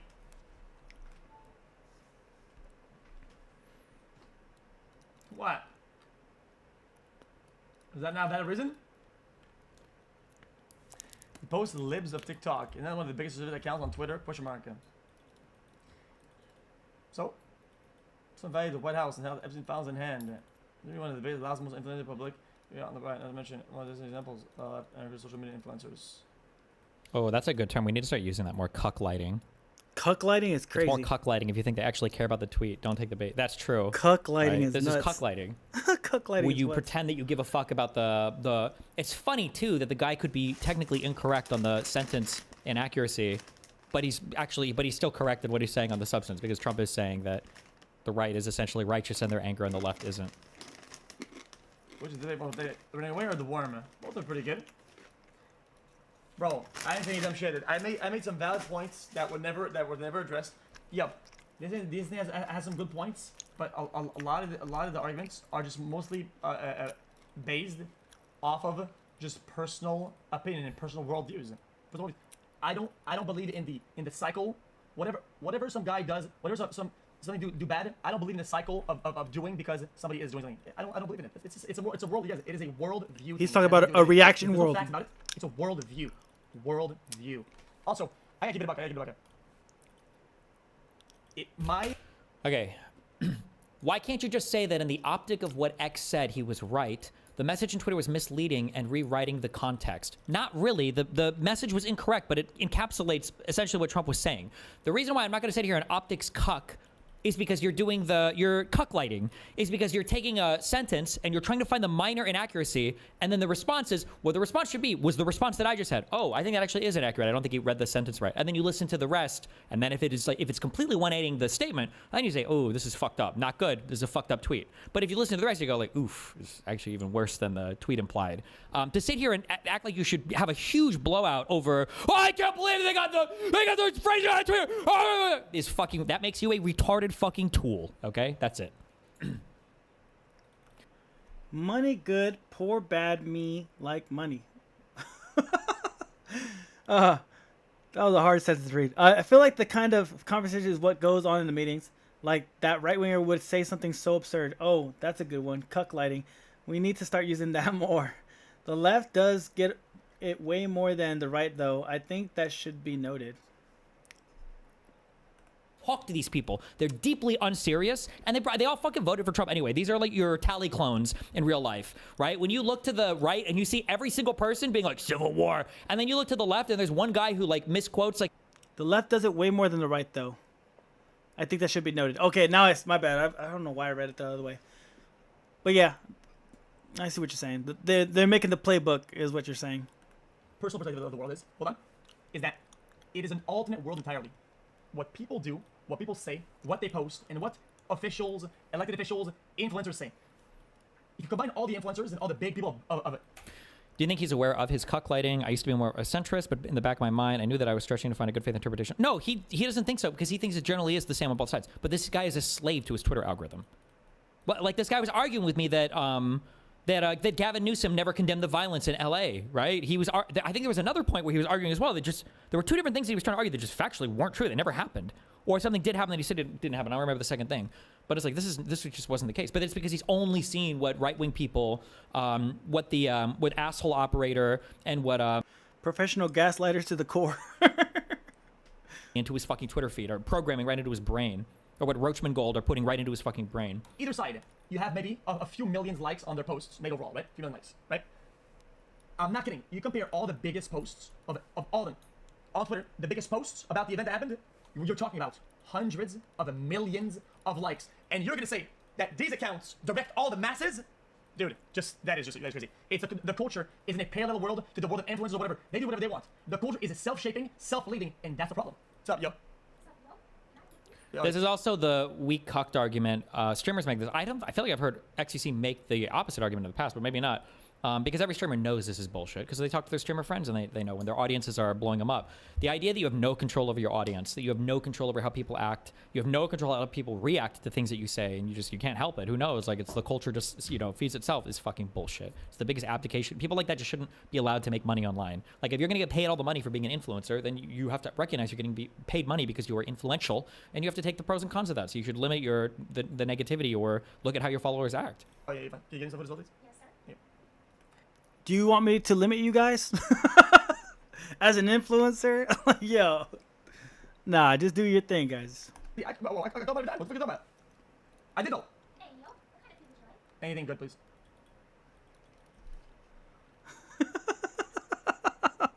Exactly. I'm like, what are you talking about, Destiny? Dude, you're stupid as fuck right now. That was a dumb take. And what people allow on social media, what people like, and what people are leaving as the status quo. It is self-moderating, it is rampant. They do whatever they want. It leaves the world. If he says this, the world will do this. I disagree, because the culture and what people allow on social media, what people like and what people are leaving as. By the way, Kevin Gastelum is fighting right now, bro. This guy looks bigger and bigger each time he fights, bro. Shout out to Kevin Gastelum. That shit's funny as fuck. See patterns, and he thinks he's saying something profound without realizing how fucking retarded he is. But it sounds right if you say it like, well, people on social media will do what they do, and there's really not much we can do to change that. And it's like, excuse me, you are aware that Elon Musk literally fucking bought Twitter to change the way that discourse works on Twitter, right? You know that actually happened. You know that Donald Trump literally created his own social media in order to influence what other people see on social media. To pretend that, like, why do all these people spend all this money on this shit if it does nothing? Like it's such a stupid fucking point. And it's one of those things that sounds true until you stop and think about it for literally 2 microseconds. do their own thing. It is rampant. They do whatever they want. You're gonna tell me that the fucking Barack Obama and some other big left accounts lead the world? What about the hundreds of millions of likes of people who fucking advocate for violence and shit like that? Like, no, they're both separate. They're both separate systems. Chicken.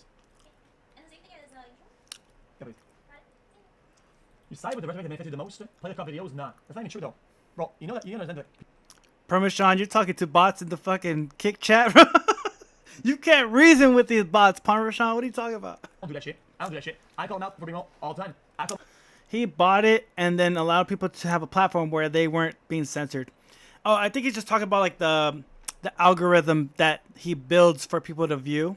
I think that's what Destiny's coming down to on that. And it's hard for us to see, especially because we're so based and dominant in the culture, and fuck everybody else who's a minority in any sense compared to us, the king white men. To appeal to centrists is the only reason why he has guns. I'm sure he believes in the rights to bear arms. Dead by Daylight on top. First time chatter. Yo. Hey, brother. How we doing today? Welcome to the chat, brother. And it's bad. People think this like, oh, I'm not unfair to anybody. I criticize all sides evenly when they do or say bad things. Is like, I mean, like, I'll use the obvious. We'll go full wash, right? But then he made it a predominantly explicit website because all of the other places are censored that everybody joined on there and started to post porn 99% of the time. Wait. That's what happened with Truth Social? It's just porn now? Bro, we're cooked. The right is cooked. You're missing the point so much. Like you can have a path of facts that are discretely true on their own individually, but taken into collectively into account.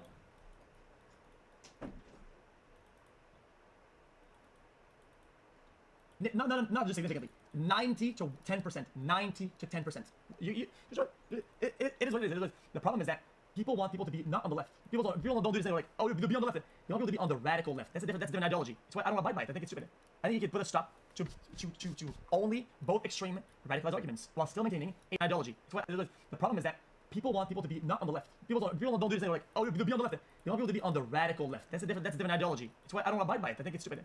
I think you can put a stop to only both extreme radicalized arguments while still maintaining a left stance. I'm a leftist. I am 100. I see myself as a centrist, but these days, because of how things are, that I'm left, but it makes me look middle. It's all good. I don't care that much. It is what it is. I advocate for all the rights of all the groups and all the shit. Oh God, it's the Asmongold. It's that stupid comic.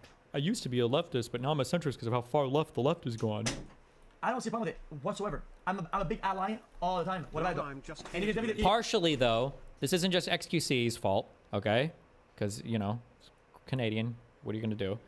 Part of this is the fault of Twitch.tv for providing shelter to terrorists and to people that make death threats. Yeah, naked chicks are pretty base, not gonna lie. Oh, Twitter, not Truth Social. Okay, don't take away my booby pictures.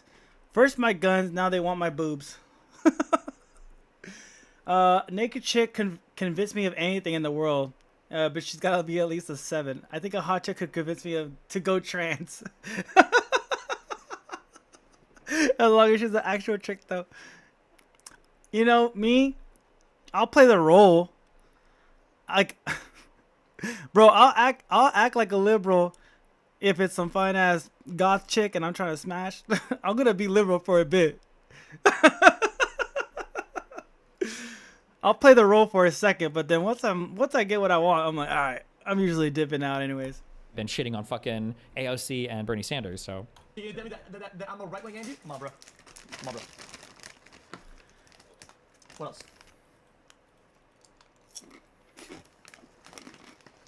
The problem with the left is that they want people to be pure blood to 100% of their ideology. Otherwise, you're a Nazi or you're whatever.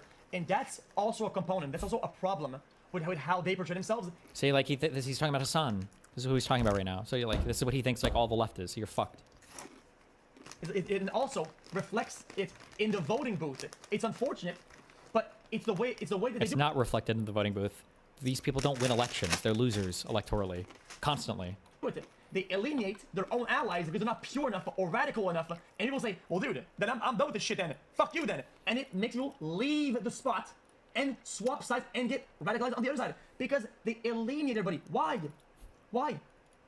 You can be all left and still say, guys, guys, if somebody says Roleplay a left-wing extremist would be great. While you're sleeping with a chick, yeah, that'd be crazy. That'd be crazy. I'd do it though. Fuck it. I gotta get my dick wet, bro. Man, he has no motion outside of Twitch. Like, he is protected on the platform. That's where his viewership is. When he does interviews outside of that, nobody gives a fuck. Nobody watches him. People don't care about him that much. And that's with the online world. In the voting world, it's even worse. Like, socialists and these types are just losers electorally all across the United States of America. That's why all of them have hitched their trailer onto the Mamdani campaign so hard, although now they're kind of half considering jumping ship because he's not pure enough on fucking Israel-Gaza. But he's just nowhere near as influential in the real world as he wants to be. But I don't agree with, I don't know, gay married, let's say. Somebody would say, not me, somebody would say, right? Just this one topic, they would say, dude, just say you're fascist. Just say you're Hitler, dude. Just say how it is. Well, to be fair, guys, to even smash in the first place without no roleplay, you gotta pretend like you're a little bit of a liberal inside, you know? Like, you gotta play the role a little bit, you know? Meet a girl at the bar, right? Really pretty. Just talk about feminism. You gotta give her the green light, like, yeah, you think you're right. I think this, I think lure them in, you know what I'm saying? Take her back to the crib. You're kind of doing the role play already, you know? You're kind of already halfway there. I respect you as a person. I don't care about your looks. Oh, yeah, baby. Now tell me how fascist bigoted white men are. That shit's fucking hilarious, bro. All these brain-dead gotcha politics, rooting for one side or the other and not the country as a whole is literally what makes you radicalized.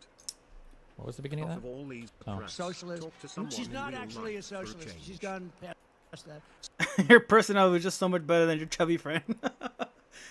Oh, man. The fridge that keeps the snacks away. The linebacker. The best friend that looks abominable. You know what I'm saying? Like, they always be hiding the best snacks. Right?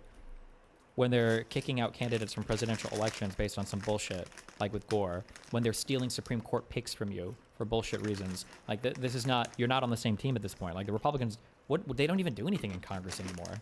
Well, that's not true. I'm sorry. That's not fair. They do constant investigations of any perceived Democrat enemy that they have, I guess. Somebody's got to explain this one. There's a radical left Marxist. Right side based off of all these. She's not interested. Meanwhile, she's staring you deep in your eyes while her friend's in front of her. I gotta be honest with you. It is irrelevant. What's fuck, bro? I'm not on the left or on the right, dude. Bro, I'm on the circle. Like, notice, and I said this before. Do you remember when I said this before? When you ask somebody, "Hey, how do you feel about?" Find you a hot meal if they always have the best snacks, and they could cook. Sometimes I don't want to work too hard for it. I'll just take the easiest ride. Oh yeah, for sure. Never work too hard for it. Kid versus at school. Kid at school. I'm in the pantry eating all the gummy snacks. Yup, little Aiden ain't getting no snacks. For sure. He doesn't even realize this program. He's repeating every single MAGA talking point, basically verbatim, without realizing it. Bro, I am the square. It's the different. I don't even work in the same system that you do. I don't give a fuck what it is. You were a class and I can still tell you. Shut up, little buddy. Vote for I'm not on the spectrum. That's not what I said. That's not what I said. Yo. What was I saying? You can still call out radical arguments and radical talking points.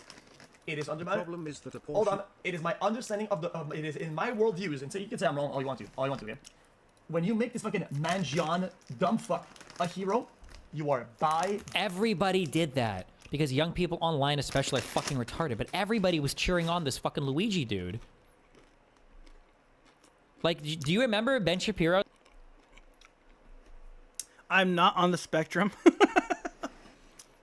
Everybody is on the spectrum in some way, form, or fashion. Somehow, some way, everybody's on the spectrum. I guarantee it. I guarantee it, bro. Real talk. That's what Destiny said. Why is everything a spectrum now? Yep, everybody's on the spectrum. only care about one multimillionaire getting shot while showing zero concern to all the people in the comments who say their loved ones died to men like him. We're sick of poor people dying. Ben, you don't seem to care. CEO of a legal company. Slave owners were also running a company legally. Legality does not define morality. Like, were there right-wing audiences that weren't like this? I feel like everybody online. It's 7K/24K.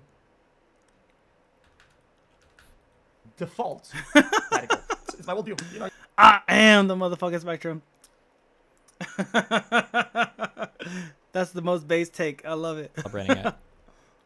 There might have been more people on the left than the right, maybe. Although I don't even know with how much the right fucking hates healthcare and vaccines and pharmaceuticals and everything right now. I'm not even sure. I don't know. I don't care. I don't give a shit. That's my whole view. And it's gonna be hard for you to change that mindset. The ultra tard. Got that retard strength, you know? No, I don't know the context. This guy puts a quote, and then puts something, and I don't know what it means. This is always bad. This is always bad.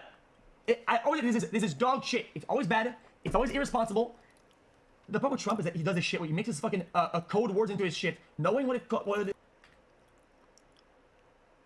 Sitting on a ticking time bomb. Markets are at all-time highs, but history shows, whew, you know what comes next. And where he got the information from. Wait, that was an AI, right? This is an AI ad read? How long ago was this? 3 months ago? Hold on. If your portfolio is over $250,000 and you aren't hedged, you are sitting on a ticking time bomb. Markets are at all-time highs, but history shows, whew, you know what comes next. Volatility and increased risk. A 10% allocation to gold and silver can help hedge uncertainty and protect your wealth. Noble Gold Investments makes it easy to hedge your portfolio with institutional-grade gold and silver. Right now, every qualified investment will receive a free 10-ounce gold coin and protect your portfolio today. Visit noblegoldinvestments.com. Gold and silver is going up, by the way, guys. Okay, so a terrible thing happened last night. Awful. It's definitely going up. If you guys got money to invest, silver is and gold is definitely right now. And then stable coins will be next. It's always going to go up. Yep. It's a safe bet. How many people did the CEO of United Healthcare kill by denying them medical treatment? It's been confirmed that more than 80% of those denied were actually eligible. Luigi's a hero for everyone. Just check social media. The gold. Canada sold all their gold stacks. Everyone keeps worshiping the billionaires in the comments. That doesn't mean they don't care about you. Worst investment ever. Were there any right-leaning audiences that were anti-Luigi online? I feel like online everybody's just fucking insane. It might have been more on the left, maybe, but I feel like on the right they still were too online. But. What it does, what it intends, he knows he's doing this shit. He knows he's doing it. It is fucking irresponsible. It's vile, dude. And then he says, this is dog shit. It's always bad. It's always irresponsible. The problem with Trump is that he does this shit where he makes his fucking code words into his shit, knowing what it does, what it intends. He knows he's doing this shit. He knows he's doing it. It is fucking irresponsible. It's vile, dude. And then he says, but these guys are doing that. Mark Carney already obliterated the UK's economy. Now he's here to do it in Canada. That's why we're drowning. Well, it's only really good for jewelry nowadays and some computer parts. But I want to have a lot of it just in case. Yeah, we need a lot of computer parts for our future cyborg body implications. After Marxist, communist, fascist.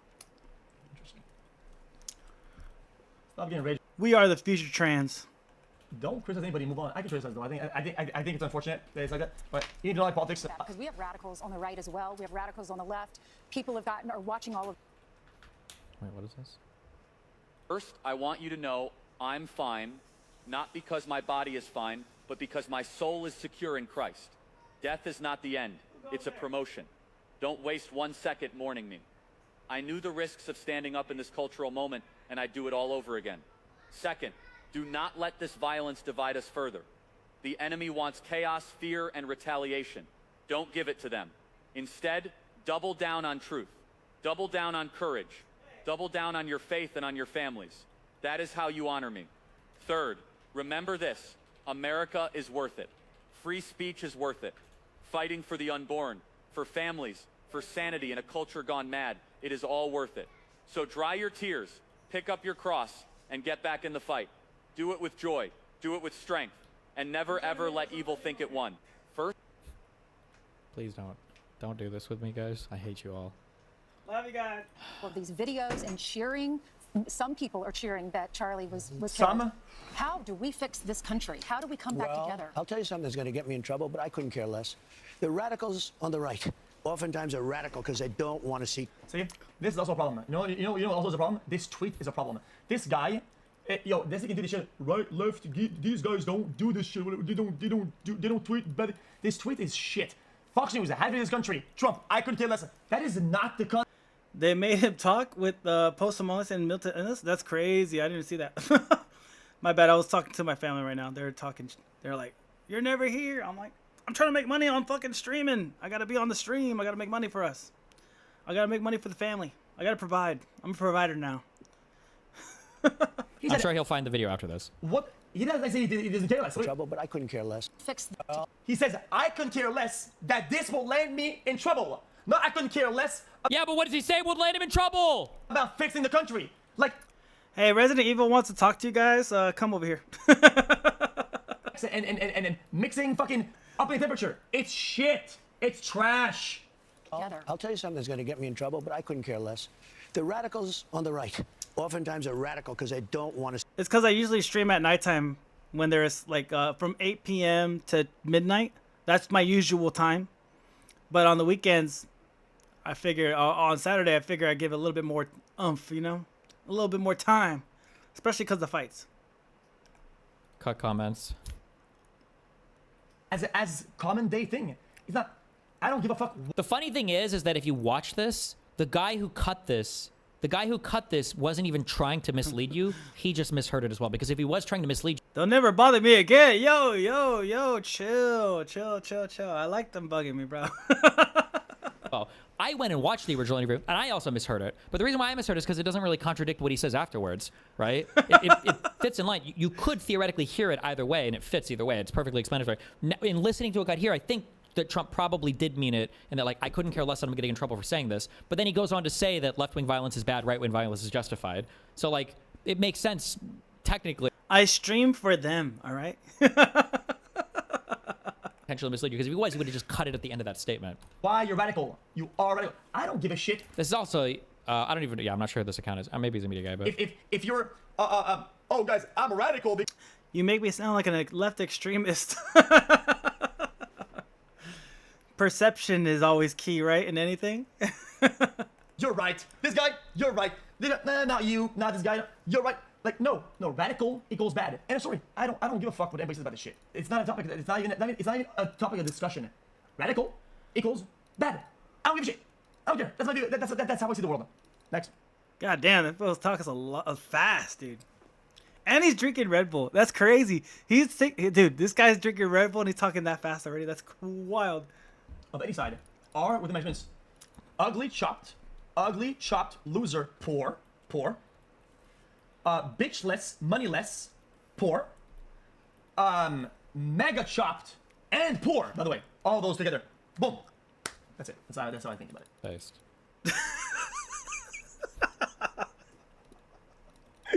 I never really seen QXC before. This is my first kind of like time seeing it. It's so funny, bro. He found his like cuck watching moment, and now he's like, good. Nice, spaced. Okay, stop. That shit is funny, bro. Cuck watching. He needs less Adderall. It's sweet that she needs me to sleep. Totally forgot Damn, Elon said this. I'm in this bitch trying to get my geek on. Just a reminder, if you were unfairly treated by your employer due to guys, posting speed running or the liking English something on this language. platform, no limit, please let us know. Oh my God, class That's pretty action, good. Please. If you were unfairly treated by your employer due to posting Destiny, like why something are on the not platform, bringing up Kyle we will fund Rittenhouse your at legal all? bill. No limit. Please let us know. That's pretty cool. I don't know what that question is supposed to mean. Do you often say the U.S. best because of cool stuff like the moon landing and mass military, etc.? But how about on grounds that matter on a daily basis, like average buying power and econ/political stability, liberal cultural values? Yeah, we're still the best because I don't even know where you're from, and if you told me, I wouldn't be able to find it on the map because fuck you, bitch.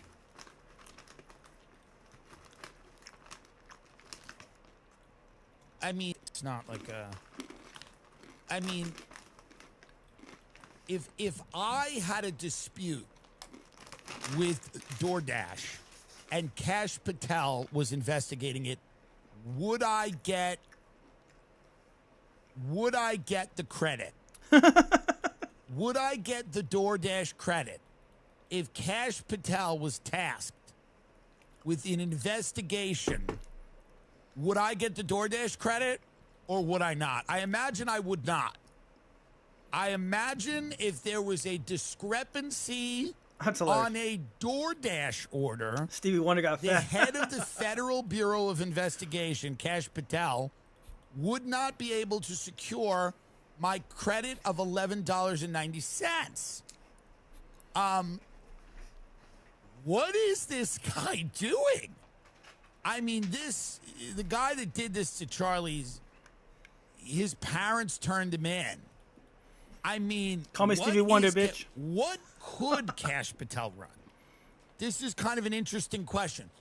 What organization could Kash Patel run credibly? I don't know. Anyway, Max Blumenthal. True.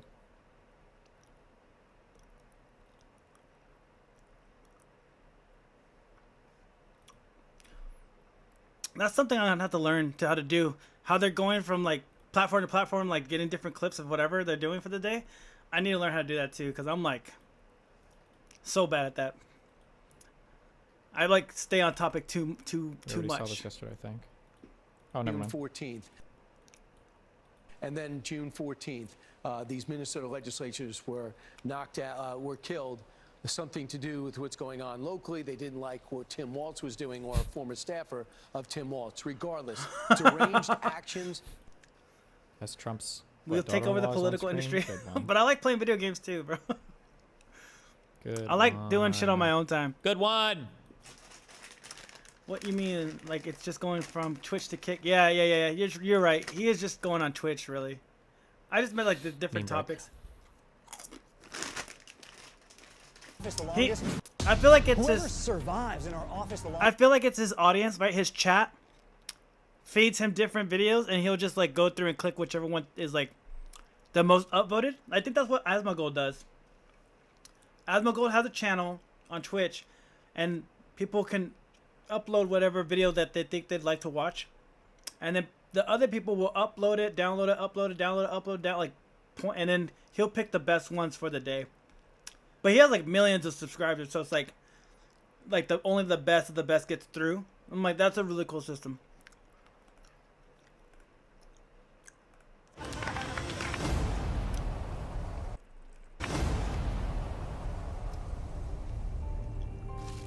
If I win, I'm going to the Grand Canyon, like without a doubt. You don't get 2 weeks all the time, and I think that's pretty much the game of life. What You're you right. need to see it. Imagine how many games you can play with society. I'm gonna go to Samoa and teach English.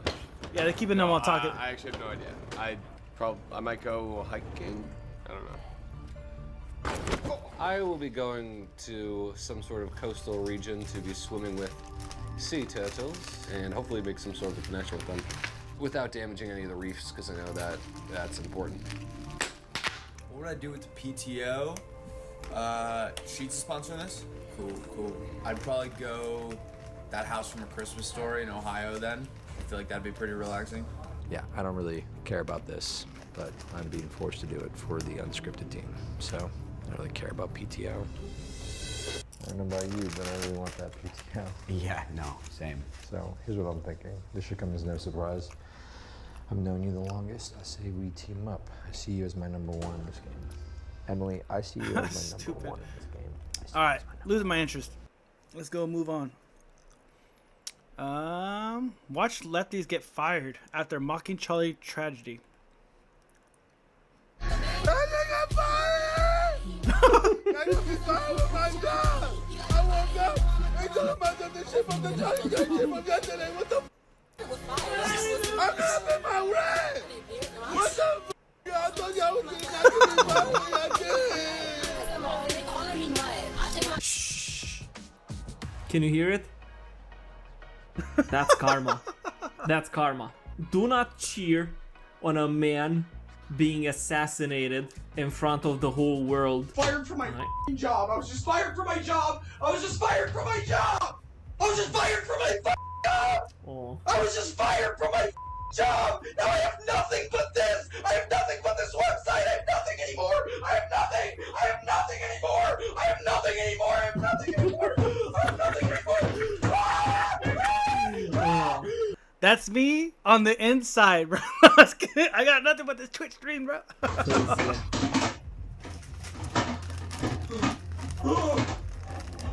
So delicious.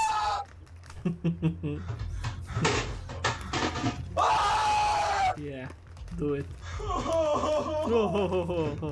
Yeah, indeed. Max. Yes. Concerned men with cherry biome Canadiable into You were nothing even before, and now you got this shitty website to show it. men where is cherry. Just so you know, this is the person that's gonna argue with you about tranny stuff on the internet. And don't forget that these people vote. And also the illegals, they also vote. Yeah, so this is who you are up against. Guys, I haven't made videos like this, but I just got let go from the University of Florida as an employee. They didn't tell me why. Thank goodness. There's all sorts of things I have to do now. Oh. But in the meantime, while I'm looking for a new job, there will be some more sim racing content, it looks like, and possibly even more Japanese content while I go to class. Stay tuned. This is so delicious. Like, karma is such a bitch. Do not cheer on Charlie Kirk's assassination. Just do not do that. Leave the man to die in peace. Yeah, he said some things, and I might say based and normal. He was a vanilla conservative. He was a Democrat from 20 years ago, and you cheered on Charlie Kirk's murder. Shut up. Shut up. Shame on you. My TikTok done bit me in the ass because I just got let go from my job for my TikTok. I guess my boss saw the TikTok, so I'm on my way home right now. So I guess... I'm just really glad Charlie Kirk just got himself fucking shot, because he's right. Empathy is dangerous to society. So no one should give a fuck that he's dead. He didn't say that. He said it. No, he didn't. I'm just saying his words. He said sympathy. All I'm doing is using his words. You can't be mad at me for using his words. He said sympathy. Empathy is a new wave thing and is very problematic. You right. No empathy for you. Zero. This is actually a lie. If you check like the full context, he said that empathy was a propaganda word that was used mostly for propaganda, and he said sympathy. So if you watch like the full context, you're gonna see that he said something completely different. But these idiots, they don't care about any of that. They have so much hatred in their heart. They will not care for what Charlie Kirk actually said. Right. About social media post. A teacher, I put out a statement about a half an hour ago. We will be conducting out. So I gotta take the dog out for a walk, guys. All right. So it's gonna be a minute. I'm gonna walk her out because she's going crazy. So I'm gonna walk the dog. I will come back after I walk the dog. So yeah, if you want to come back in like I don't know, 5:30, and then right before the Canelo fight, I got to go myself all good one though. I'll be back here for sure. Follow for now, subscribe. I'll be back around like 5:30. I'll just be chilling. I'm gonna watch the Canelo versus Crawford fight around 6 o'clock, I believe it starts. So yeah, I'll be back in like in an hour. Sorry guys, I love chilling with you guys. Hopefully you guys come back. Hopefully you can kick it more later on. Hey, I appreciate the subscribe, man. I really do appreciate that. I'll see you guys in an hour. If not, I'll see you guys. Oh, just let you guys know, my schedule normally is during the week, Sunday through Saturday is 8 p.m. I'm on California time, so 8 p.m. to midnight to like 8 p.m. to like 1 o'clock in the morning is when I usually stream. Right now, I'm streaming during the day because I have the time to do it on the weekend, like on Saturdays. So I try to do a bit more than the usual, but usually my time is 8 p.m. to midnight. You know. But hey, I appreciate the gift, the gifted subs. Hell yeah! All right, then guys, I will see you guys in an hour. If not, I'll see you guys another time at 8 p.m. or whenever at nighttime. All right. See y'all later.